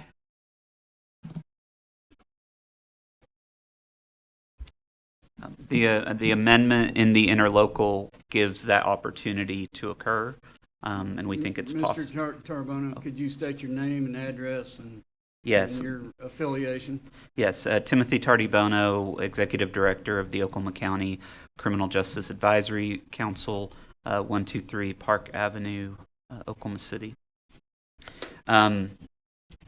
So the amendment to the interlocal would create the opportunity for new members to join, and we think that could be a possibility. I also have a few questions, Mr. Tartabono. Well, I've got about 25 slides to get through, and then I would really prefer to ask him in the beginning, if that's okay. I will defer to Mr. Tartabono. Okay. Okay. Mr. Tartabono, welcome back again to Midwest City. Is it true, in fact, that the Oklahoma County DA's office convened a county grand jury in 2021 to investigate, quote, credible allegations that involve official corruption and or official neglect that are alleged to have been committed by state or county officials, including the operations of the Oklahoma County Jail, the jail's administrator hired by the Oklahoma County Criminal Justice Authority, aka Jail Trust, the Jail Trust and its individual trustees? The grand jury against the jail trust? Yes, Th- is what I that's- read just true? That's my understanding, but C-JAC is not the jail trust. We're two different entities. Give me just a second, we're gonna get there. Is it true, in fact, that the Oklahoma County Grand Jury passed that investigation to the state multi-county grand jury, which is currently and actively investigating this matter into the jail trust? I believe that's what your counsel said earlier tonight. Okay. Is it true, in fact, that since the jail trust took over operations and management of the Oklahoma County Jail in July 1st of 2020, the facility has failed every inspection, a total of 5 conducted by the Oklahoma State Department of Health, and that the Oklahoma State Department of Health, pursuant to Title 74, Section 192 of the Oklahoma statutes, has regulatory authority for jail operations? And furthermore, is it true, in fact, that under Title 74, Section 192 of Oklahoma statutes, there are lawful duties which must be met by the persons operating and managing a county jail? There's a lot there. I'm going to ask you to repeat that or break it up into smaller questions. Can I ask a point of order real quick? We're not talking about the jail trust. If you guys would just give me a minute, we're going to get to that. I will only have a few more questions, and we're going to address the jail, how C-JAC is But connected. I think that we should only address C-JAC, because these are two separate entities. I promise you, if you would Are be you just going to be able to tie them absolutely, together? absolutely. Well, Let Councilwoman- me offer this, Ms. Manna. Yeah. Since the rest of the council obviously hadn't done as much research as you have, would you allow Mr. Tabono to go through his presentation so that everybody could be up to speed, and then we can get back into your questions? Absolutely, if I'm allowed to go over all of them in totality, but I was getting ready. My final question was to clearly talk about the connection. Questions about something he's not associated with, and the jail trust is not on the agenda. So I will tell you, as a matter of fact, backed up by evidence, C-JAC created and lobbied and championed the creation of the jail trust, including taking over the operation and management of the jail trust. Is that The correct? concept of a jail trust was brought about as early as 1995, and then again in 2002, and again in 2009. So the notion that C-JAC created, or the idea of the jail trust, is just not factually accurate. Would you doubt that I have email communications that you're involved in, where you, and on behalf of C-JAC, are in communications on one, first and foremost, creating C-JAC, then pushing through the creation of the jail trust? And I understand there were 2 forms of indentures available at that time. One proposed indenture would have only taken over the financial matters of overseeing by a trust, but it was C-JAC's indenture, which you yourself and Mr. Don Michael Williams drafted, and I can refer to the emails I have in hand, and we can read through them if you like. No, we were involved certainly, but the concept of a jail trust, not governed by the sheriff financially or operationally, was around in 1995, and I can provide you that information. Okay. Well, I'd like to refer back to my questions when we get there, and I'd like for you all to review some of this evidence, because the emails that I have showcases that it was actually you yourself, as the executive director of C-JAC, who worked through the entire process of creating the jail trust and taking over the operational management. Okay, we will agree to that. So, Mr. Tarabono, would you please go through your presentation? Thank you. Jill, if you can get started.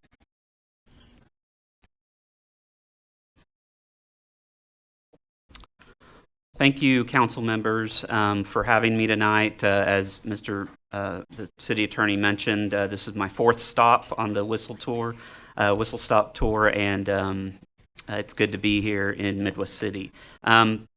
The Oklahoma County Criminal Justice Advisory Council, as was mentioned, is a 4-entity created agreement between Oklahoma City, Oklahoma County, Midwest City, and Edmond. And the purpose is that line up there, collaboration toward a more fair and effective justice system in Oklahoma County.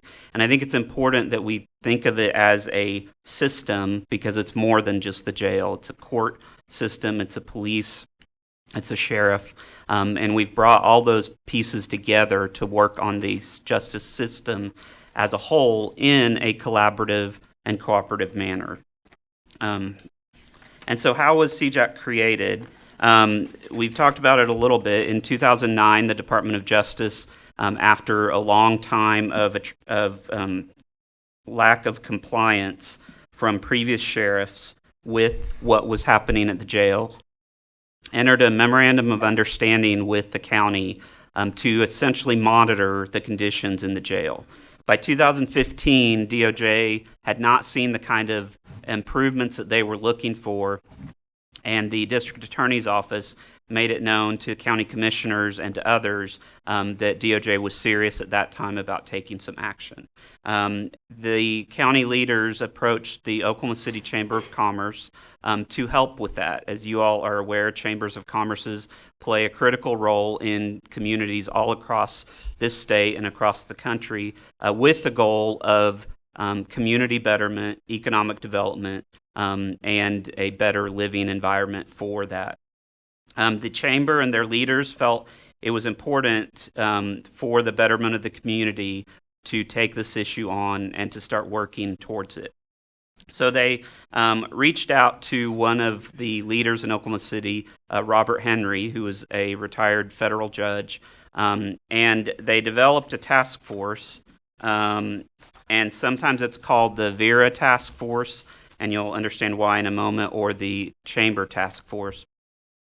And it included all sorts of leaders from the community, judges, the sheriff at the time, public defender, and Midwest City was involved at the very beginning. There's the highlight for Mr. Chief of Police Brandon Claves. So from the very beginning of this issue, even before C-JAC was created, Midwest City was involved in the VERA Task Force and the VERA study. And so next. And so the VERA Institute is a national organization that goes around the country at the state, local, and county level, looking at challenges in the justice system, incarceration, and they make recommendations to these entities on how to make improvements in their justice system. And that's what VERA did. And starting in 2015, no taxpayer dollars were used in that. The chamber and other business leaders footed the bill for VERA to do their study.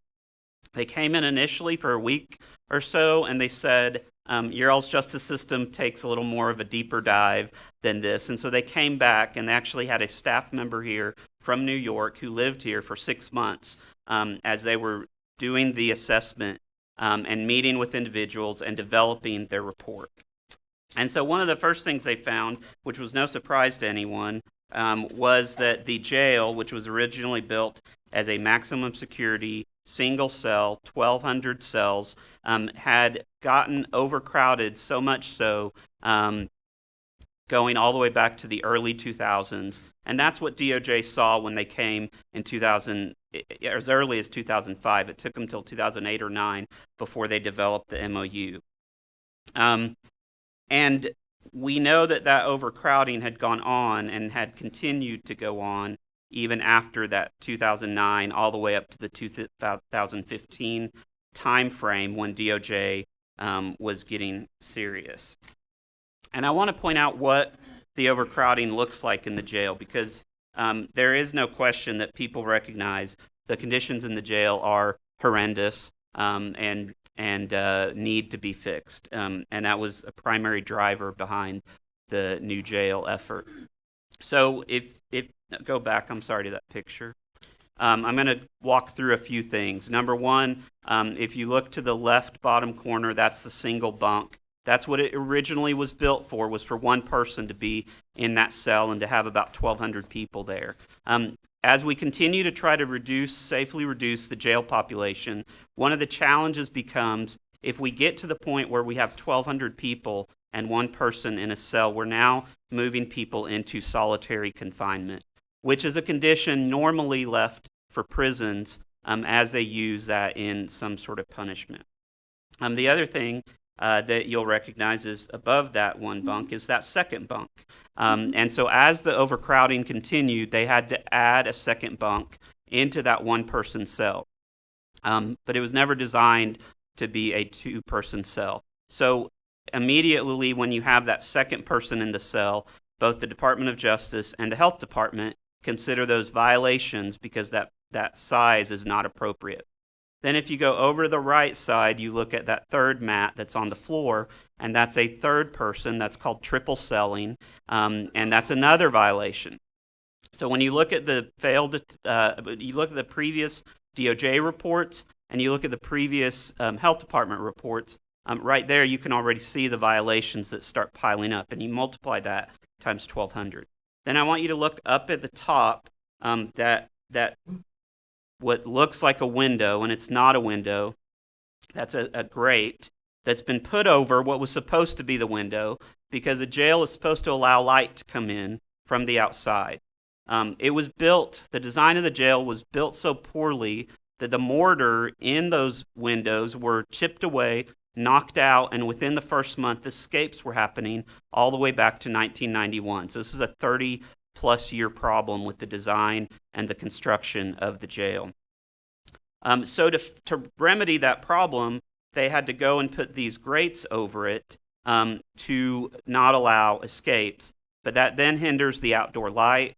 And as council folks, any problem can be solved with money.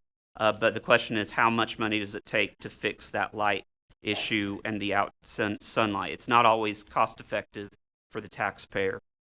But that's another violation. Because there's no longer outdoor light coming in, both the DOJ and the Health Department consider that a violation. So we have yet another one. And then finally, I want you to look at the very bottom corner, right corner. That is the toilet facilities in that situation. The bunk you see is the third bunk is folded over. Sometimes they have what's called a boat, which would be where someone would lay in a plastic apparatus that can usually slide under that single bunk, and they would sleep in that, and then during the daytime they'd release it. So this is what was predominantly regular when Vera came in 2015, and what DOJ was already aware of going all the way back to 2009. And so what Vera did is looked at the conditions, looked at the problems, and they made 6 recommendations in a report that was released in December of 2016. Jill. The very first recommendation, so the question that comes up is, how was C-JAC created? It was created by the Vera Institute's report and recommendations, because they recognized that although we call it a county justice system, there was no system. There were a bunch of individual players doing their own things. There was no collaboration or connectivity as to where did the county want to go with its justice issues. And so the reason they made this recommendation is because they knew without a body that moved forward with their recommendations, we were just going to have another pretty report that sat on shelves and collected dust and nothing happened. They are familiar with calling out for a C-JAC because that C-JAC concept is not unique to Oklahoma. It is all over the country, and they're usually called criminal justice coordinating councils, which Vera was very familiar with. So the only reason C-JAC was a sort of innovative thing in Oklahoma is because it had never been done in Oklahoma before. But the concept of what a C-JAC does, a coordinating council, is well known across the country, and I'll show you that a little bit more. Jill, go ahead. So the first one is provide governance. The other 5 recommendations, unfortunately, are really not anything that is uncommon.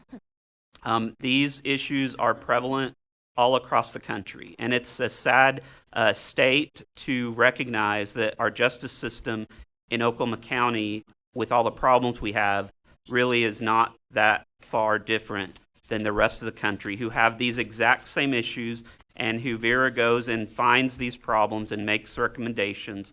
But the issue is, how do we solve these problems? And so C-JAC's job is to take those 5 recommendations and figure out how do we move forward on those 5 recommendations. Next one. And so the way we do that is by working with our local providers in Oklahoma County. Each of these entities work on any or many of those 5 issues that were recommended by the Vera Institute. And I won't go into all of them because it would take too long. We're fortunate in Oklahoma County that we have a bevy of great service providers that are the key to why our jail population has safely reduced over the last 5 years or so. Go ahead, Jill. And so I mentioned the national network. The coordinating councils are all over the country, and Oklahoma County was accepted as a peer county with 29 other with an organization called the Justice Management Institute that runs this national network of criminal justice coordinating councils. So we are able to participate in their annual event, their annual retreat, and get we're regularly exchanging emails as a group, as one of the 30 members will ask questions, or as the leaders of the Justice Management Institute will ask the 30 entities, what are you seeing on the ground in your community? So we are quite honored to be part of only 30 other criminal justice coordinating councils in the nation that are part of that peer network. And so one of the things, if you look in that contract, if you look in the Vera report, part of what C-JAC is supposed to do is do data collection, data analysis, data reporting, and to look at the trends that are happening in our justice system. And so the biggest trend that is remarkable is that if you look at this chart going to the left, you can see there's a curve and then a little plateau. But right there in the middle, from June 2017 all the way to the left, going all the way back to June 2004, that shows the jail population going as high as 2,600. I've had people who worked for the sheriff say that it was even more than that. And 2017 is when things started turning. As Vera's recommendations started being implemented, there were other state law changes that helped us as well, but that was the first turn. And so what we've had now is a plateau of 3 years where the jail population has been dramatically less than what we've had before. And so this new jail population, any one of those years, if we were to open the new jail today, we would walk into the new jail that's supposed to house about 1,800 under capacity. And that's a position we've not been in over 20 years. As you can see, any of those other ones are way higher than the 1,200 where you're supposed to have. So that's one of the advantages that we've had, is that because the jail population has been regularly lower, that helped us getting into the new jail with the bond package that was expiring without having to dip into sales tax, which we appreciate our city partners are very careful about protecting their sales tax. So our effort on the new bond package was to confine those costs to only bond revenues and not sales tax, and that's what we were able to accomplish because of this lower population and because there was the expiring bond in 2023. But if you go to each of those providers on that picture that we had of our Oklahoma County providers, they will all report that in the last few years, their caseloads have grown and grown dramatically. And so what we have is people not in the jail, also not going to prison because they're in drug court or they're in remerge or they're in team or they're at the diversion hub. And so that is moving people into a better situation.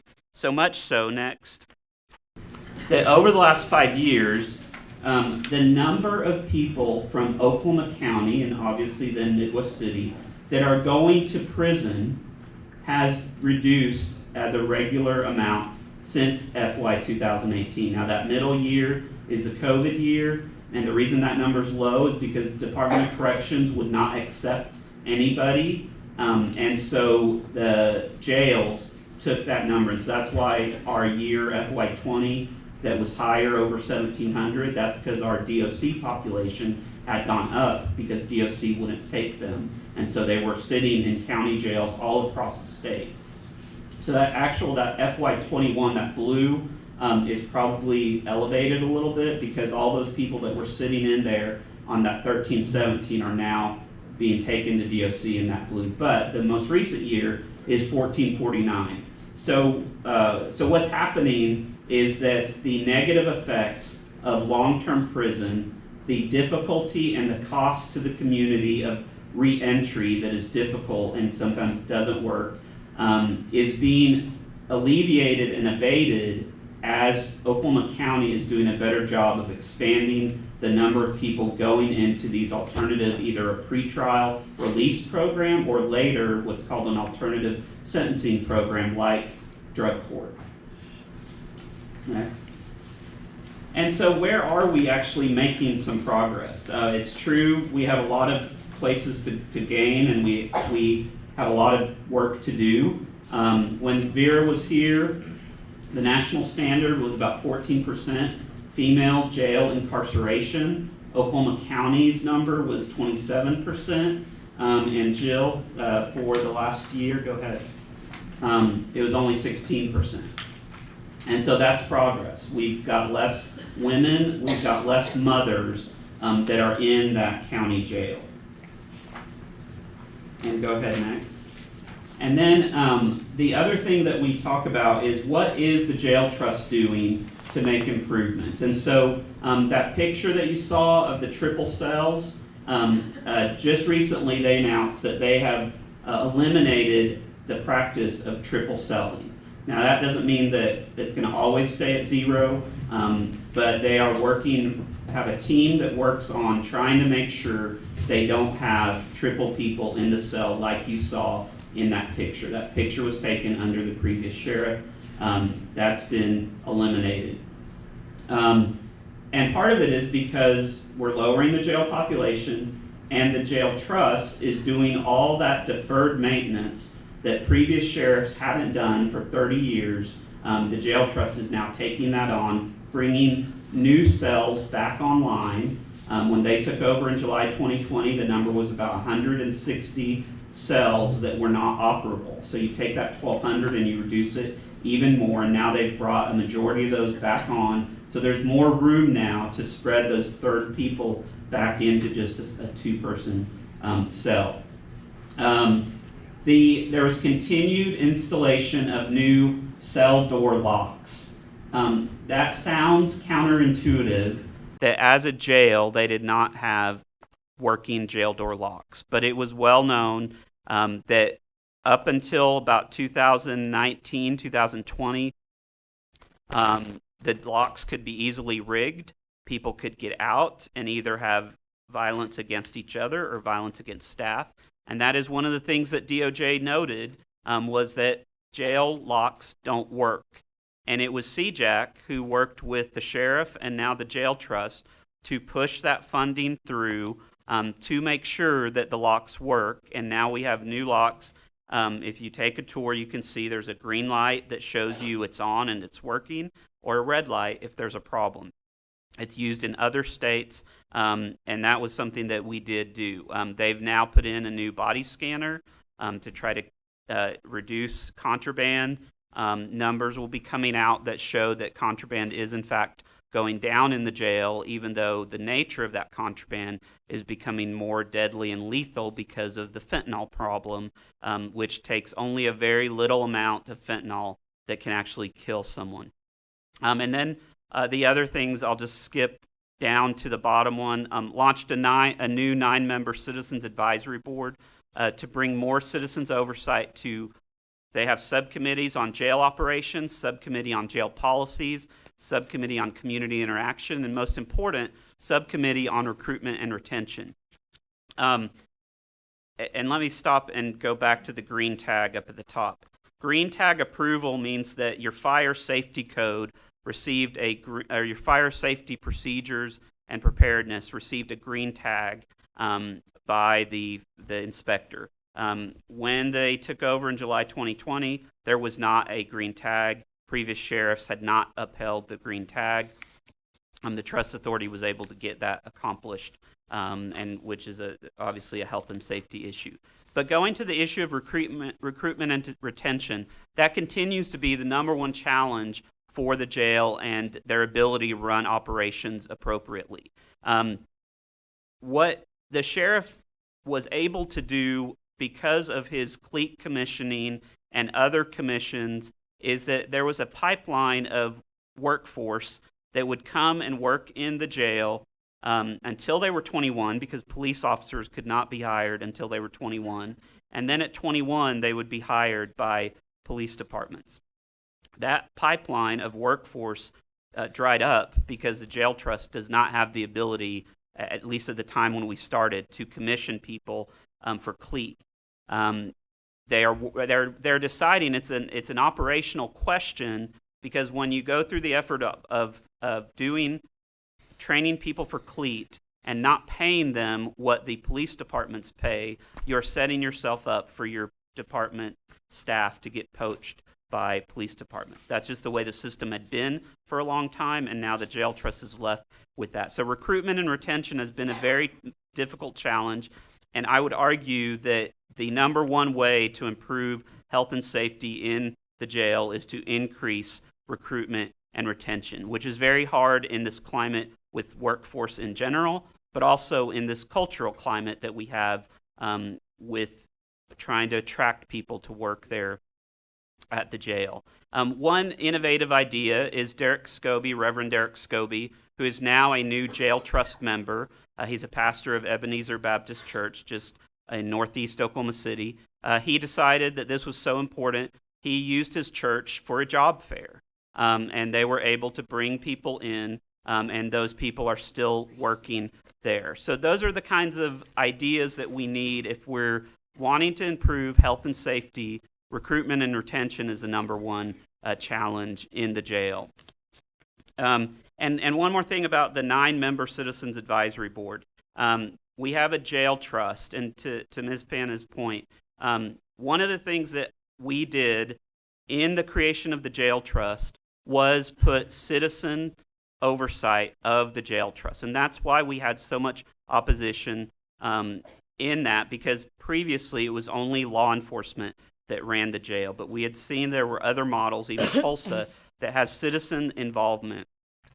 And so we were of the opinion that if you go back and look at the Board of County Commissioners and the clashes with the sheriff, the number one thing they said was the sheriff is not giving us accountability, transparency, financial transparency, policy transparency, and that clash goes all the way back to those 2002 and 2009 and 2005 task forces that I mentioned, all the way back to 1995, that said the sheriff should be removed and a trust should come in. The only way you're going to get oversight and accountability and transparency is by having citizens involved, and that's why the jail trust has 9 members. It has the sheriff, who makes sense to be on there, one of the Board of County Commissioners, the 3 of them, one of them is selected, and then the other 7 are citizen appointed. Each of the commissioners get a recommendation, and then the other 4 are all at large that the 3 commissioners have to vote on and vote in, and they just added 2 new members, Adam Luck and Derek Scobie. Those citizens are tasked with making sure the policies and procedures are moving in the right direction. This Citizens Advisory Board is another layer of citizen oversight, 9 members who also have the job to work on each of those subcommittees to try to improve the operations at the jail. Underlying our effort with the trust was the belief that citizens had to own this, that the community had to take responsibility for the conditions in the jail, and that citizens were capable of doing that and giving the oversight necessary to a jail administrator to fix things. Next, Jill.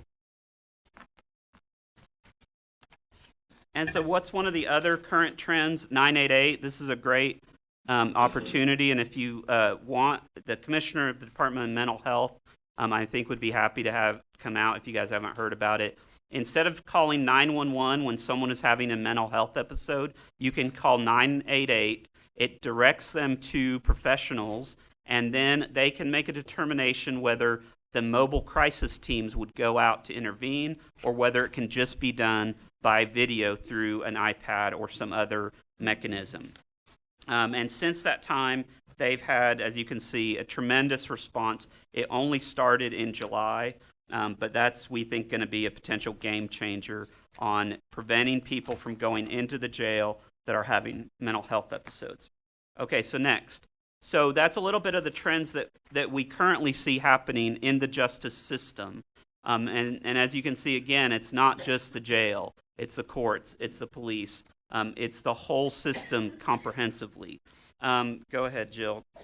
One exciting thing is, as we talk about the need to improve mental health services in Oklahoma County, and obviously in the statewide, the Department of Mental Health, the state legislature, are working on funding 22 new urgent recovery and crisis centers.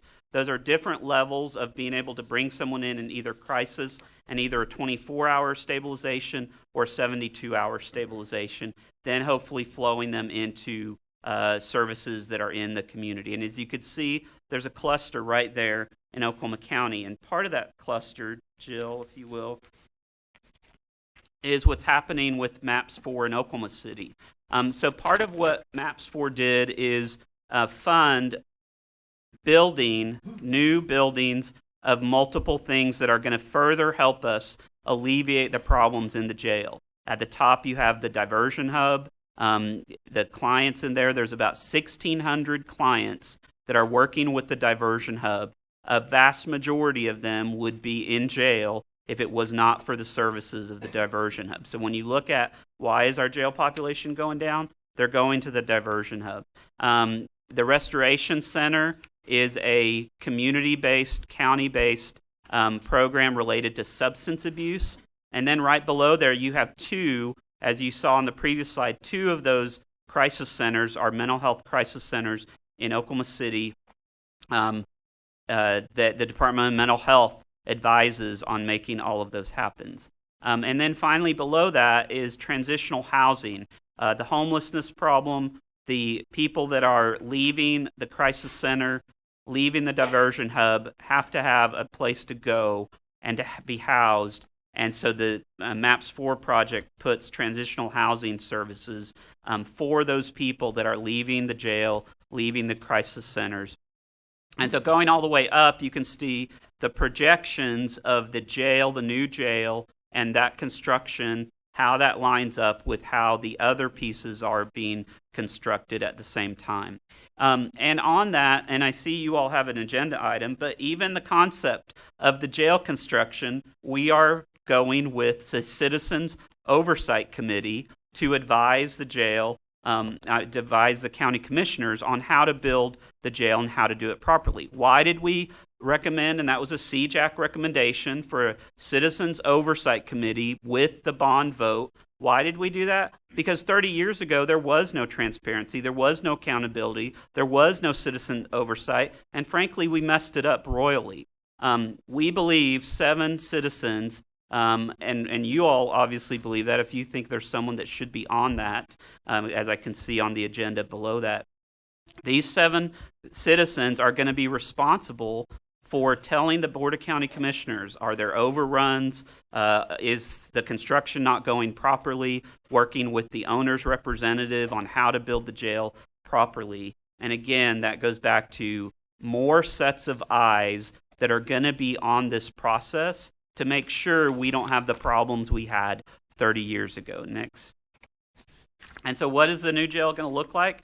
That's the mental health, proposed mental health unit. Obviously, the designers, the architects might change that around. That's just the rendering we did. The reason I pointed out the mental health room that's proposed is that we don't have, the jail was not designed with a medical or a mental health wing. And I'll repeat that because people don't believe me.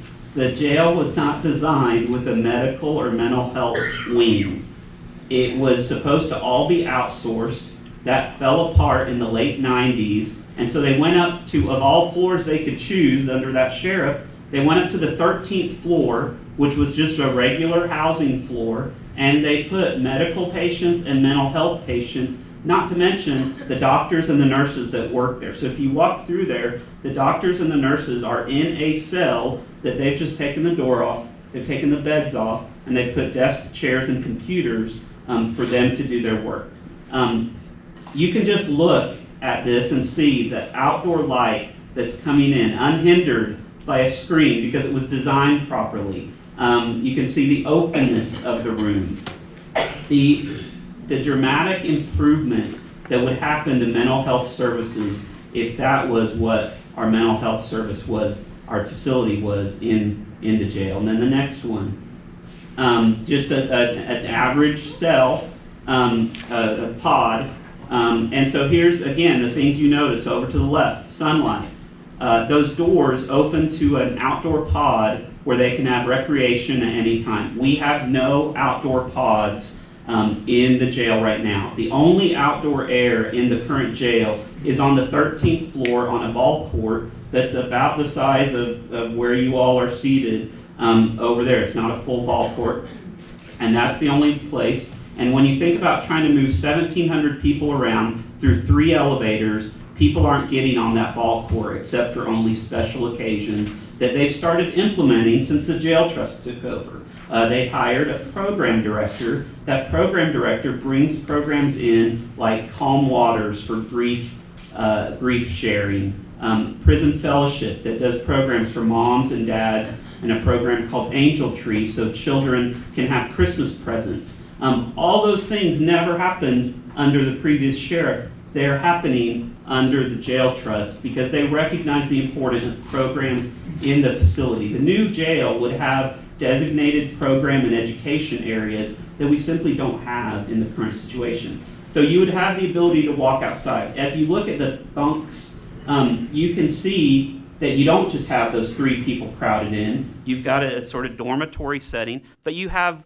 open glass so that if someone is having a medical emergency, you're not dependent on the site visit hitting that particular time at the time the person's having the episode. You would have a person the desk area is what's called direct supervision. You would have a staff member there, and if someone's having a medical episode, you would know, and you wouldn't have to go on an elevator to get there. You'd be on a 1-level floor, and you could get there easier. You wouldn't have your medical unit on the 13th floor having to ride elevators to get to where the person is having that medical condition.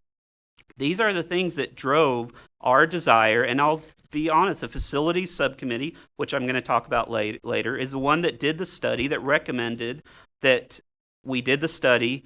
Annexes weren't going to work, renovations were too costly, and the only opportunity to get the Department of Justice out of our watch and to get the health department satisfied with what we're doing was to move to a new jail, and the opportunity of a lower population and a expiring bond gave us that opportunity. Next, Jill.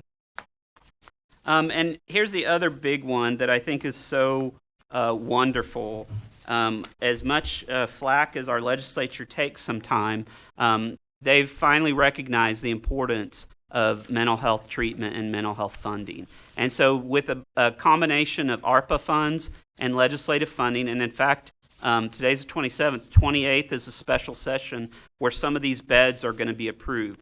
We're going to have a new Griffin mental health hospital with 100 new beds. We're going to have 50 new inpatient Tulsa behavioral health beds. And then Veneta, the forensic center, which is where people go to have their competency evaluations, is adding 80 new beds. There's at a minimum 25 to 30 people in the Oklahoma County Jail right now who are on the wait list to go to Veneta that will now have access to that and won't be deteriorating in the jail because they'll be at Veneta getting their competency and then giving the prescriptions for how do they stay competent in the jail while they're going through their trial. So 230 new mental health inpatient beds coming online is a significant game changer. So when some folks say, well, why don't we just build a new mental health hospital for these people? The state's already doing it. And you've got to remember, what are the different roles of people in this government?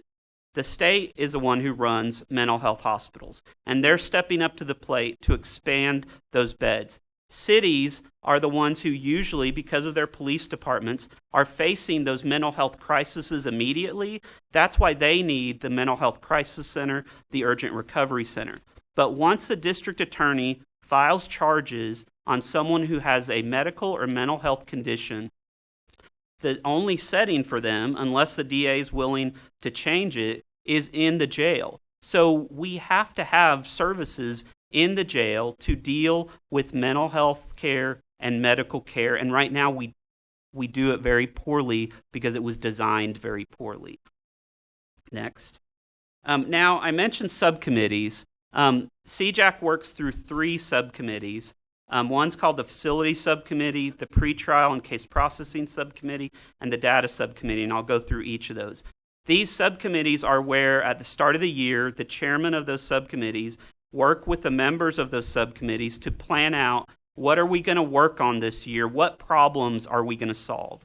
And so the Facility Subcommittee, as they've rounded out their efforts on the new jail and the Oversight Committee making those recommendations, they switched and they worked with the Jail Trust to apply to the National Institute of Corrections. Now, that is an arm of the Department of Justice. So DOJ knows what's going on in the jail, and we are going to DOJ and the National Institute of Corrections and saying we want to win a PONY grant, which is a Planning of New Institutions grant. And that is where DOJ and the NIC will come to Oklahoma, come to the Jail Trust and say, you're about to build a new jail. Let us tell you what we expect for you to put in the new jail so your designers know what's expected for the Department of Justice. So there's no hiding that's going on. We're going to the NIC and asking them, come here and help us plan our new facility. And then continued implementation of action committee recommendations.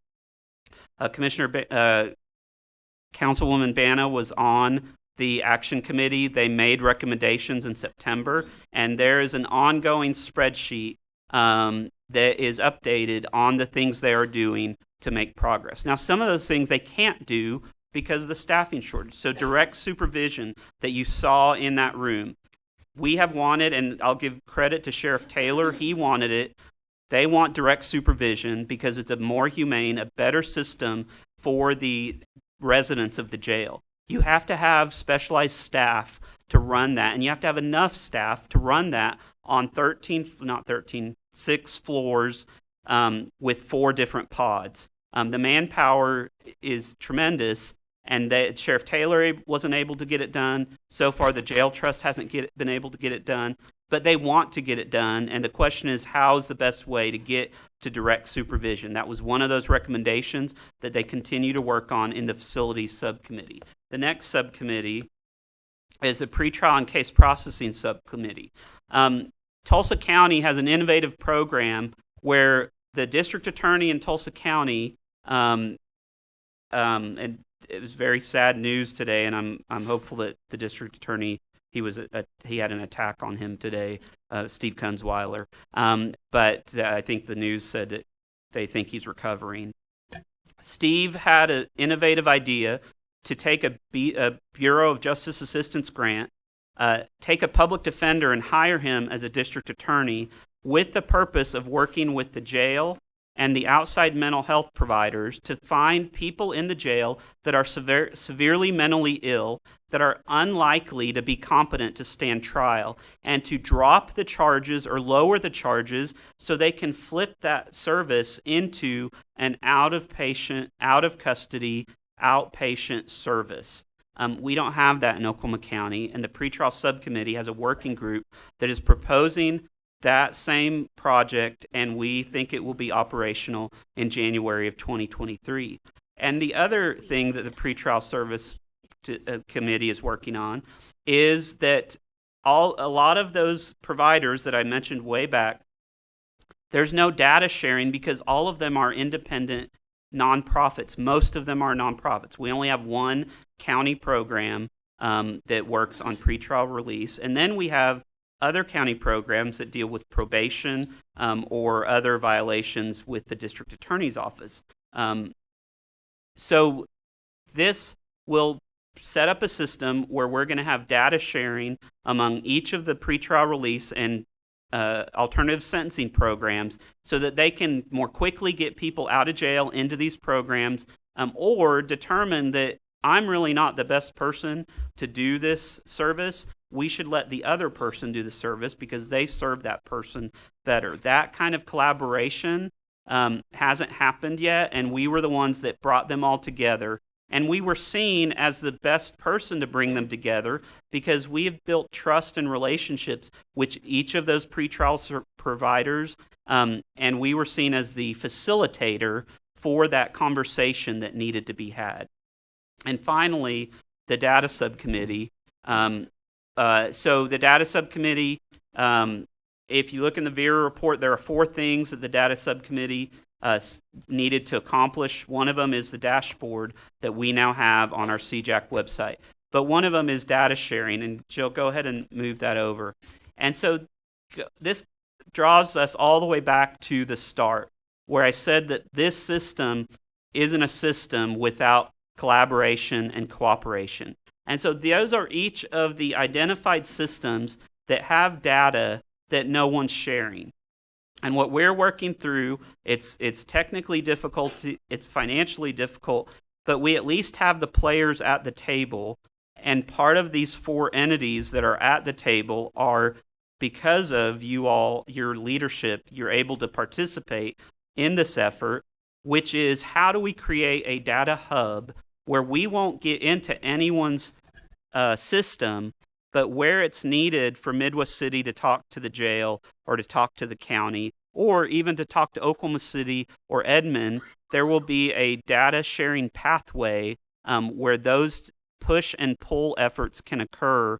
And, are we going to get it done? It's technologically very hard, but we are working on it, and we are even working with the OSBI and the Administrative Office of the Courts, which has a whole part of this because they have a lot of that court system. So I'll leave it there because I think I just want to go back and say that we have been greatly appreciative and honored that our 4 interlocal partners, our government partners, wanted to do this and recognized that our community should be able to solve this problem. And so we would just humbly request that you all continue. And then the other thing, as I see some of you mentioning, one of the things we're supposed to do is provide you all an annual report. And so I'm not going to go through it because we've gone through a lot of stuff. Some of the stuff in the annual report is in the slides, but this happens every year. And then throughout the year, we provide reports as well. And so you all would be privy to that. You would all also have opportunities to contribute to that. Chief Claibs has, Chief Porter has, Tim and Jay Guy before. Each of the cities have the opportunity to report things that should be mentioned in the community, the progress you all are making. And then the other thing is for our monthly meetings, we meet monthly.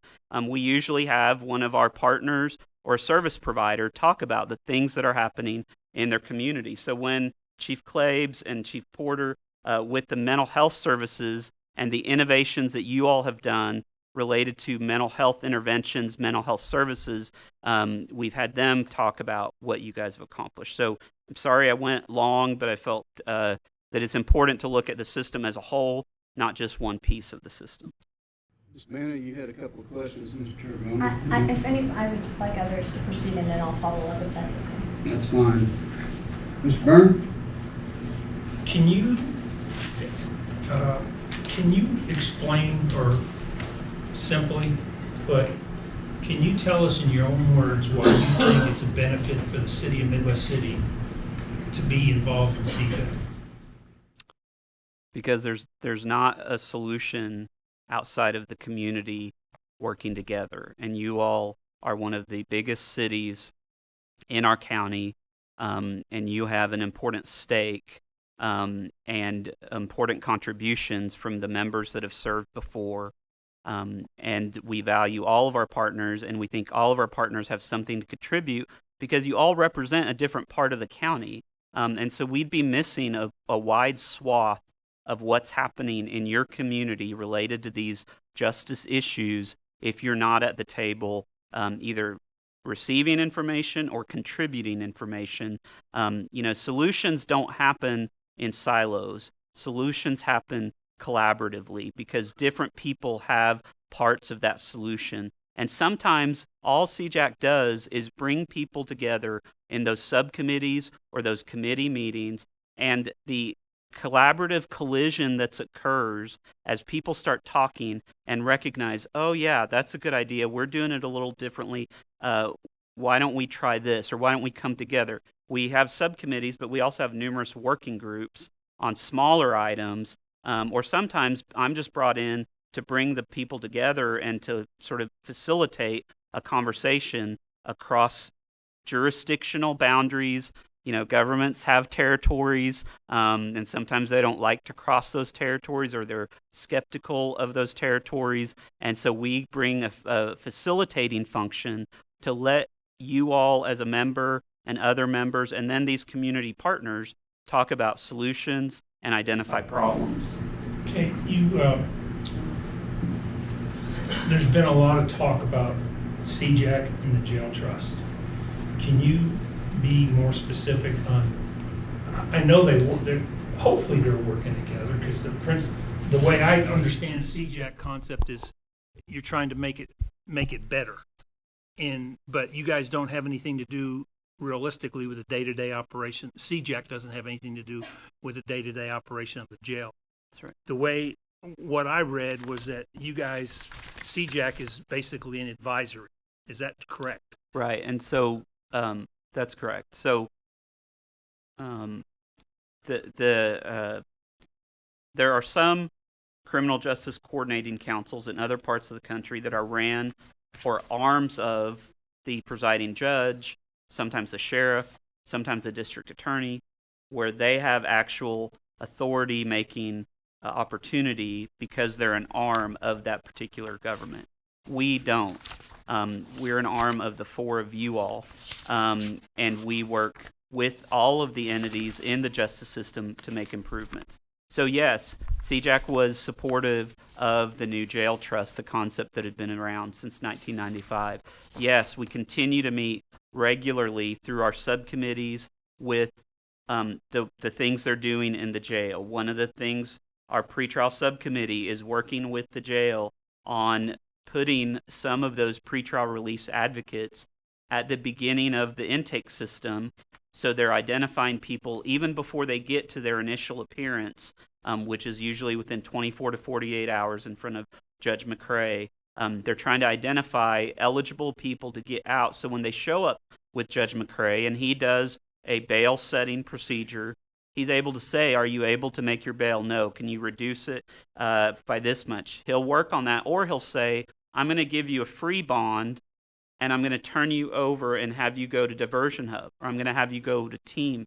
But he's sometimes not seeing that until the judge comes up. There's no space in the jail right now for them to do that. So we've been working with the jail trust on where do we put these people? How do we maybe renovate part of that first floor so that we have office areas for these pretrial providers?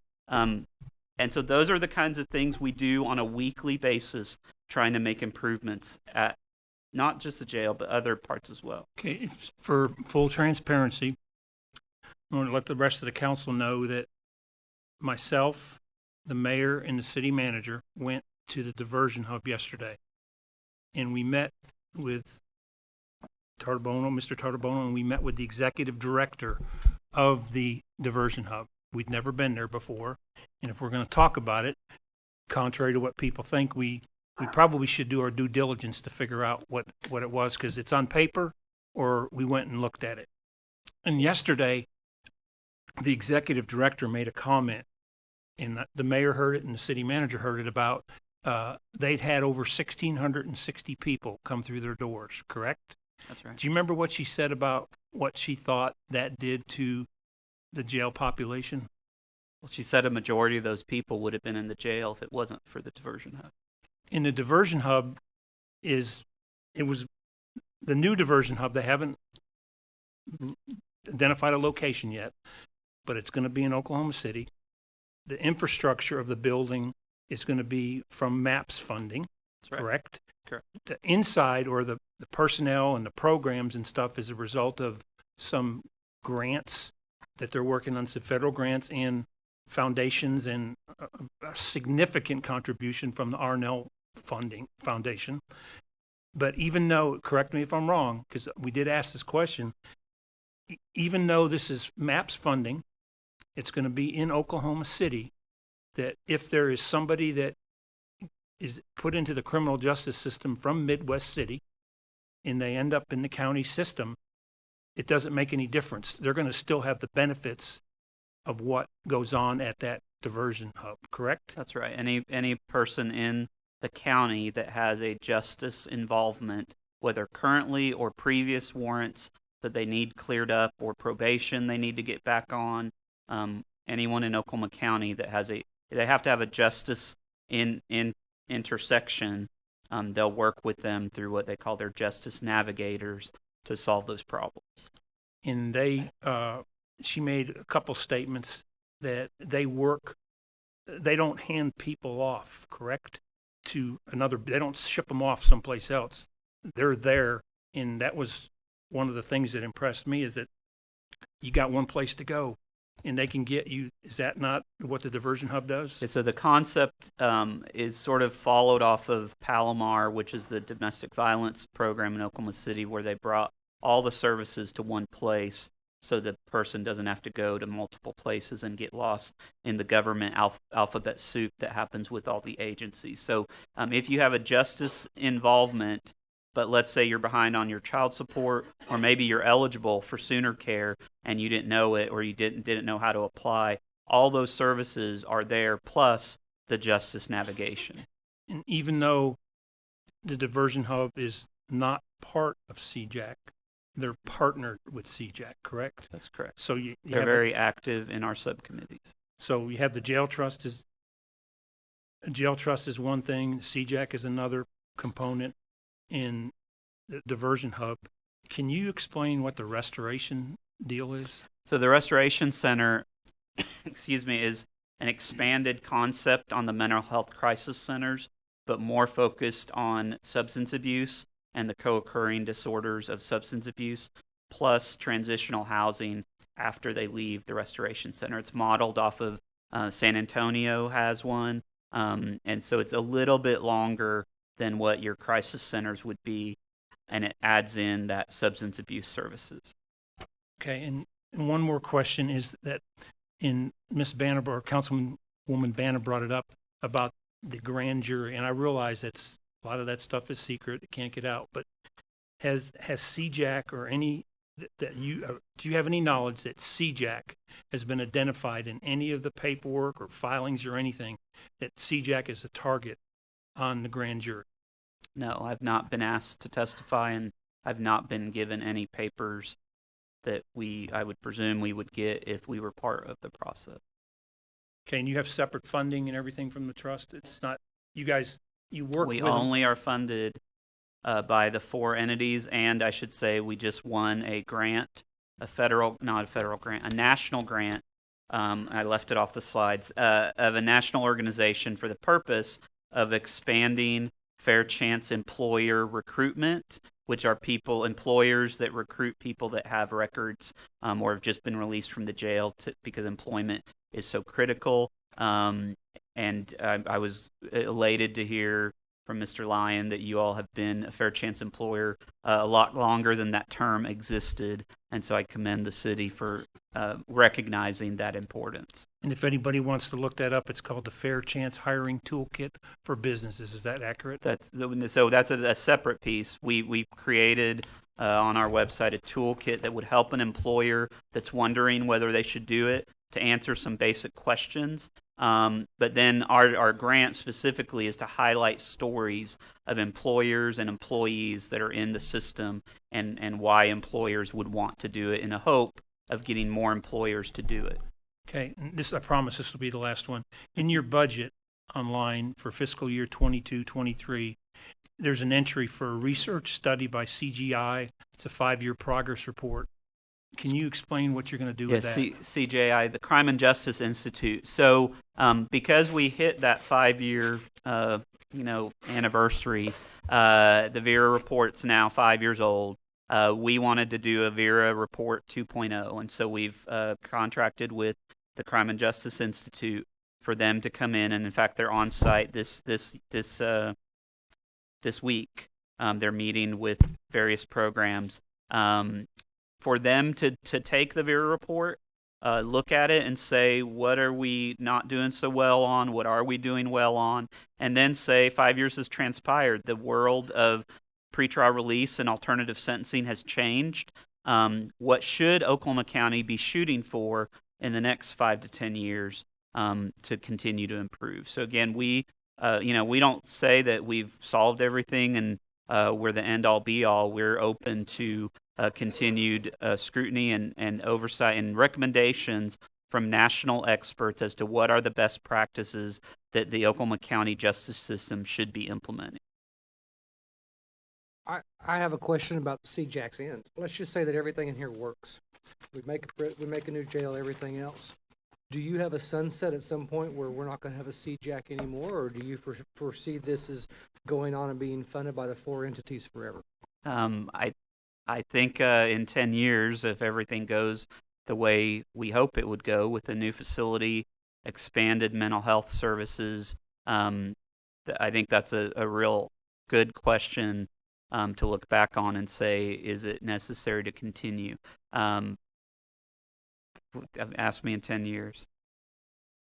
That was a really good question, because through some of the open records requests that I did, I noticed that our previous city manager was heavily involved in the conceptualization of C-JAC as an entity. That's right. And this was prior to C-JAC to even being an interlocal government agreement. He was actually working to create the entity. And it was through those records made very clear that initially you all hit us up to help create C-JAC. And then it went from creating C-JAC, now we need you to stay in longer because we're going to create the jail trust, which in the open records request that I obtained is very clear that C-JAC literally hand-picked the trustees. It's in here. I've got the names that were recommended, and I know the vice mayor asked a very good question, but let me finish that thought. And then it went from creating the jail trust to pushing the jail bond issue, right? And now it's going from, now that we were past the jail bond issue, now C-JAC wants to oversee the building of the jail. And through those open records, I believe it was 2 or 3 times that Tim had emailed asking the same question: when does this end, right? What is the end goal? And I know he had also advised you that we were not interested in renewing this contract this year, right? You did receive that email. I know that the vice mayor asked you about the separation of C-JAC and the jail trust. But C-JAC handpicked the trust. C-JAC promoted and lobbied the appointment of the trust and taking over the operation and management and handing it over to a 9 appointed folks who are really not qualified to run a maximum secure facility. The last time the county jail passed the Department of Health inspection was in 2019 when the sheriff was there. When the sheriff was there, whose staff were CLEAT certified, we were having 7 people die. We had a hostage crisis that took place just a year ago, and I know you're up there bragging about the fact that we did away with any CLEAT training, but for the first 2 years, also in open records and caught on public meetings, there was no in-house training. It's in the NCIC report, right, that there was a lack of in-house training and there was no longer CLEAT. So when the hostage crisis happened, the staff that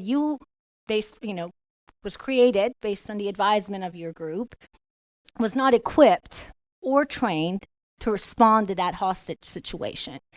I know that the vice mayor again asked about the separation. You handpicked these guys, and 5 of the current trustees are also C-JAC members, right? Sheriff, Ms. Sue-Ann Arnall, who's also the head of the diversion hub. Help me out. Jim Couch, who started C-JAC initially, right? Who else? The sheriff. No, I already named him. There's two more. Kevin Calvi, the commissioner. Yes, and there's one more, MT Barry, who was also a C-JAC member, right? I also noted that in your presentation, you want to take credit, or C-JAC wants to take credit for the population's reduction. But there's also email records between yourself and some of the police chiefs, including Brandon, my dear friend Brandon back there, where when the jail population reduced, the sheriff was there, right? The jail trust wasn't operating the county jail. And I have email communications where you literally reach out to the police chiefs and the people who do the medical OR bonds and bondsmen because you noticed a reduction in the jail's population and you couldn't accredit it to anything. You went as far as even asking, is this 780 and 81? Is this the decriminalization of medical marijuana that's producing this, right? You couldn't find any evidence that it was related to your work. But in less than a month, where you yourself suggest in these emails that it's probably the medical marijuana, in a month you turn around and send an email to your C-JAC coalition and falsely take credit for the population reduction. Because I don't understand how in a month you could statistically and qualitatively correlate the jail's population reduction to the efforts of C-JAC. Fair? Councilwoman Banna, can I ask you to pause for just a second? It has to do, my question has to do with your line of questioning. Yes. So could you, or can I ask to clarify, because this is what I'm confused by, okay?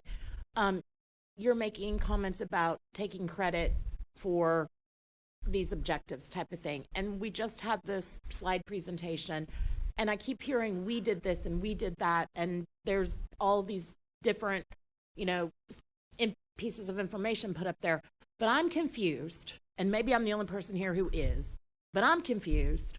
What is C-JAC responsible for accomplishing of everything that's been outlined? And what is the jail trust? Because there's information of, okay, this is happening. Everything that was listed in your materials in your slide, and I'm sorry, just if you can just bear with me for just a second, let me just get this one out.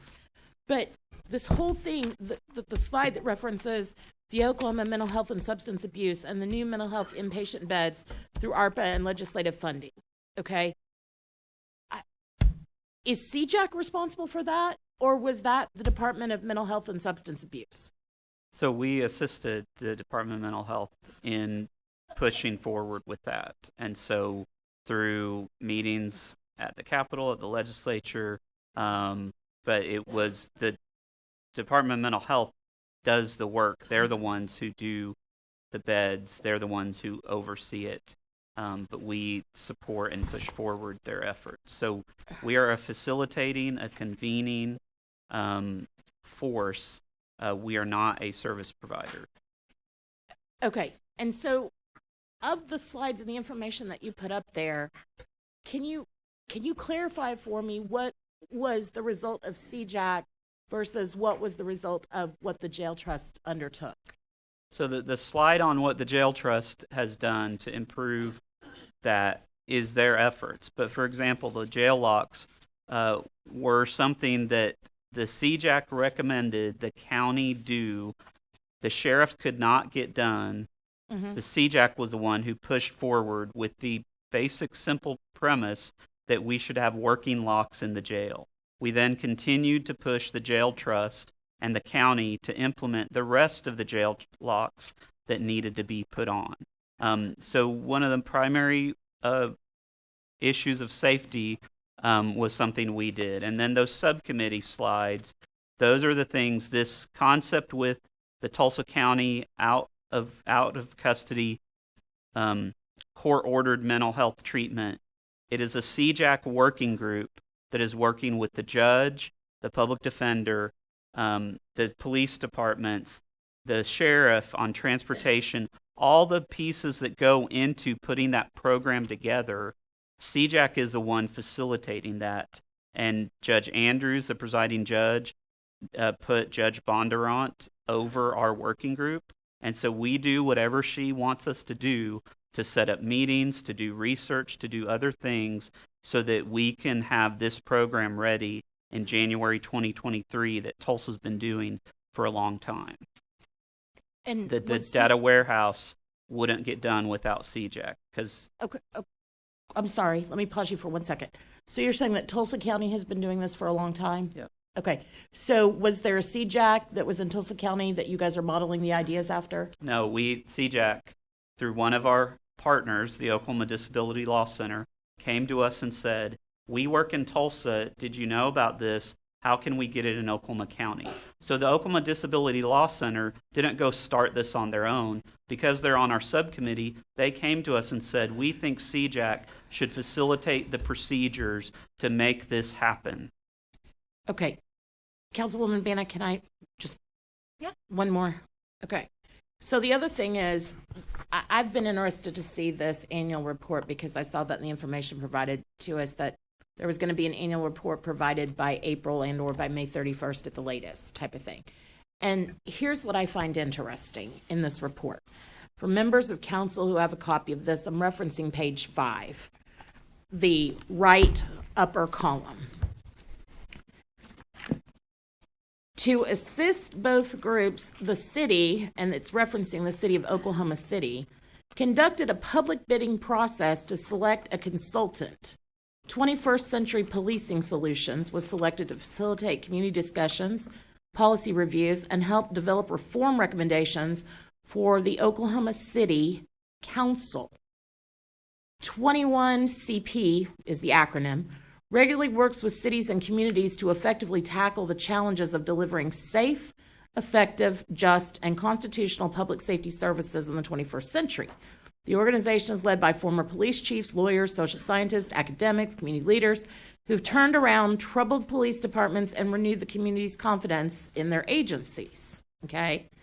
And so there's a list of goals that were identified by this consultant for the city of Oklahoma City. And so it seems like to me, this is also being integrated into the ideas and concepts to be included in the new Oklahoma County Jail. Is that true? Well, 21CP advises the Oklahoma City Police Department. Those new programs that they hopefully will implement should further reduce jail population. Okay, and but I'm asking because it's part of the annual review for C-JAC. So if there's no interrelationship and it isn't being relied on, why does it get at least a full page, if not more, in what is a total of an 11-page report on the annual accounting from C-JAC? Because I was on both of the committees that worked on this report, and it was a major revision to things that are happening in Oklahoma City. You, with Chief Claves and Chief Porter, Edmund with the new Chief Younger, are ahead of the game on what you all have done. So you all don't need a 21CP to come in and look at your procedures.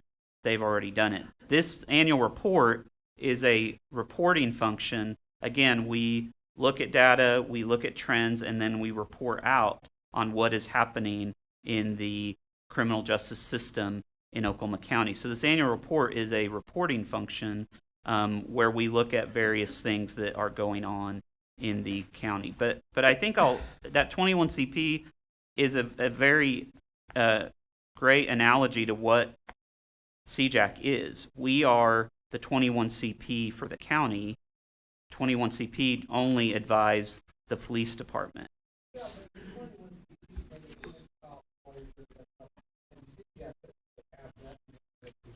And it replaced community-based groups that were working on community policing and hijacked it and paid a for-profit entity to do the work, nonprofits. I find it a little bit disingenuous, and I'm sorry, but to say that C-JAC is the 21CP of Oklahoma County. How? One, you guys have been in existence for a couple of years. They've been in existence. They're nationally known. Ours is not. I don't think that they're the same. Right. Well, and it had a fixed cost with it, obviously, because they put it out for bid, okay, and they hired that firm to give them advice. They gave the advice, and the advice was subject to being implemented at that point. They didn't come in and ask for a 15-year investment. Thank you. And that's where we're at right now, in my opinion. We have been a member of C-JAC for how many years now? 5. Exactly. And you just said in what you stated earlier that ask me in 10 years when we can shut down C-JAC. So what that tells me is you expect, and you would hope, at least, let me use the word hope, that we would continue to be a partner in C-JAC for the next 10 years at a cost of no less than $10,800 per year, unless other municipalities who are in Oklahoma who don't participate in C-JAC get on board and cut the share down to be less than $10,800. Now, I'm no rocket scientist whenever it comes to math type of thing, but if I just use $10,000 a year as my flat number and say we've paid $10,000 a year for 5 years, that's $50,000, and another 10 years is $100,000. That makes $150,000. And can I just And ask so- that, and I believe we actually paid $75,000 because we were initially paying, was it 12, right? 5 years for $75,000 total, right? That's prorated. That's prorated. Right. So, 3.6%. but I'm just going to throw out $150,000, okay? I mean, y'all can do the math on your own. Lord knows you shouldn't ask a lawyer to do math type of thing. But, I mean, it is what it is. And I still don't understand, as I'm sitting here, exactly what we're getting for that investment. So with all due respect, okay, I'm going to ask, I apologize, but I want to ask two people 2 questions really quickly, okay? So I would like to ask, first off, former Chief Claves, if he's still back there, to step forward to the microphone, because I have one question for you. And then Chief Porter, are you back there? He's still back. Okay, if you would come forward also, because I have a question for you, sir, please. So, State your name and your address. Your occupation today. And what are you a commissioner of today? Currently, I'm the CLEAT director today. Monday, I'll be the ABLE director, so. okay. Thank you. Thank you for being with us tonight, Commissioner Claves. Fair? Whatever It you seems wanna weird to call not it. call you Chief Claves after all the years, but okay. You were the representative for Midwest City on C-JAC until you left the employment with the city of Midwest City. I was partial. Initially, I was the original representative for the city of Midwest City to transition to the city managers. Guy Henson was our representative. I was the alternate. Mhm. Then when Tim became city manager, he was the representative. I was the alternate. And when I left, Sid was the alternate for Tim Line. Okay, so in fairness, I'm going to ask this question to you. Based on your experience as a representative for the city of Midwest City to C-JAC and your dedicated years of service in law enforcement, okay, you're a subject matter expert type of thing on this. Do you believe that the city of Midwest City's involvement in C-JAC during the time that you were serving as a representative of the city of Midwest City to C-JAC caused us to make forward progress towards ameliorating or ending the conditions that are so adverse at the Oklahoma County Jail? Well, it's a 2-part question. C-JAC is a much bigger picture than just the Oklahoma County Jail. And I'll say this statement: we are better together, Councilman Eads. The reason I say that is we were honored to be at the table originally when this formed by the fact of our justice reform here in Midwest City. They wanted advice from us to how we could make Oklahoma County Jail better. I was on multiple task force with the jail when Sheriff Wetzel was there for 20 years. We never made progress. I've seen more progress with C-JAC in bringing partners together, communication together to make the entire system better. Do I think Oklahoma County Jail is better? Absolutely not. But I don't have control over Oklahoma County Jail. What I had control over was providing a voice for the city of Midwest City to allow 56,000 people that you represent to have a voice there in Oklahoma County. And I know that I love my councilwoman, Sarah Banna. We agree to disagree on this issue. I saw a social media post. I called her out of respect, said, I disagree with you. I'm coming to the meeting. I'm coming. No one's asked me to come. I'm coming because I have personal conviction of all my work, Guy Henson's work, Tim Lyons' work, Sid Porter's work, who, by the way, is doing an excellent job as police chief here in Midwest City. I think it's imperative that the people you represent have a voice at the table, and the only way we can have that voice is we're part of the process. We're the largest city in Oklahoma County besides Edmond and Oklahoma City. We're one of the major consumers of Oklahoma County jail. Let's just face it, it's a fact. I want great treatment of our citizens from Midwest City to go to Oklahoma County Jail. The only way to do it is through discussion and collaboration that we all talk about. I'm not an advocate. I'm not an activist. I'm a former police chief who tells you that my experience with C-JAC is a positive for Midwest City and for the council and the mayor. That's all. Can I take you back?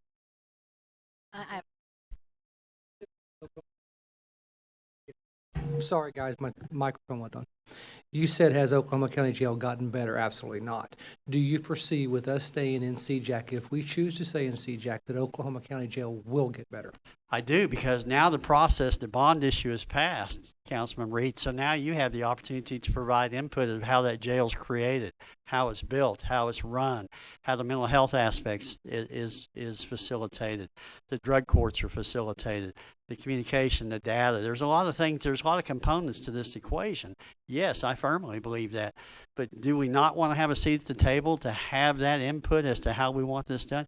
Your next agenda items is appointing the school superintendent to be on that committee to oversee the construction of the jail. So you do have a say-so. It will be better because you've got somebody to represent Midwest City. So that's my personal professional opinion. Yes, sir. So in our conversation that we had where we had the disagreement, I asked you if you had ever read the C-JAC contract, and you said no. Is that correct? Yes, that's correct. And I asked you, I read the terms of the contract, and I asked you one by one, and I gave you my experience and what I knew, and you did agree that things have not gotten better at the county jail. I would argue things are actually worse now than when the county sheriff was running that maximum secure facility. But then you did, you gave me two reasons, right, of why it was important for Midwest City to stay in. One was to have a voice with the infrastructure of the new jail, and two, so we could have a voice in regards to who the next county DA was going to be, right? Well, we're going to have a new county DA. We don't know who it's going to be at this point. But you do have a new county DA coming on that will be very involved in this process. So I think it's important that we have a voice with that DA, whoever that may be. Do you think that the municipal residents of this city who pay taxes and then we use that money to fund C-JAC, do you think that they would be okay with us funding, investing our dollars that are needed here at home so we can play politics at the county level? And then furthermore, I just want to make a statement. We just passed a $260 million bond, right? As Midwest City residents, we pay ad valorem, which is 40% of the Oklahoma County jails. It's the budget for the jail, right? We also have already invested $75,000 of this municipality's tax dollars into C-JAC, right?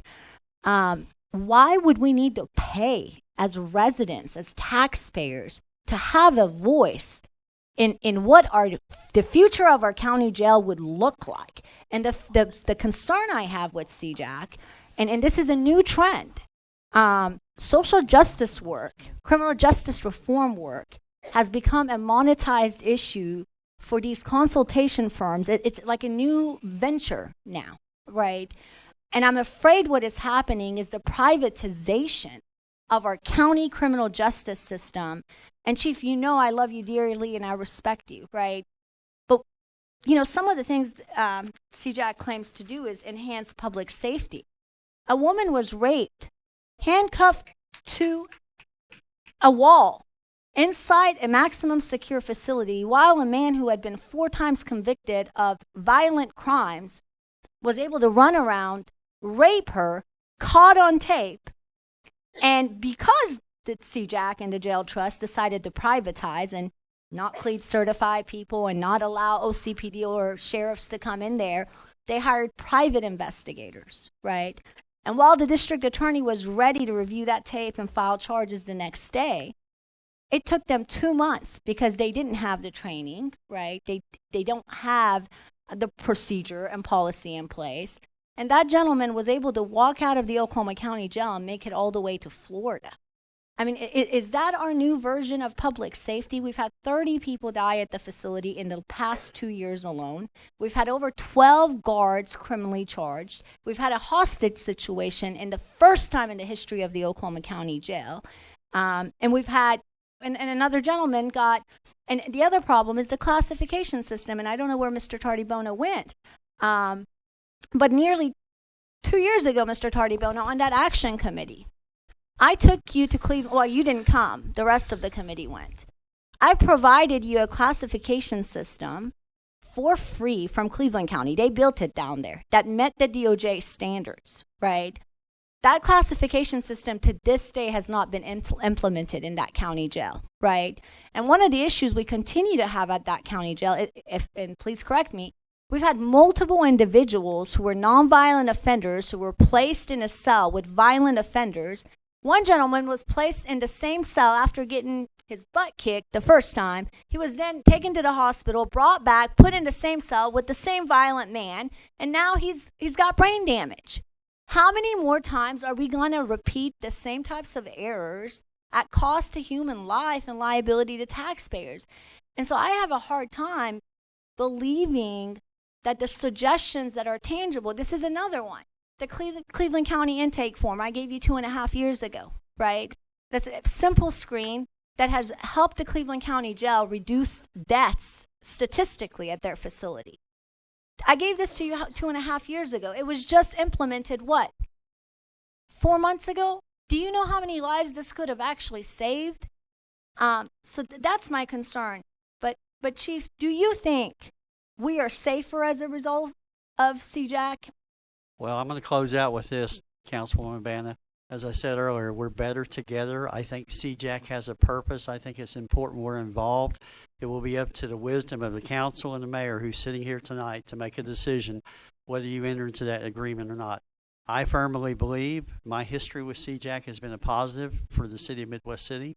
I think the jail trust is doing the best that they can. We probably are going to disagree on that, but you got reputable people up there trying to make good decisions. It's very difficult. I do believe the bond issue, the building of the new jail, the ability to have input is so important for the city of Midwest City. So hopefully I've answered your questions. Thank you. Anybody else have any more questions of me? Thank you All for coming forward right. and answering that. I appreciate thank it. you. And with that, if you don't mind, I'd like to ask Chief Porter a question also. That's what I was fixing to do. Thank you, sir. Chief Porter.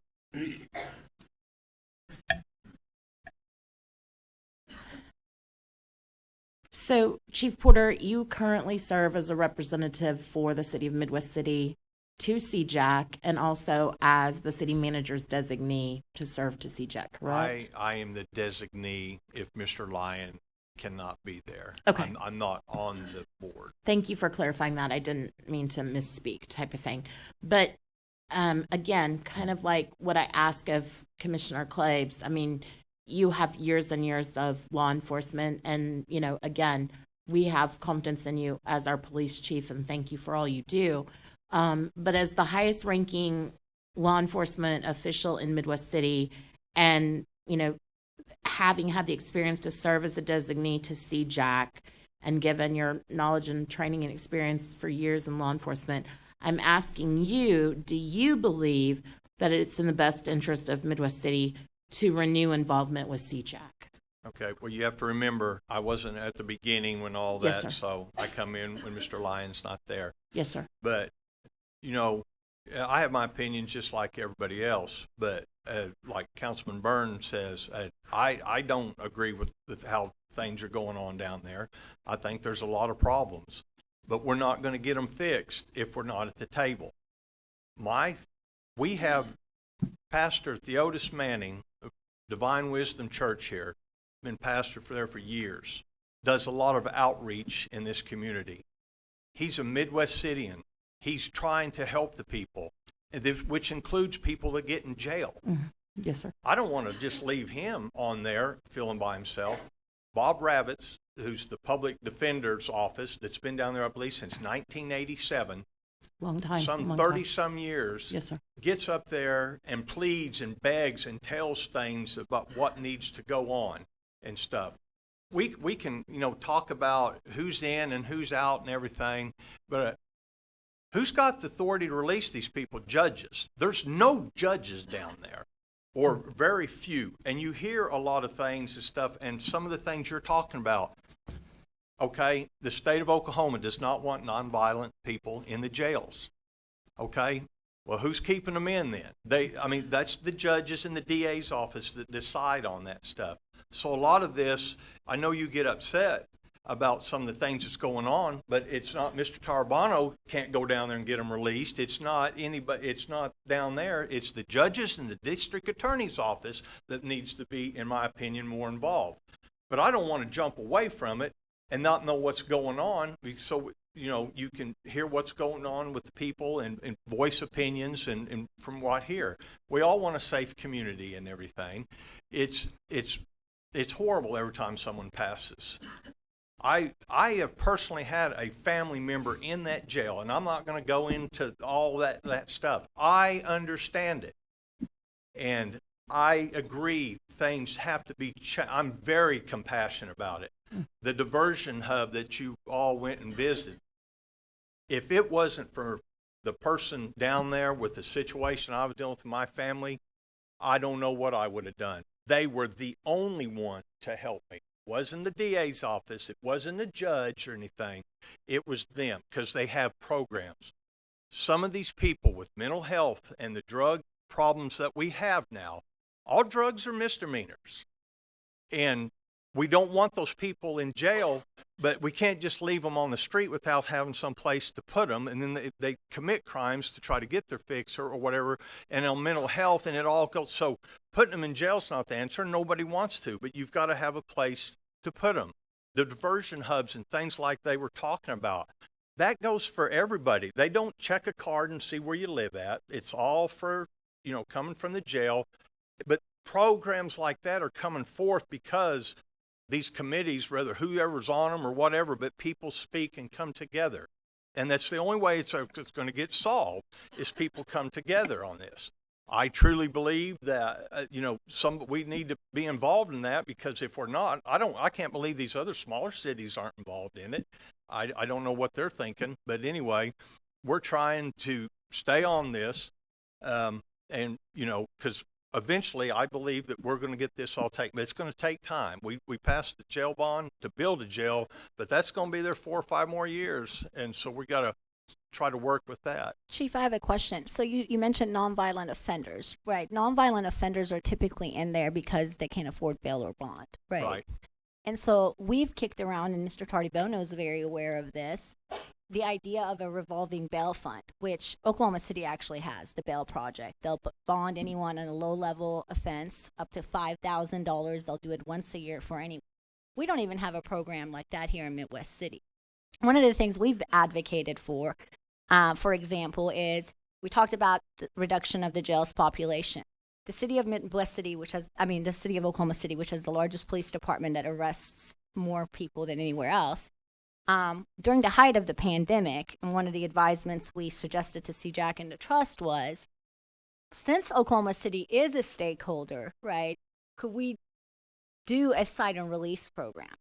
Or could you all consider putting your folks in a different facility, right? But Oklahoma City does sign and release on their municipal charges and things like that, on municipal things. Yeah.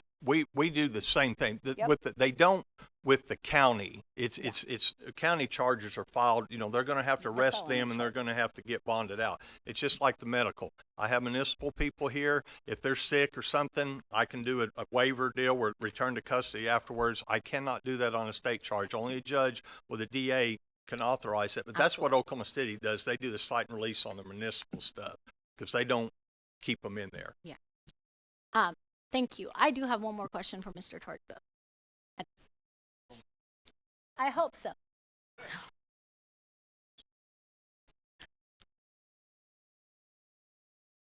Mr. Tardibono, I've been looking at kind of your annual budget for C-JAC, and as you stated earlier, it's driven from the funds that you solicit from the cities and the county.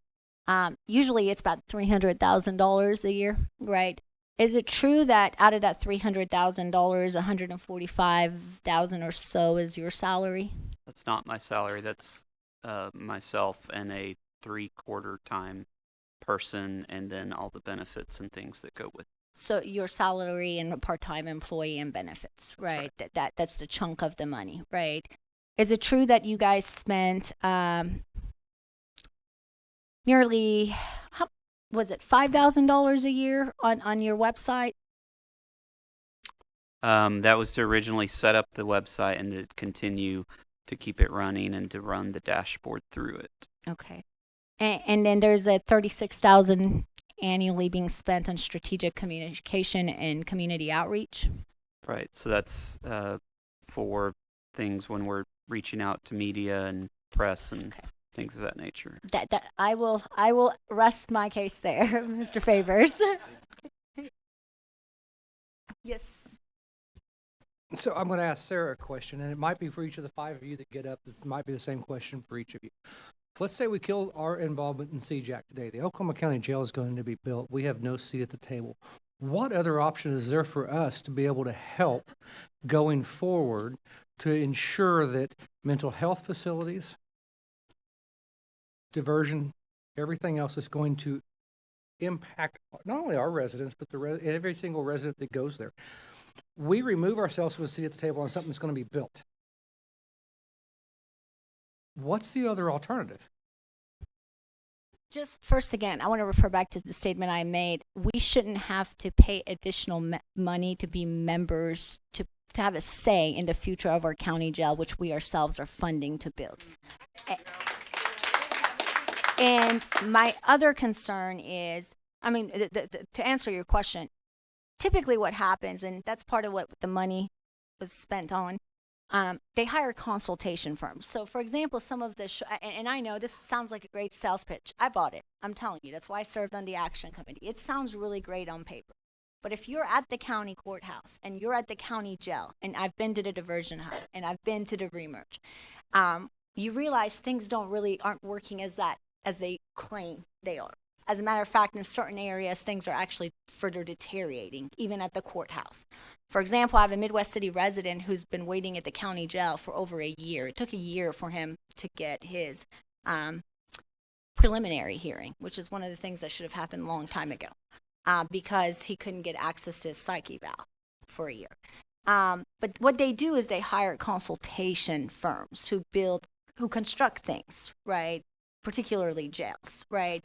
So those are the people that really put the vision and plan together. The idea of building a single floor facility, that's not new. That's being done. You could go to Cleveland County and pick up their model and rebuild it down here if we wanted to. This is just an additional layer of creating unnecessary bureaucracy. And honestly, had I seen the results, and Tim, I mean it, I wouldn't even be debating you on this renewal. But unfortunately, I have more people dying. The courthouse is ever broken than before. I just can't normalize this as making things better. And the C-JAC and the jail trust came in to make things better. If things were better, we'd all be applauding you and say, give them $20,000, right? But at this point, the concern is things have actually deteriorated. The liabilities to taxpayers are higher than ever. And we also have to foot the operations of the jail trust, which has an external third-party attorney, which I recall the taxpayers of Oklahoma County paid nearly $500,000 for within the first 6 months of his operations. I just don't think the residents of Oklahoma County have that type of money. Can I? Yeah. So some of these committees that they have, again, like he said, they're community committees, right? Many of these people in this community, for example, I served on an action committee. It wasn't because Midwest City was paying anyone that got me a seat at that table, right? And if C-JAC really wants to help, then maybe they need to be inclusive, rather saying you either give me your money or you don't get to have a say in the county jail's future, right? I do think that these community the groups that they have, the subcommittees as he refers to, are open to having representation from diverse community members that are interested in serving. So a municipality doesn't necessarily have to be a part of it. I would further like to note that Mr. Tardibona can verify over 14 meetings of C-JAC I could count for that were canceled. They have quarterly meetings. 14 of them have been canceled in the last 5 years. So the idea that they're meeting every day and they're working these things out, I have a hard time believing that as well. And I know, Tim, you had in the emails I got, Tim's aware. I mean, in the emails I saw a lot of cancellations. That's how I came with the number. And Tim, you're not always present there, right? So just because we pay this contract doesn't mean we have a voice. Did they cancel 3 years out of 5, or did they? Because you said they canceled 14 quarterly meetings. That's over. Did they? They just postponed it to the next meeting, I believe. We meet 10 months. July and December we don't meet because we usually can't make a quorum. Correct. Obviously during COVID, there were several months where we didn't meet at the figuring it all out. Once we got the video going, we met pretty regularly by video until all that changed. And then there are times this year where we've not had a quorum, and so we can't meet when. That's fine, but. Oh, right. We haven't had quorum, so the policy is we don't make people show up and interrupt their time if we know, or even if we're at 10 and we're not sure whether that 10th person's going to be there. We go ahead and cancel the meeting ahead of time. But our subcommittees continue to meet even though our full committee may not meet. And so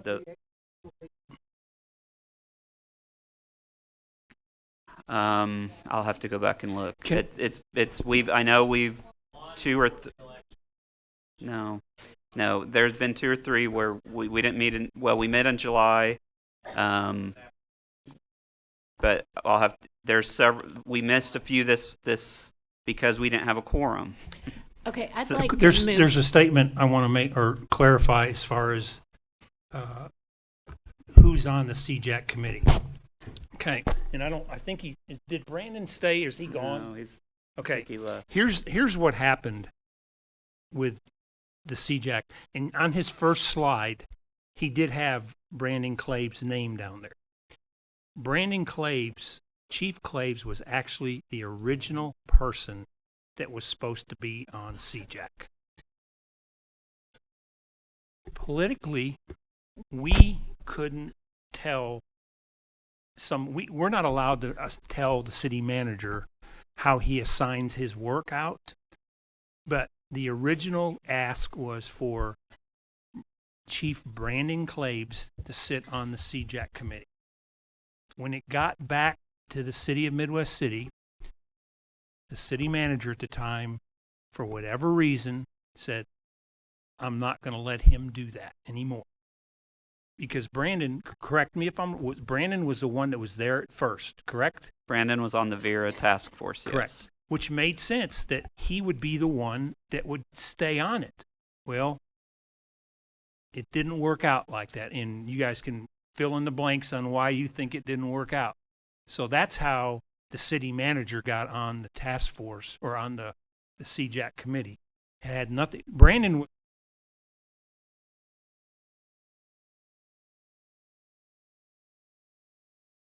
Just like Sid Porter is the one. He's the one that has the criminal justice knowledge. He's the one that knows if there is an issue. I'm not saying anything bad about Mr. Lyons, but he's not, he's not the person that is the criminal justice. There's 3 of us on this horseshoe right now. There's over 100 years of criminal justice experience between the three of. If you add it up, it's a long time, and I think everybody would agree. Don't discredit mine. I've spent a little bit of time doing criminal justice plus reform. Hers, whatever there's 100 plus Sarah, but I think we would all agree if we're going to do it. It doesn't make any sense to put somebody on it that doesn't really have criminal justice background. But I will tell you, it was a political decision that was made, and we couldn't. We're not allowed to tell the city manager that's a mistake. We can tell them, but you can see what happened. It didn't get changed. So that's why it was started out to be Chief Claves. He's on the initial Vera deal, and that's how it got dumped in the city manager's lap. Okay, ladies and gentlemen, with all due respect to everybody, all due respect, we do have several people that signed up to speak on this issue. We need to go forward. Time's getting late. So without any objection, I would like to go ahead and get these people up here and allow them to speak. I object, only because I need another recess. Okay. We're hereby recessed. And then, because I just want to say this really quickly. There are people who've signed up to speak. It's like Late. almost 11 o'clock, okay? People have been waiting a long time type of thing. And I want to be able to focus on what everybody has to say, but I can't do that any longer at this moment unless you give me 5 minutes type You got of thing. 5 minutes, Ms. Edith. Thank you.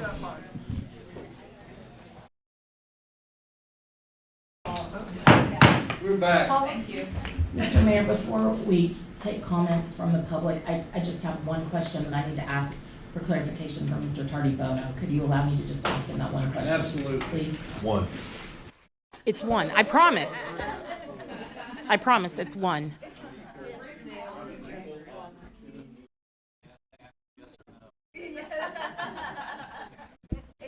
He can't. It's an open-ended question type of thing. Sorry. Attorneys that saying they're on their last questions usually questionable. I've got one question for you. In the materials that you presented, you talked about the DOJ Pony Grant, which was Planning New Institutes Program. Who came up with seeking that grant? The facility subcommittee worked with the jail trust to put in that application. The NIC actually requested that we apply.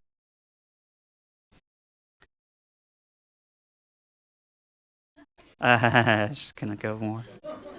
So, but the award comes to, the award comes to The jail trust. Yeah.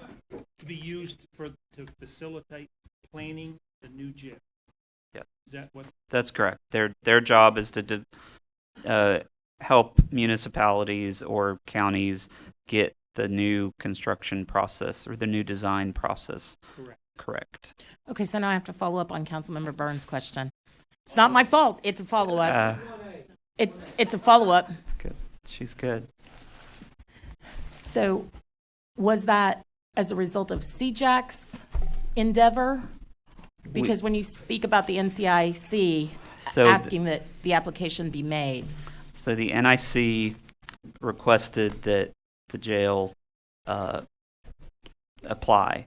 The jail came to the facility subcommittee and said, we need your input on how to make this application better, and who are the people that should be on the, it's a 3-day training, so trying to figure out who is going to actually be there from the community. That's where we interacted with the facility subcommittee. Let me try this a different way. The facility subcommittee, is that preceded by the word C-JAC's facility subcommittee? That's what I needed to know. Thank you. Apologize. Okay.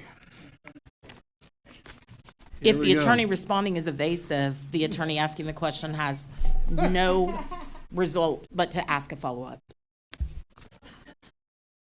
Okay.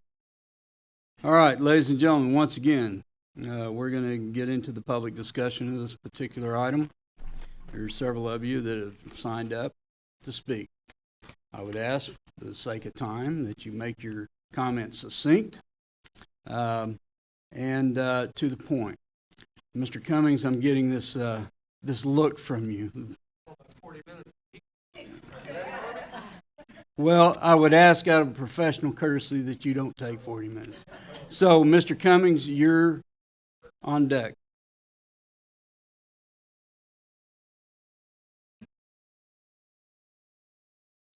First off, I would like to thank everybody for being here at this late hour and taking real consideration of this process, no matter how it comes out. Name and address first. Sean Cummings, 3015 Lakeside Drive, the Village, Oklahoma. Before I get to this stuff, I just want to tell you, I'm on the city council in the Village. We use your jail because it's such a good jail.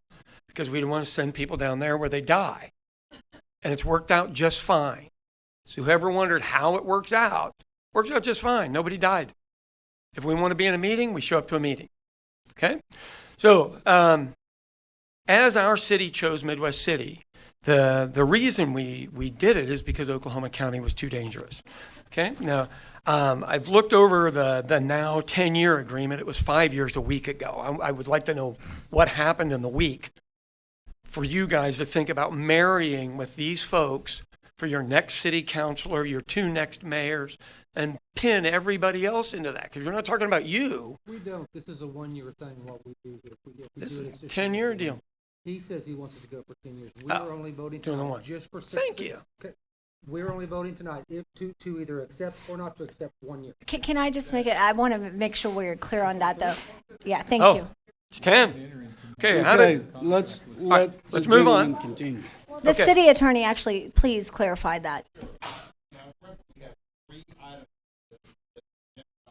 Agenda item, there are 3 things you'll be voting on in bulk for one item. One is to adopt or to renew the interlocal agreement which created C-JAC. That is the 10-year agreement. Secondly is the professional services agreement for C-JAC. That is the 1-year agreement.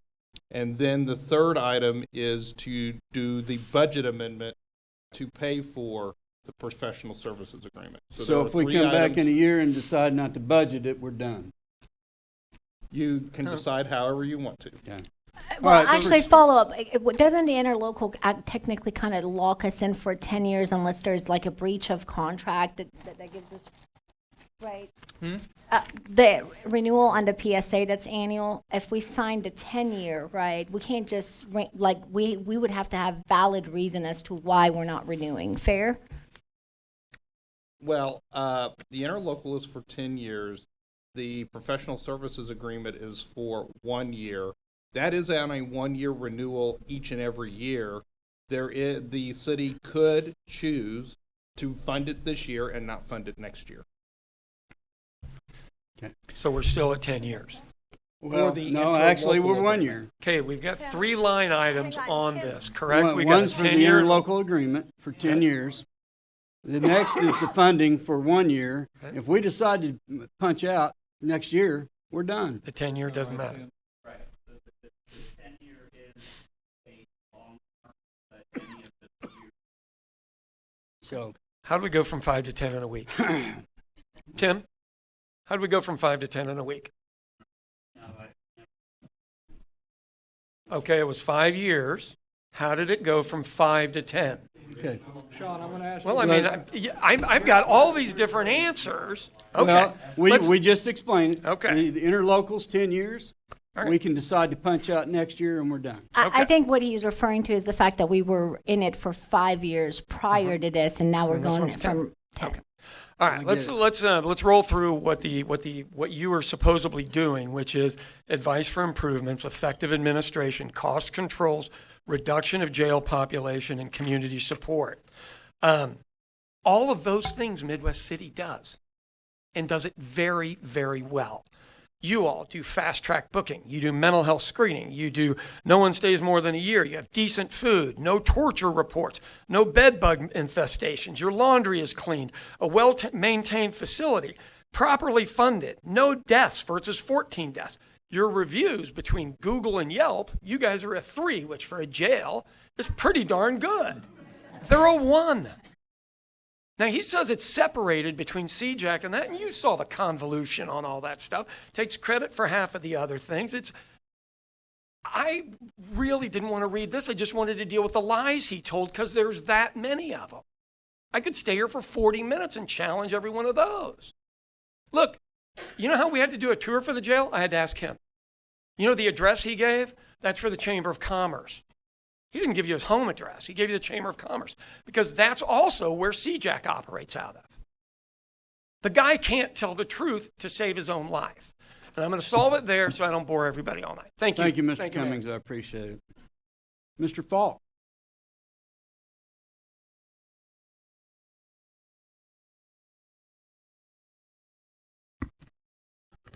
For starters, I'm sorry if I'm tired. I was awakened at 5 a.m. by a woman who had just gotten out of the jail hours before, who had hundreds of bed bug bites on her. They have done nothing in that jail. They have done nothing to make it better. He is up here giving you a sales pitch, but the reality is 30 deaths in 20 months. The reality is a woman handcuffed to a bar while the guards allowed a man to rape her. And then after that video was viewed by District Attorney David Prater, who said he was ready to file charges the next day, they turned that man loose. And do you know why they turned him loose? Because when the county commissioners created the jail trust, they gave up all power.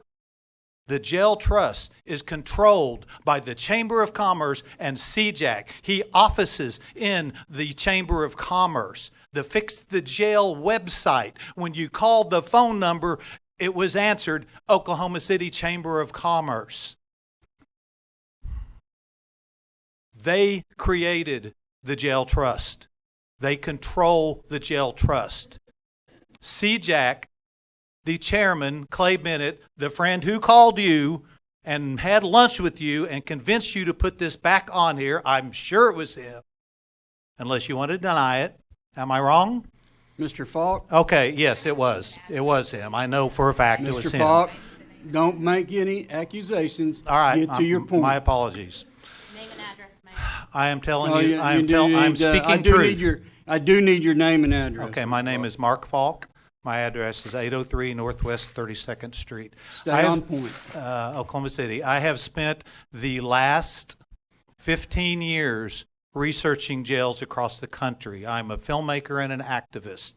I was one of the people who worked to help close the Dawson State Jail in Texas as we were doing a film on that project. They had 6 deaths in that jail. The state Senate, the state legislature of Texas shut that jail down. It was a CCA jail. I don't know if you know who that is. It's a private prison company. They shut it down because that was the most atrocious thing I had ever seen. That jail was a model jail compared to this jail.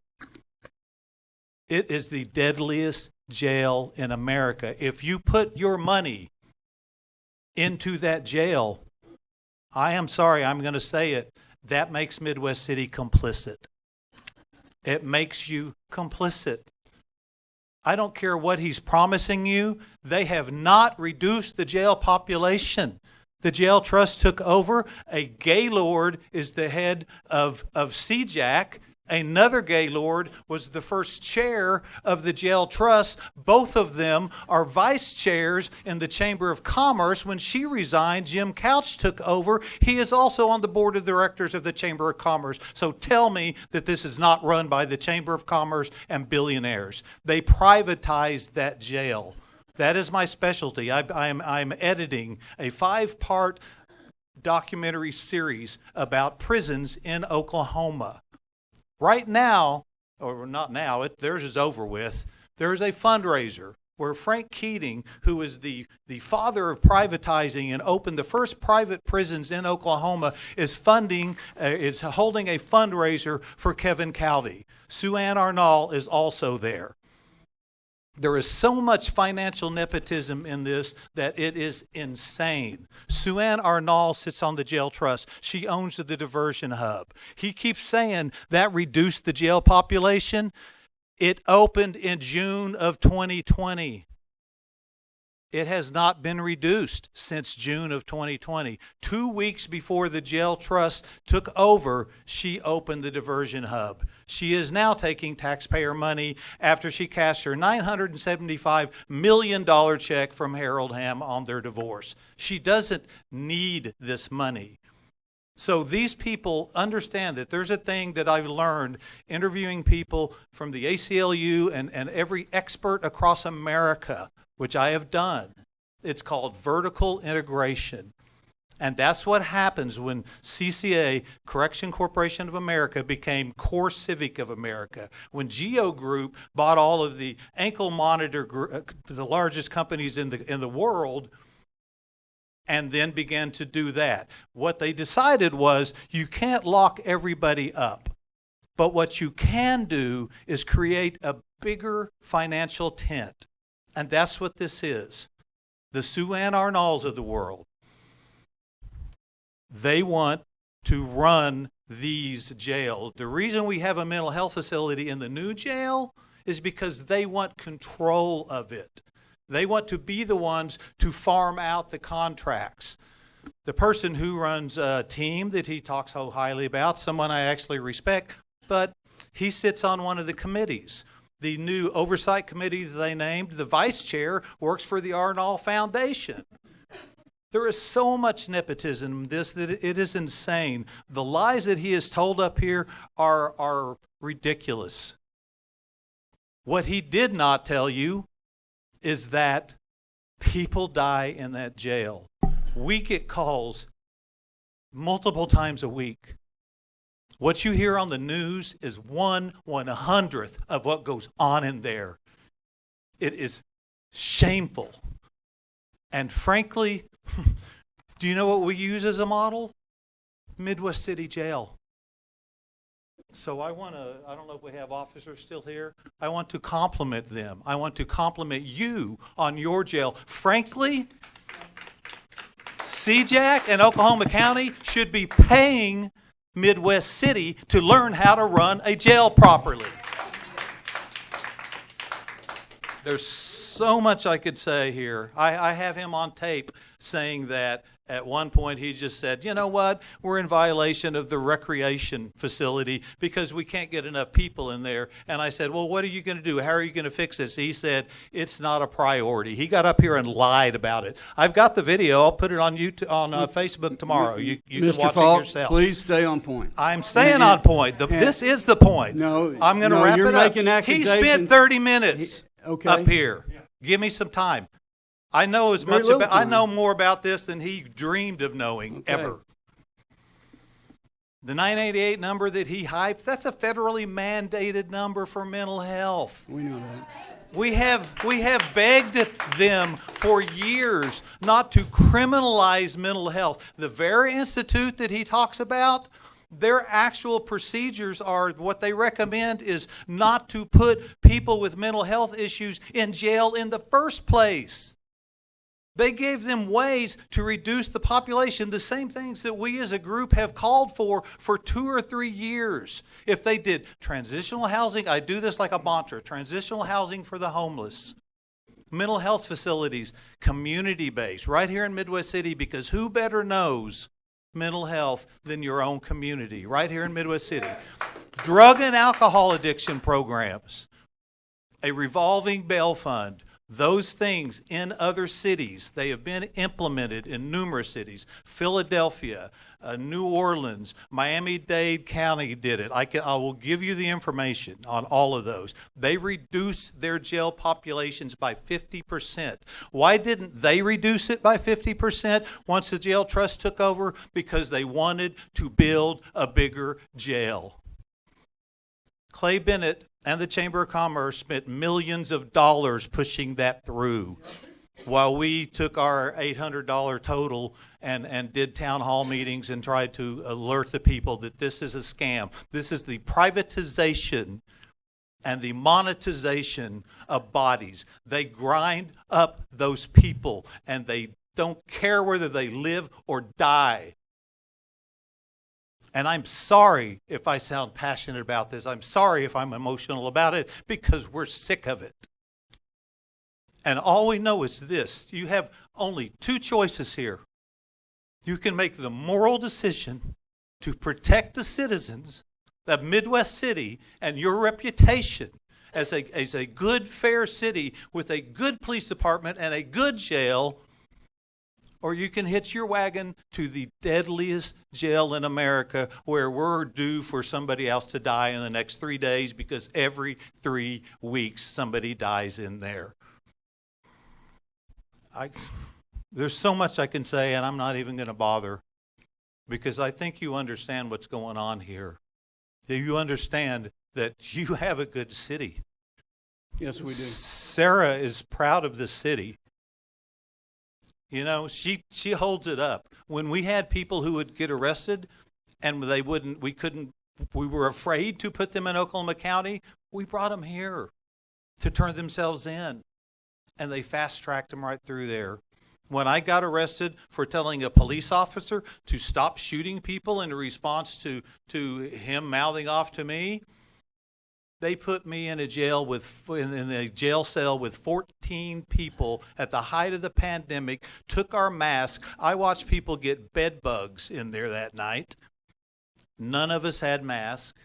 I watched people with mental health break down in front of me. That's when we got involved in this, because a couple of us got thrown in there only for a night. But imagine the people with the mental health issues in there for months or years. People who have been lost in that jail. They have lost people in there. The man that she spoke of earlier. We did a press conference 9 days ago. I'm about to wrap up. We did a press conference 9 days ago. No sooner did we finish that than we heard about the woman who had been raped in that jail. And the man was released to do Lord knows what for 2 more months. And they refused to press charges because they can't, the Oklahoma City Police Department and the Sheriff's Department can't investigate in the jail unless they're invited. Only the feds can. The the DOJ is investigating that jail. They will take it over. Do you want your name attached to that? There will be other lawsuits. Do you want the potential liability that you're financially invested in a jail where people die? Within that 9 days, that happened. The very next day we hear a lawsuit was filed because a man was brutally beaten and sodomized in a jail cell. They put him in the hospital for 2 weeks. He got back out and they put him in the same jail cell with the same person, and he was beaten until he had brain damage. Within another day, John Basco, whose family filed, or who was a plaintiff in the lawsuit on the baby shark torture, which is some Guantanamo Bay level bullshit, and I'm sorry for my language, but again, this is not a joke. This is not something that we're sitting here talking about. Is it worth the money? It's a moral issue, and we are outraged, and we have begged them to implement any of the reforms that we as a group have given them. We have begged them to do that. But they won't, because they have to feed people through the jail in order to control where all the money goes. And that's what this is about. So you have a choice. You can be on that money train, or you can do the right thing for the citizens of your city that we have called, literally, I think it is one of the best jails in Oklahoma. And I'm proud of you for that. But do not continue to stain the name of this good city by being a part of torture, rape, sodomy, and death. That's it. Thank you, Mr. Falk. Appreciate it. Mr. Pruitt.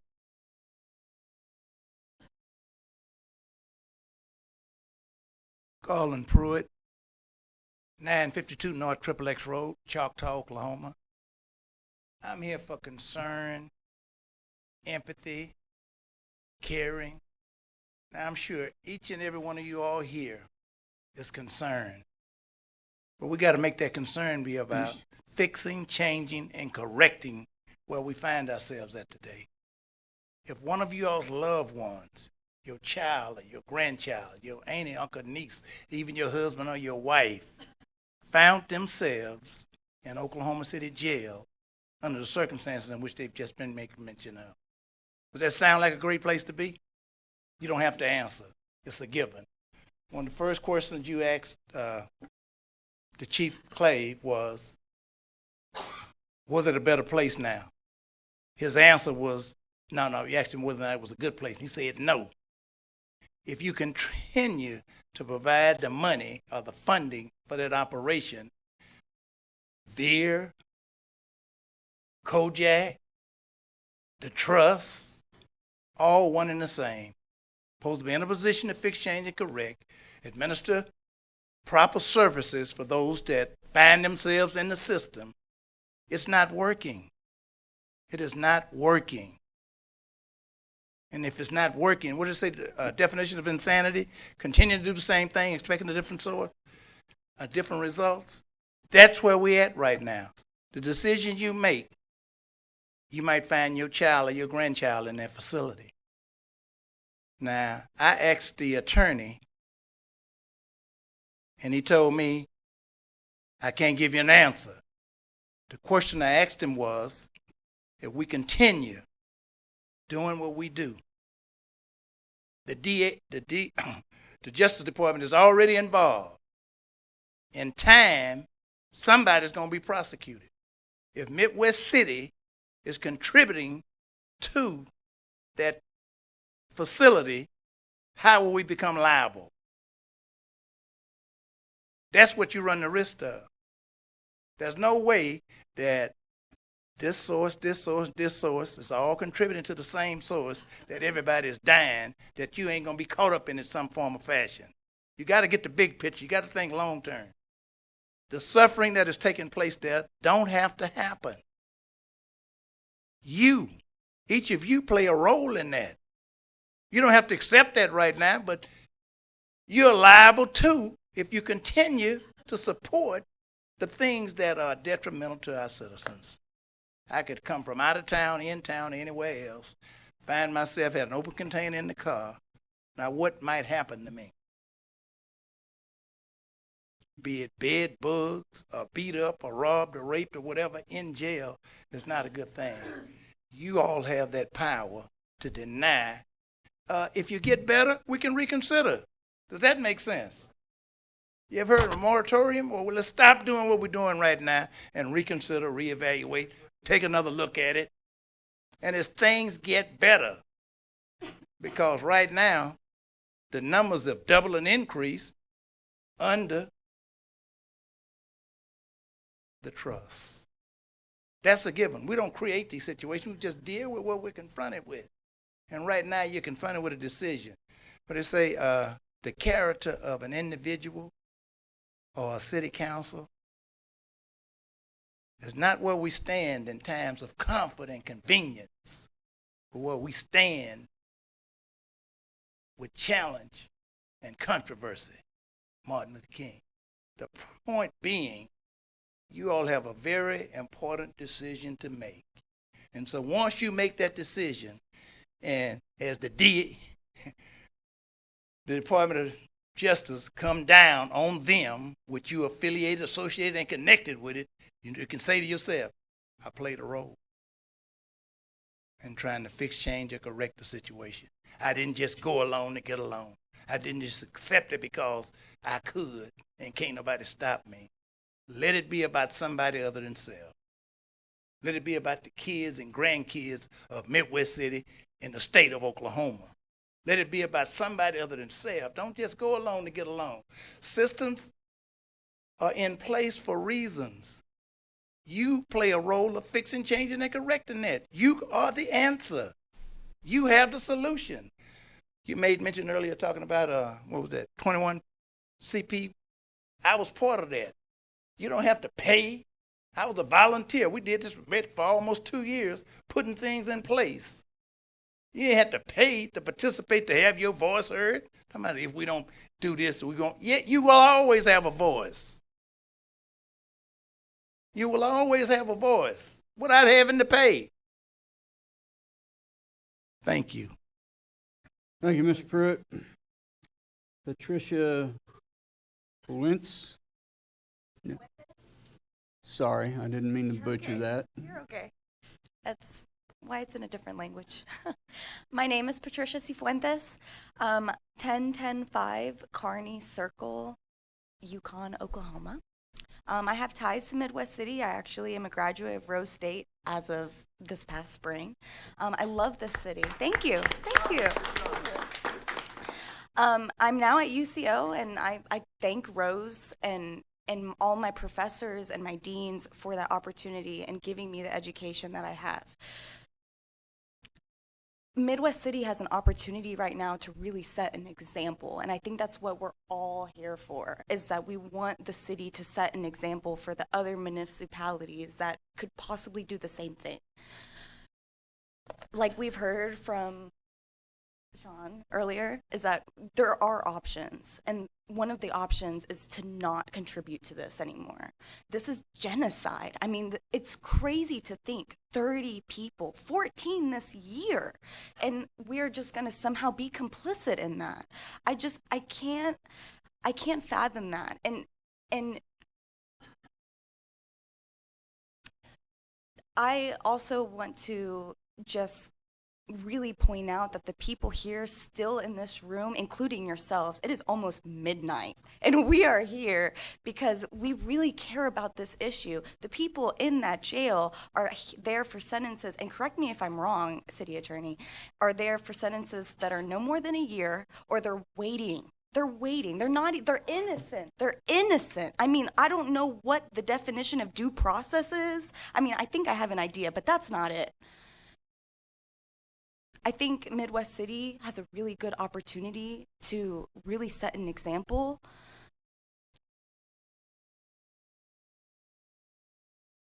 And not waste taxpayer money, period. I think that's it. I really do. I mean, I have a statistics test tomorrow, and I don't need a degree to look at a kind of plateauing graph and conclude that the population of the jail is not decreasing. The graph is obviously plateauing, and obviously there's correlation with the medical marijuana bill. I mean, like, I really don't need a law degree to come up with that conclusion. So anyway, thank you for this time, and I'm going to finish up with that because it is late, and I want to thank everybody for your amazing questions. Thank you. Everybody, thank you. And seriously, consider this, really. I mean, I'm not even a resident here, and I'm here. I mean, it's past my bedtime. I should be asleep. Thank you. Thank you.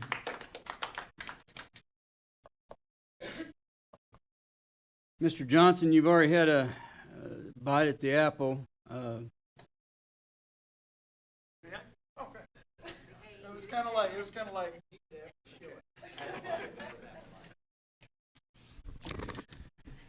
I too am passionate about this, and I have ties in Midwest City too. This was my home of record when I went off to serve my country. I lived off of Lejeune. You guys have what I was trying to convey to you, and I'm known for being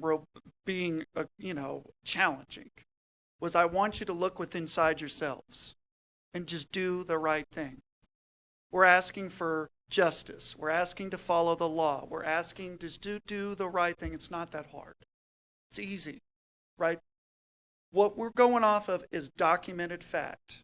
You ever heard of the saying that from President John Adams, where it says facts are stubborn things, whatever may be the dictates of our passions, it'll never supersede facts, right? And I think I butchered it.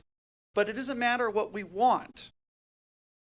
It matters what can be proven, what we have evidence behind. One of the inaccuracies of Mr. Tardibono said that basically that there was no, or alluded to, that there was no health department reports that were passed. September 26, 2018, Sheriff P.D. Taylor passed. I'd like to submit that for the record. August 21, 2019, passed. That was before the jail trust took over, before C-JAC had their control and everything like that. It can be done. He failed one in 2017, came back and passed it. That's how it's supposed to be done. Mistakes were made, it was fixed. Now, I'm not a lobbyist for the sheriff. He doesn't know me from Adam, Eve, or the snake. He doesn't know me at all, okay? I look at what can be factually proven. There is a documented paper trail. I want to submit all of the health department reports to include the lawsuit as a matter of record from the state health department. Those people are there for a reason. And I'm so passionate about this is because you guys literally have, you heard Mr. Mark Falk say that and other people, that you guys are the gold standard oftentimes. You're looked up to. My city is not. My city is in Oklahoma City, 1714 Northeast 44th Street, Oklahoma City. I live on the northeast side. And in November 9th, 2021, the health department came out with their summary of findings, where they said non-compliance, yada, yada, yada, on Title 74, Section 193B, right? 6 days later, after that date, the jail trust, members of C-JAC, who are part of the jail trust, said that they were in compliance of that. I've got it right here. It's the state has it in the DOJ. I made sure that they had it. Don't be Oklahoma City.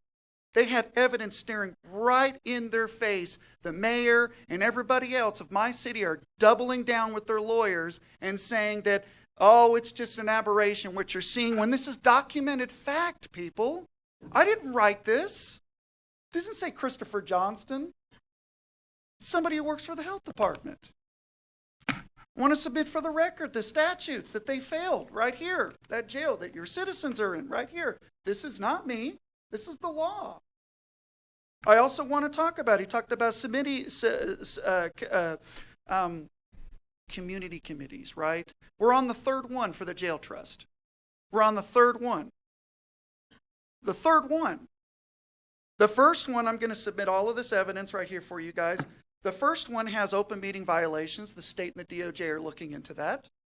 And then the second one had really good recommendations. Ms. Banna was part of that, if I'm correct, right? And various other folks. Guess what? They took it and they threw it in file 13. Common sense stuff. How long are we going to continue to keep entertaining this madness? It's facts. Doesn't matter what a pretty slideshow shows. Do you have evidence? Would it stand up in a court of law? Think about it like that. Would it stand up? I want to also submit the David Parker report as somebody who Sue Ann Arnall was big on getting to investigate. Said the same thing. It has nothing to do with the building. It's all the management. I want to also submit right here an email. I'm going to wrap up soon. I'm going to wrap up, guys. Between Kevin Calvi and Tricia Everest, August 10th, 2020, 3:51 p.m. It's talking about CARES Act money. Remember the big fiascos all over the news, right? Now, I had several attorneys with multiple decades of experience take a look at this email and said, ooh, this is not good. Potential racketeering. This is to cover us on the first step, which is simply using CARES Act to pay the county back for the budgets of the jail trust and the sheriff. The capital expenditures after that are step two. Only after the first step has been made, the funds compliant with the CARES Act. Once we are compliant with the CARES Act step one, we can spend the then blessed funds however the county chooses, including capital expenditures. Folks, I'm not rich. If I was to say that with the business I work in mental health, if I was to say that, I would be put in cuffs for saying stuff like that. That sounds like money laundering. We locked up the 5 families of New York for statements like this. And they're way more powerful than they ever could imagine to be. Here's a great investigative article from a conservative news network, the Oklahoman, in 2017, where they're talking about concern as to why we're looking at turnkey health, why that's the person who does the health documents and everything. They're being sued by multiple states. Mr. John Eccles and somebody who played OU football owns that company. Folks, doesn't matter how much money you make, where you come from, we all have to play by the rules we're supposed to. And for far too long, we have allowed people of influence to get away with literal murder. It's time we put an end. It's time we do the right thing. You guys have one small step where you can do this. Cut off the funding. Cut off the funding. And then after that, look forward trying to find a way to send your folks to other facilities, because the village did it. We put people on the moon. We've cured diseases. We've done all of these amazing things. You can find a new jail for your residents. It's not that hard. Thank you all so much for allowing me to speak today. Thank you, Mr. Johnson. Thank you for your service to your country. Brittany Hussein. Who has to grab these for record purposes? And stuff that you guys can review and everything. FOIA requests and everything, all legal. Hi. Brittany Hussein. I am a tax-paying Midwest City resident at 609 Crescent Circle, 73110. Made a lot of notes, but I'm going to make it quick. I was employed at the Diversion Hub and team. I started at the Diversion Hub in June of 2020 when the doors opened. I have worked with Rose State College with the TANF program. Pardon me. I currently am the executive director of a transitional housing nonprofit here in Midwest City. And I say that to say I've worked with many participants of Remerge, Drug Court, which is overseen by Judge Stoner, who is also a Midwest City guy. And where do I go from here? So I've had the opportunity to work with a lot of Midwest City residents, and specifically at the Diversion Hub and team. I did work with many residents who were prevented from going into the Oklahoma County Jail because of the services that those organizations offered. I've worked with pretrial. I've worked with reentry.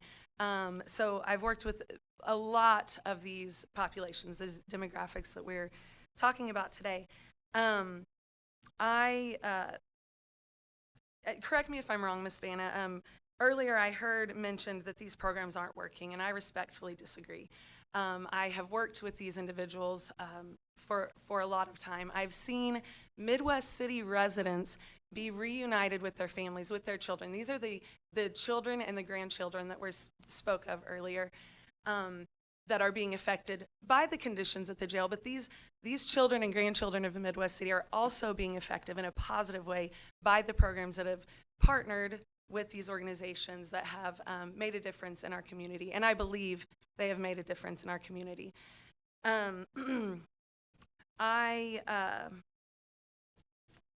do think, I've heard many times just since our last recess, that Midwest City has an A+ jail, that we have a jail that everyone commends, and I love that. I'm proud of that.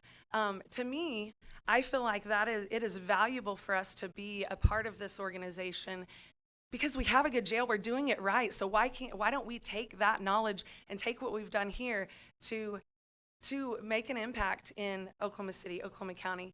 Now, I would say, if we move forward with this partnership, I think Mr. Lyon, you need to hold them accountable. Hold C-JAC accountable for what they're doing, the work that they're doing with our money, my money that I am paying as a taxpayer in this community. I think that's important. And I do think that in a year, we look at this again and we revisit and, decide, is this something that's worth moving forward with? I do know, I personally know some of the names that have been mentioned tonight, and I will say the people that I have known are passionate about criminal justice reform. That is a passion of theirs. I've heard them speak. I've talked to them one-on-one just at my desk, just asking how my day was, just human being conversations. So I've seen the passion firsthand from these individuals, these names that have been mentioned tonight. So I don't agree with it's just about money. I don't agree that it's just about nepotism. I respectfully disagree with that. What we all agree on, and no one can deny this, is the conditions at the Oklahoma County Jail are atrocious. No human being should have to deal with that, and we all agree with that. So ultimately, I respect the decision that you make tonight, and I support you all, and I thank you all, every one of you in here, for your service. Thank you for the city staff. You guys are amazing, and I'm very proud to be a citizen of this community. Thank you. Thank you, Ruth. Sharice Baker.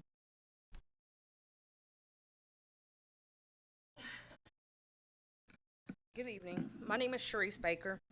I would prefer not to say my address simply because of some things that had happened with my son when I was as a resident here in Midwest City in the police department. I wasn't going to say anything at first because it's very triggering to me to have to come to these meetings. However, when Tim Tardibono mentioned the name C-JAC, he pointed out about how this was new to Oklahoma, but it's not new to the country, that there's many other of these same organizations all over, right? It threw me because the name he gave was the Criminal Justice Task Force. What's interesting to me is that this task force that he mentioned is a task force that is pushed by a nonpartisan, nonprofit group by the name of ALEC.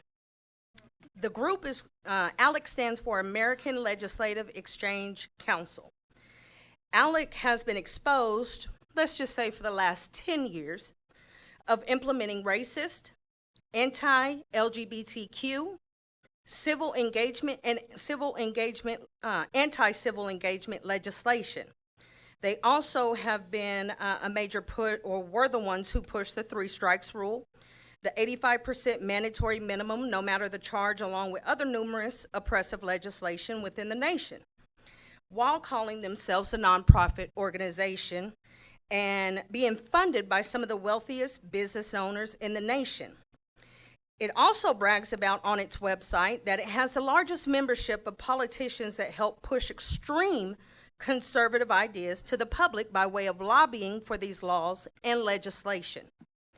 There are currently 71 members of our state legislators, whether that is someone holding an office, or office holders, representatives, county commissioners, Senate members, and so forth.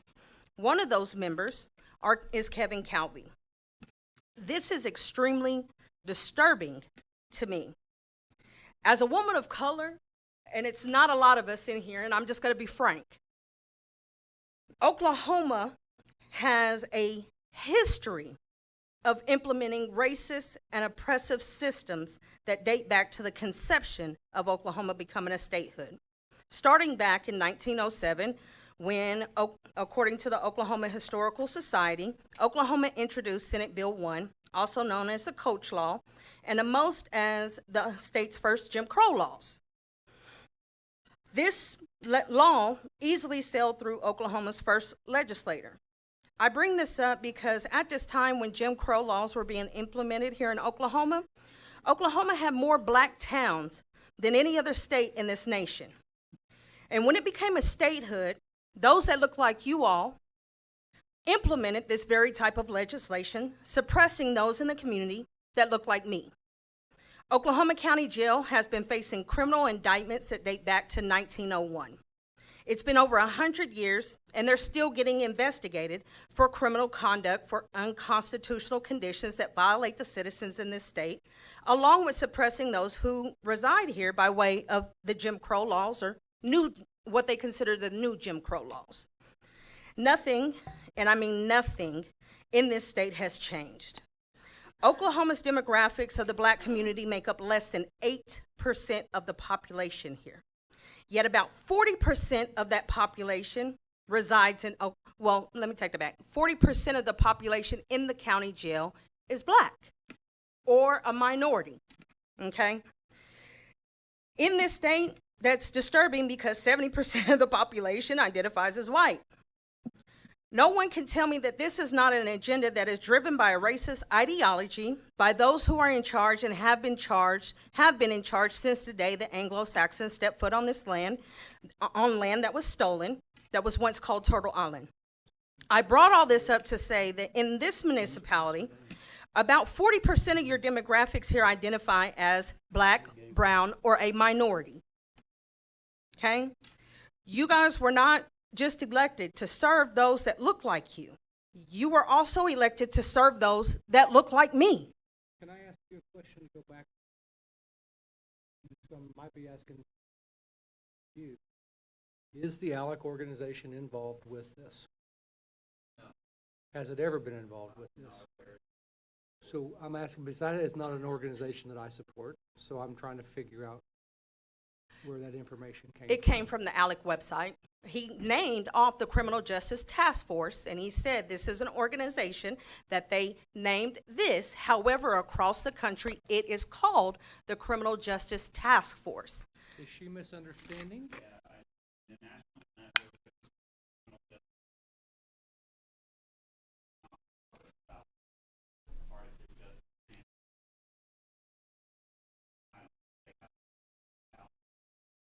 But Kevin Calvi does. He's a member. Right.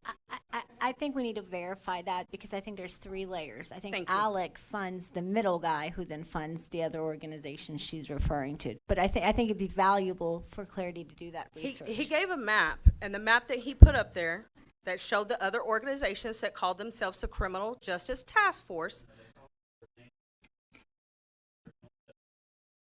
But what did you say prior to that? Ma'am, could you focus addressing the council? You guys, okay, but you asked me a No, question. you did. Okay, so it's an organization that's heavily involved and has a big footprint here in Oklahoma because Oklahoma is a state that has a large number, if not the most, private prisons here, okay?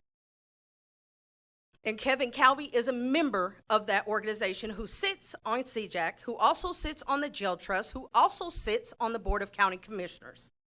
That's facts. And I can pull up his membership on the ALEC website.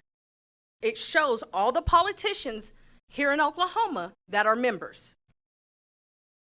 Okay. So back to what I was saying. My purpose in bringing this up is that Midwest City is a demographic that does not just consist of whites. 40% are minorities, and we are being pipelined to that jail consistently. We see numerous citizens in this county jail that have a difference in their bonds, a difference in their charges, and the only thing that separates them is their skin tone. This isn't something I'm making up. This is factual evidence. The Southern Poverty of Law also has produced reports about how the criminal justice system here targets minorities. So when you tell me that, or as an elected, someone who is elected to not only serve people who look like yourself, but also serve a community that looks like me, you are proposing to be a part of a system that specifically targets my community for profit and genocide. It's disgusting that my taxpaying dollars are going to fund quote unquote nonprofit organizations that are controlling legislation and the lives of citizens. I keep hearing people say that they don't agree with what's happening, okay, at the county jail. Yet I'm gonna be honest, no one with the exception of City Councilwoman Sarah Bennett is the only one who's willing to turn around and fight for the injustices that's happening to the citizens.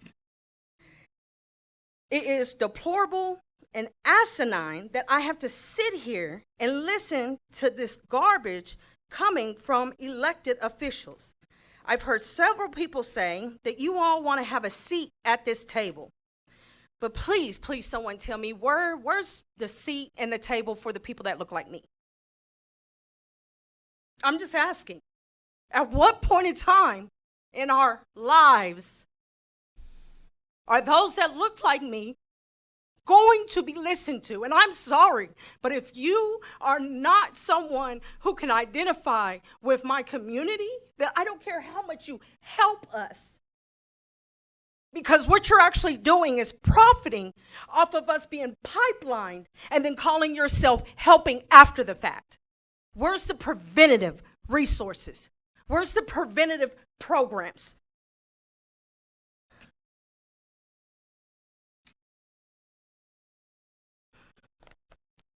You know,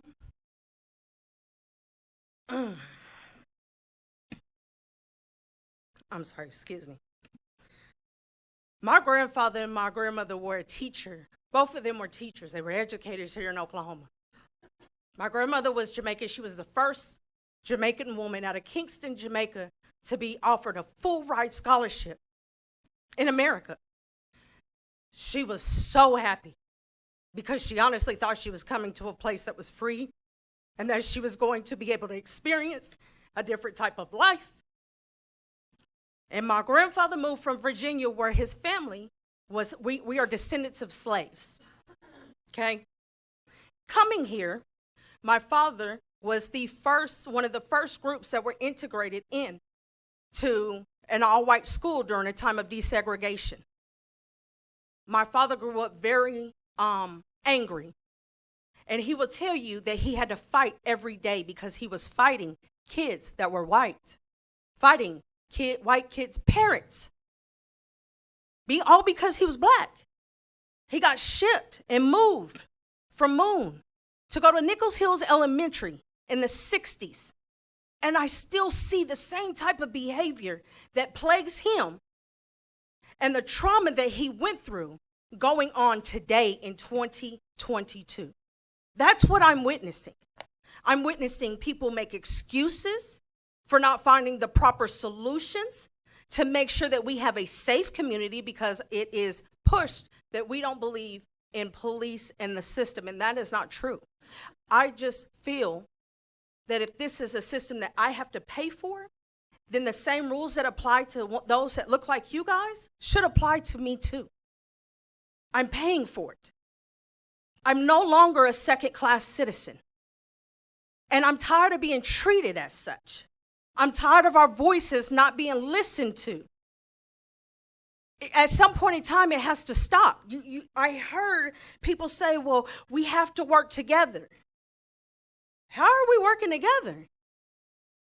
How are we doing that in this city where 40% of your population are minorities?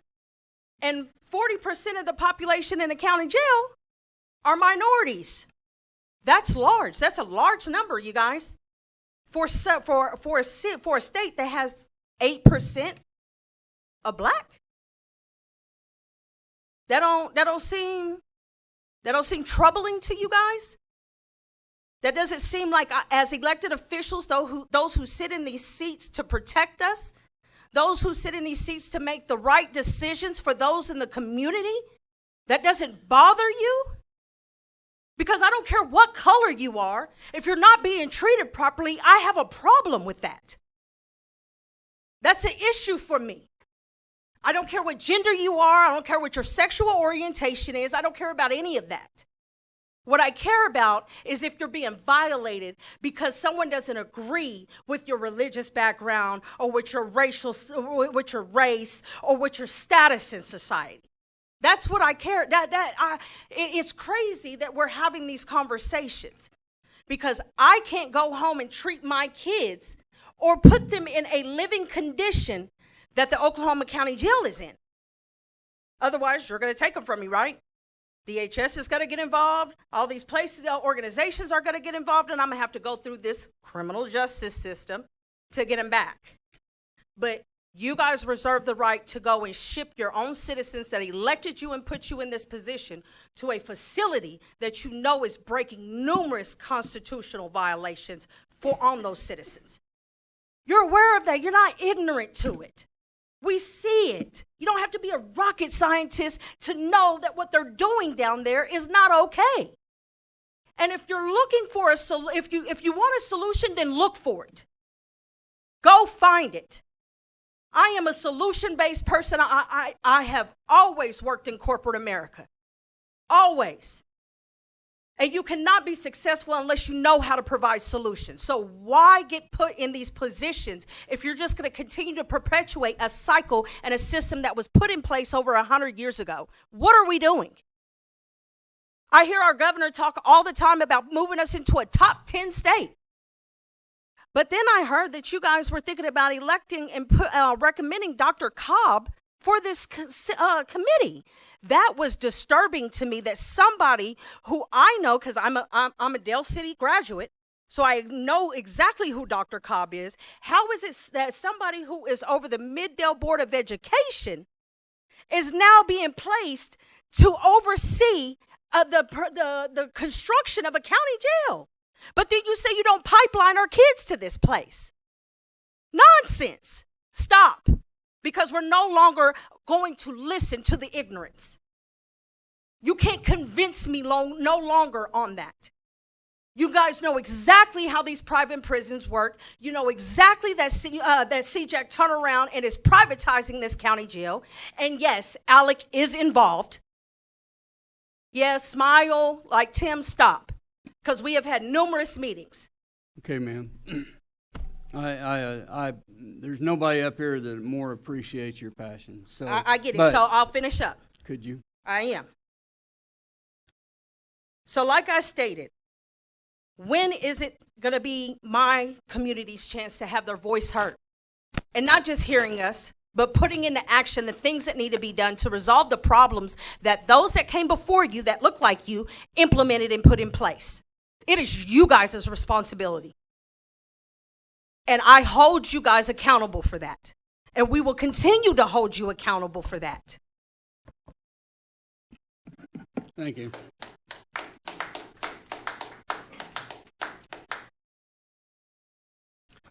Well, ladies and gentlemen, we've reached the end of our discussion.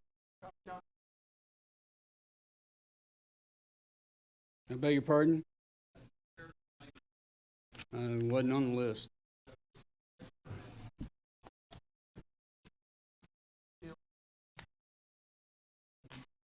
I would have called her if she was on the list, Mr. Falk.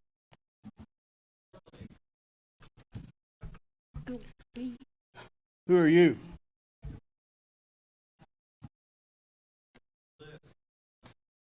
I've got both of them. Sorry, Mr. Johnson. List. Lyndon? Okay. Senator, how are you? Great. How are you? Thanks, everyone.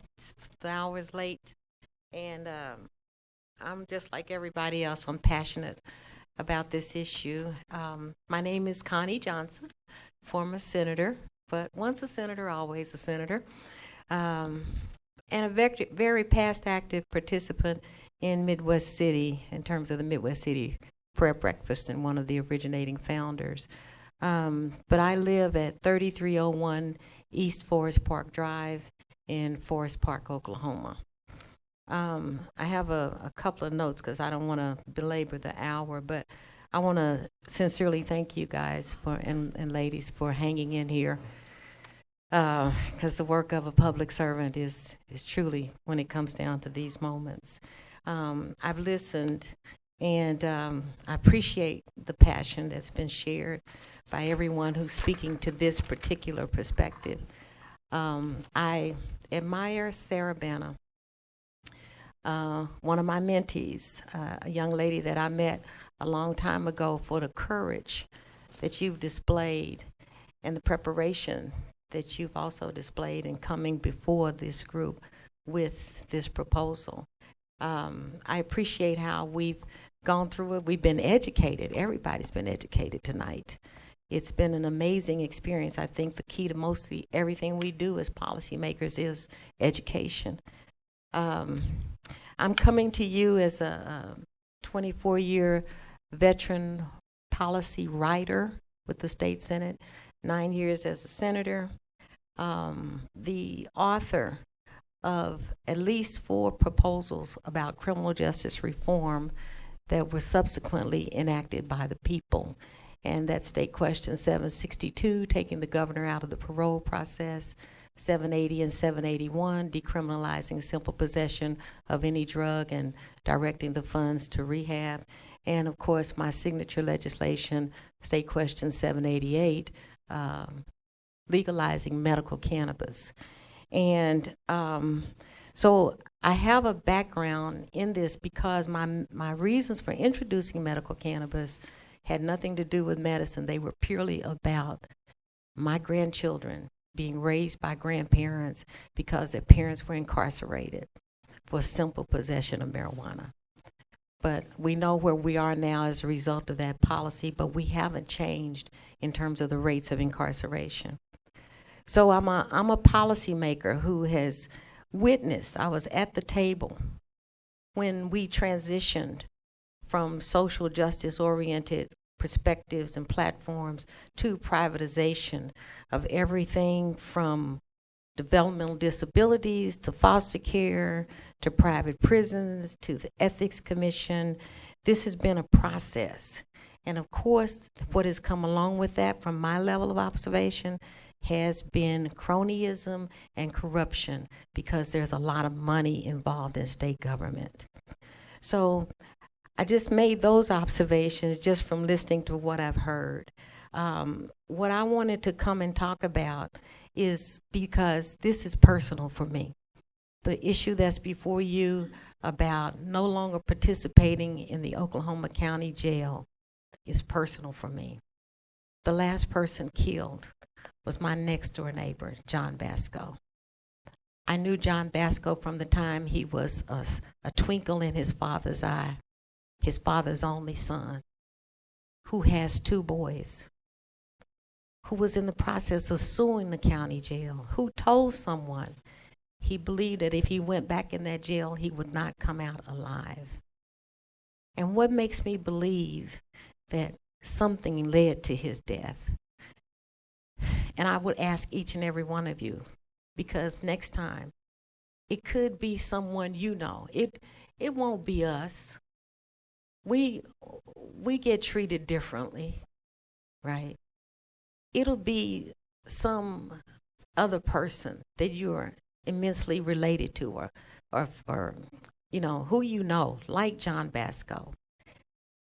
And so the thought that we keep talking about everything Tim said, and Tim, I appreciate you. I've known you all these years as well. I've known a lot of people around this horseshoe for a number of years. But we're talking about, oh, how good and great this format is, but we won't talk about the fact that 30 people have died, that nationally Oklahoma ranks like number 1 or 3 in deaths in police custody. The fact that that won't even be important to us, enough for us to even think about, Mr. Byrne. That is just unfathomable, that we would keep thinking business as usual when people are dying. And again, it could be someone you know the next time around. And even after that, a woman was raped. Oklahoma, we just have a low regard. Well, the woman's experience in Oklahoma has been terrible anyway. So I'm here because Midwest City has bought into a system that is out of control, where private interest of some leading business people in this city and this state are locked into an impenetrable and unable to be changed system.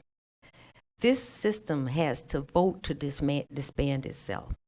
How we got this far with this privatization scheme, I have no idea. But this thing is locked down very hard. But again, for me, the fact that it's set up like that, it just means that it's the tip of the iceberg when it comes to the collusion and corruption that overshadows criminal justice in Oklahoma in general. We were investigated back in 1976 for similar behaviors. So I'm here tonight to plead with you to move and no longer participate, Midwest City no longer participate in the Oklahoma County jail system. It's a system where the operations are privatized, it dehumanizes, it jeopardizes human lives and human dignity. By ending participation, we can reduce overcrowding consistent with our fiduciary responsibility. We can ensure that Midwest City residents with felony citizens do not become death sentences. We can achieve taxpayer accountability, and we can put more focus on the importance of human lives than systems. Midwest City, my children have gone to the Middale schools. I've been active in the Middale community. I've even had people in the Middale jail, in the Midwest City jail. And they say the same thing. There were work opportunities. Midwest City is probably the most diverse community in the state of Oklahoma because of Tinker. And it's diverse racially, it's diverse based on gender preferences. The beauty of Midwest City, the middle of the United States, is that we have the opportunity for the headlines to read tomorrow that the Midwest City City Council said, no, we're not going to do this anymore. Or we have the opportunity for that headline to read another way. But there's going to be a headline tomorrow, just as sure as we up here after midnight. But I appreciate the opportunity. I thank you, Ms. Linda Wade, for this, allowing me to speak. Thank you, Sarah Reed, Sarah Banner, for your courage and your leadership. Thank you, guys, and I hope you'll do the right thing. God bless you. Thank you, Senator, for being here. And I do want to note, Linda is a Midwest City resident. Thank you, Yes, Linda, she for is. passing your time. Okay, ladies and gentlemen, I think we've discussed this enough, and you've got all the evidence in front of you. Chair to entertain a motion. I move to postpone this item until the conclusion of the multi-county grand jury, the conclusion of the pending administrative compliance proceeding by the State Department of Health, and that should give C-JAC a little bit of opportunity and jail trust to maybe hopefully come back with better statistics in 5 months and 6 months, and we can reconsider this. And I make this motion with the understanding that not renewing this contract will not stop any government services provided by the city of Midwest City that is of our duty. This contract is not necessary for our police department to operate tomorrow, right? So we have plenty of time to come back to this table in 5 months or 6 months or a year, or when Mr. Cardivoto can come back and say, hey, we went 4 months without a death, right? We haven't had a rate recently, right? And my hope is that the multi-county grand jury will conclude in the near future. It's been since September of last year that it's been ongoing. And I know the administrative compliance proceeding will also be concluded soon. So I, again, move that Can we you postpone. reduce that down to a motion? Yes, I move that we postpone this item until the conclusion of the multi-county grand jury investigation and the conclusion of the State Department of Health administrative proceedings. We do have a properly formed motion. Do I have a second?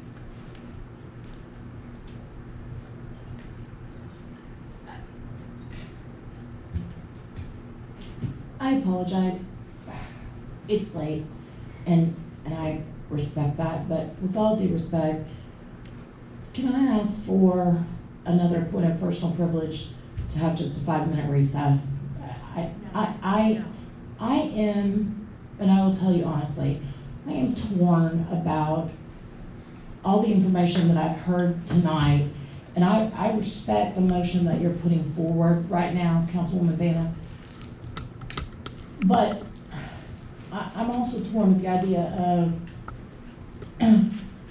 with all due respect, I don't think that moving to just table consideration of whether we renew this contract or not gets us any further to achieving the overall goal that I think everybody in this room would like to see happen, which is that we are working actively to see that changes are made with regard to the Oklahoma County Jail. So I appreciate your motion, but and you don't have to accommodate me this, but I'm having trouble trying to differentiate which way to go with this, because I honestly, I'm troubled by the presentation for what C-JAC has put forward. I'm troubled that we don't do anything. I'm troubled that we tabled this, which to me gets us no further towards doing anything. So I'm just troubled. So if we could. I'd like 5 minutes also. I'm also troubled. Just please. Recess for 5 minutes. Thank you.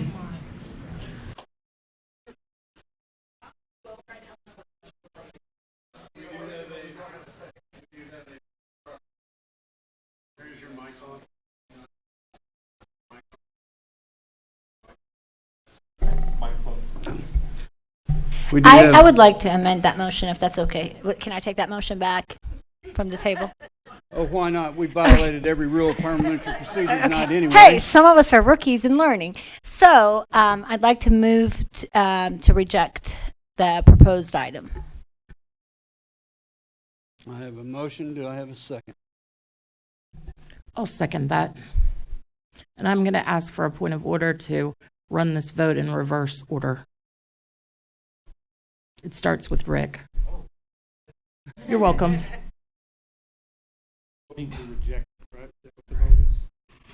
mean, it doesn't have to be granted, but I'm asking if we could run the vote in reverse. One quick question: is the motion to reject all three items on the agenda item? It would have to be.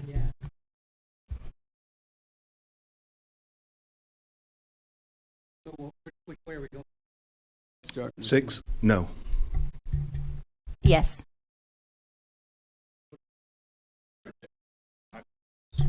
Then yes on the rejection. Yes. But also,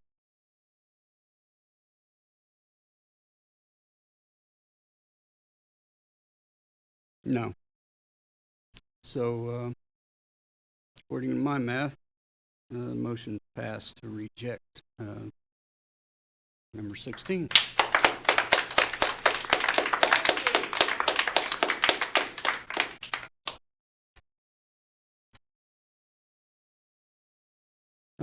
No action is needed on item 17. We move into new business public discussion. Is there anything to bring before the council that hasn't already been brought before the council? Wait a minute. Wait, I have a question about number 17, though. So 17 is for who the commissioner is going to We're going to have appoint. to revisit this. Okay. Thank you. Hearing or seeing none, there are several items for further information on your agenda, and we are hereby adjourned. No, we're not. nor is it one of the, I think we have the municipal authority agenda. I think so, right? We have municipal authority agenda? I've got it right here. Can't find it, I got it out. I have somebody's Call to written order the objection. Midwest City Municipal Authority. I call to order the Midwest City Municipal Authority. We have a consent agenda. Could we hold it down, please? We do have other business to. Move to approve the consent agenda. Second. Got a motion and a second. Any further discussion? All in favor, signify by saying aye. Aye. Opposed? Abstention? Motion carries. Now move into new business public discussion. Does anyone have anything to bring before the authority? Hearing or seeing none, we are hereby adjourned. And I call to order the Midwest City Hospital Authority. We do have a consent, we have two discussion items on this agenda. Mr. Lyons, discussion item number 1. Discussion consideration for adoption, including any possible amendments of the August 23rd, 2022 meeting minutes. Move to approve. Second. Motion is second. All in favor? Aye. Opposed? Abstention? Motion carries. Item number 2. No action needed. No action needed. New business public discussion. Does anyone have anything to bring before the authority? Hearing or seeing none, we're hereby adjourned and we're done.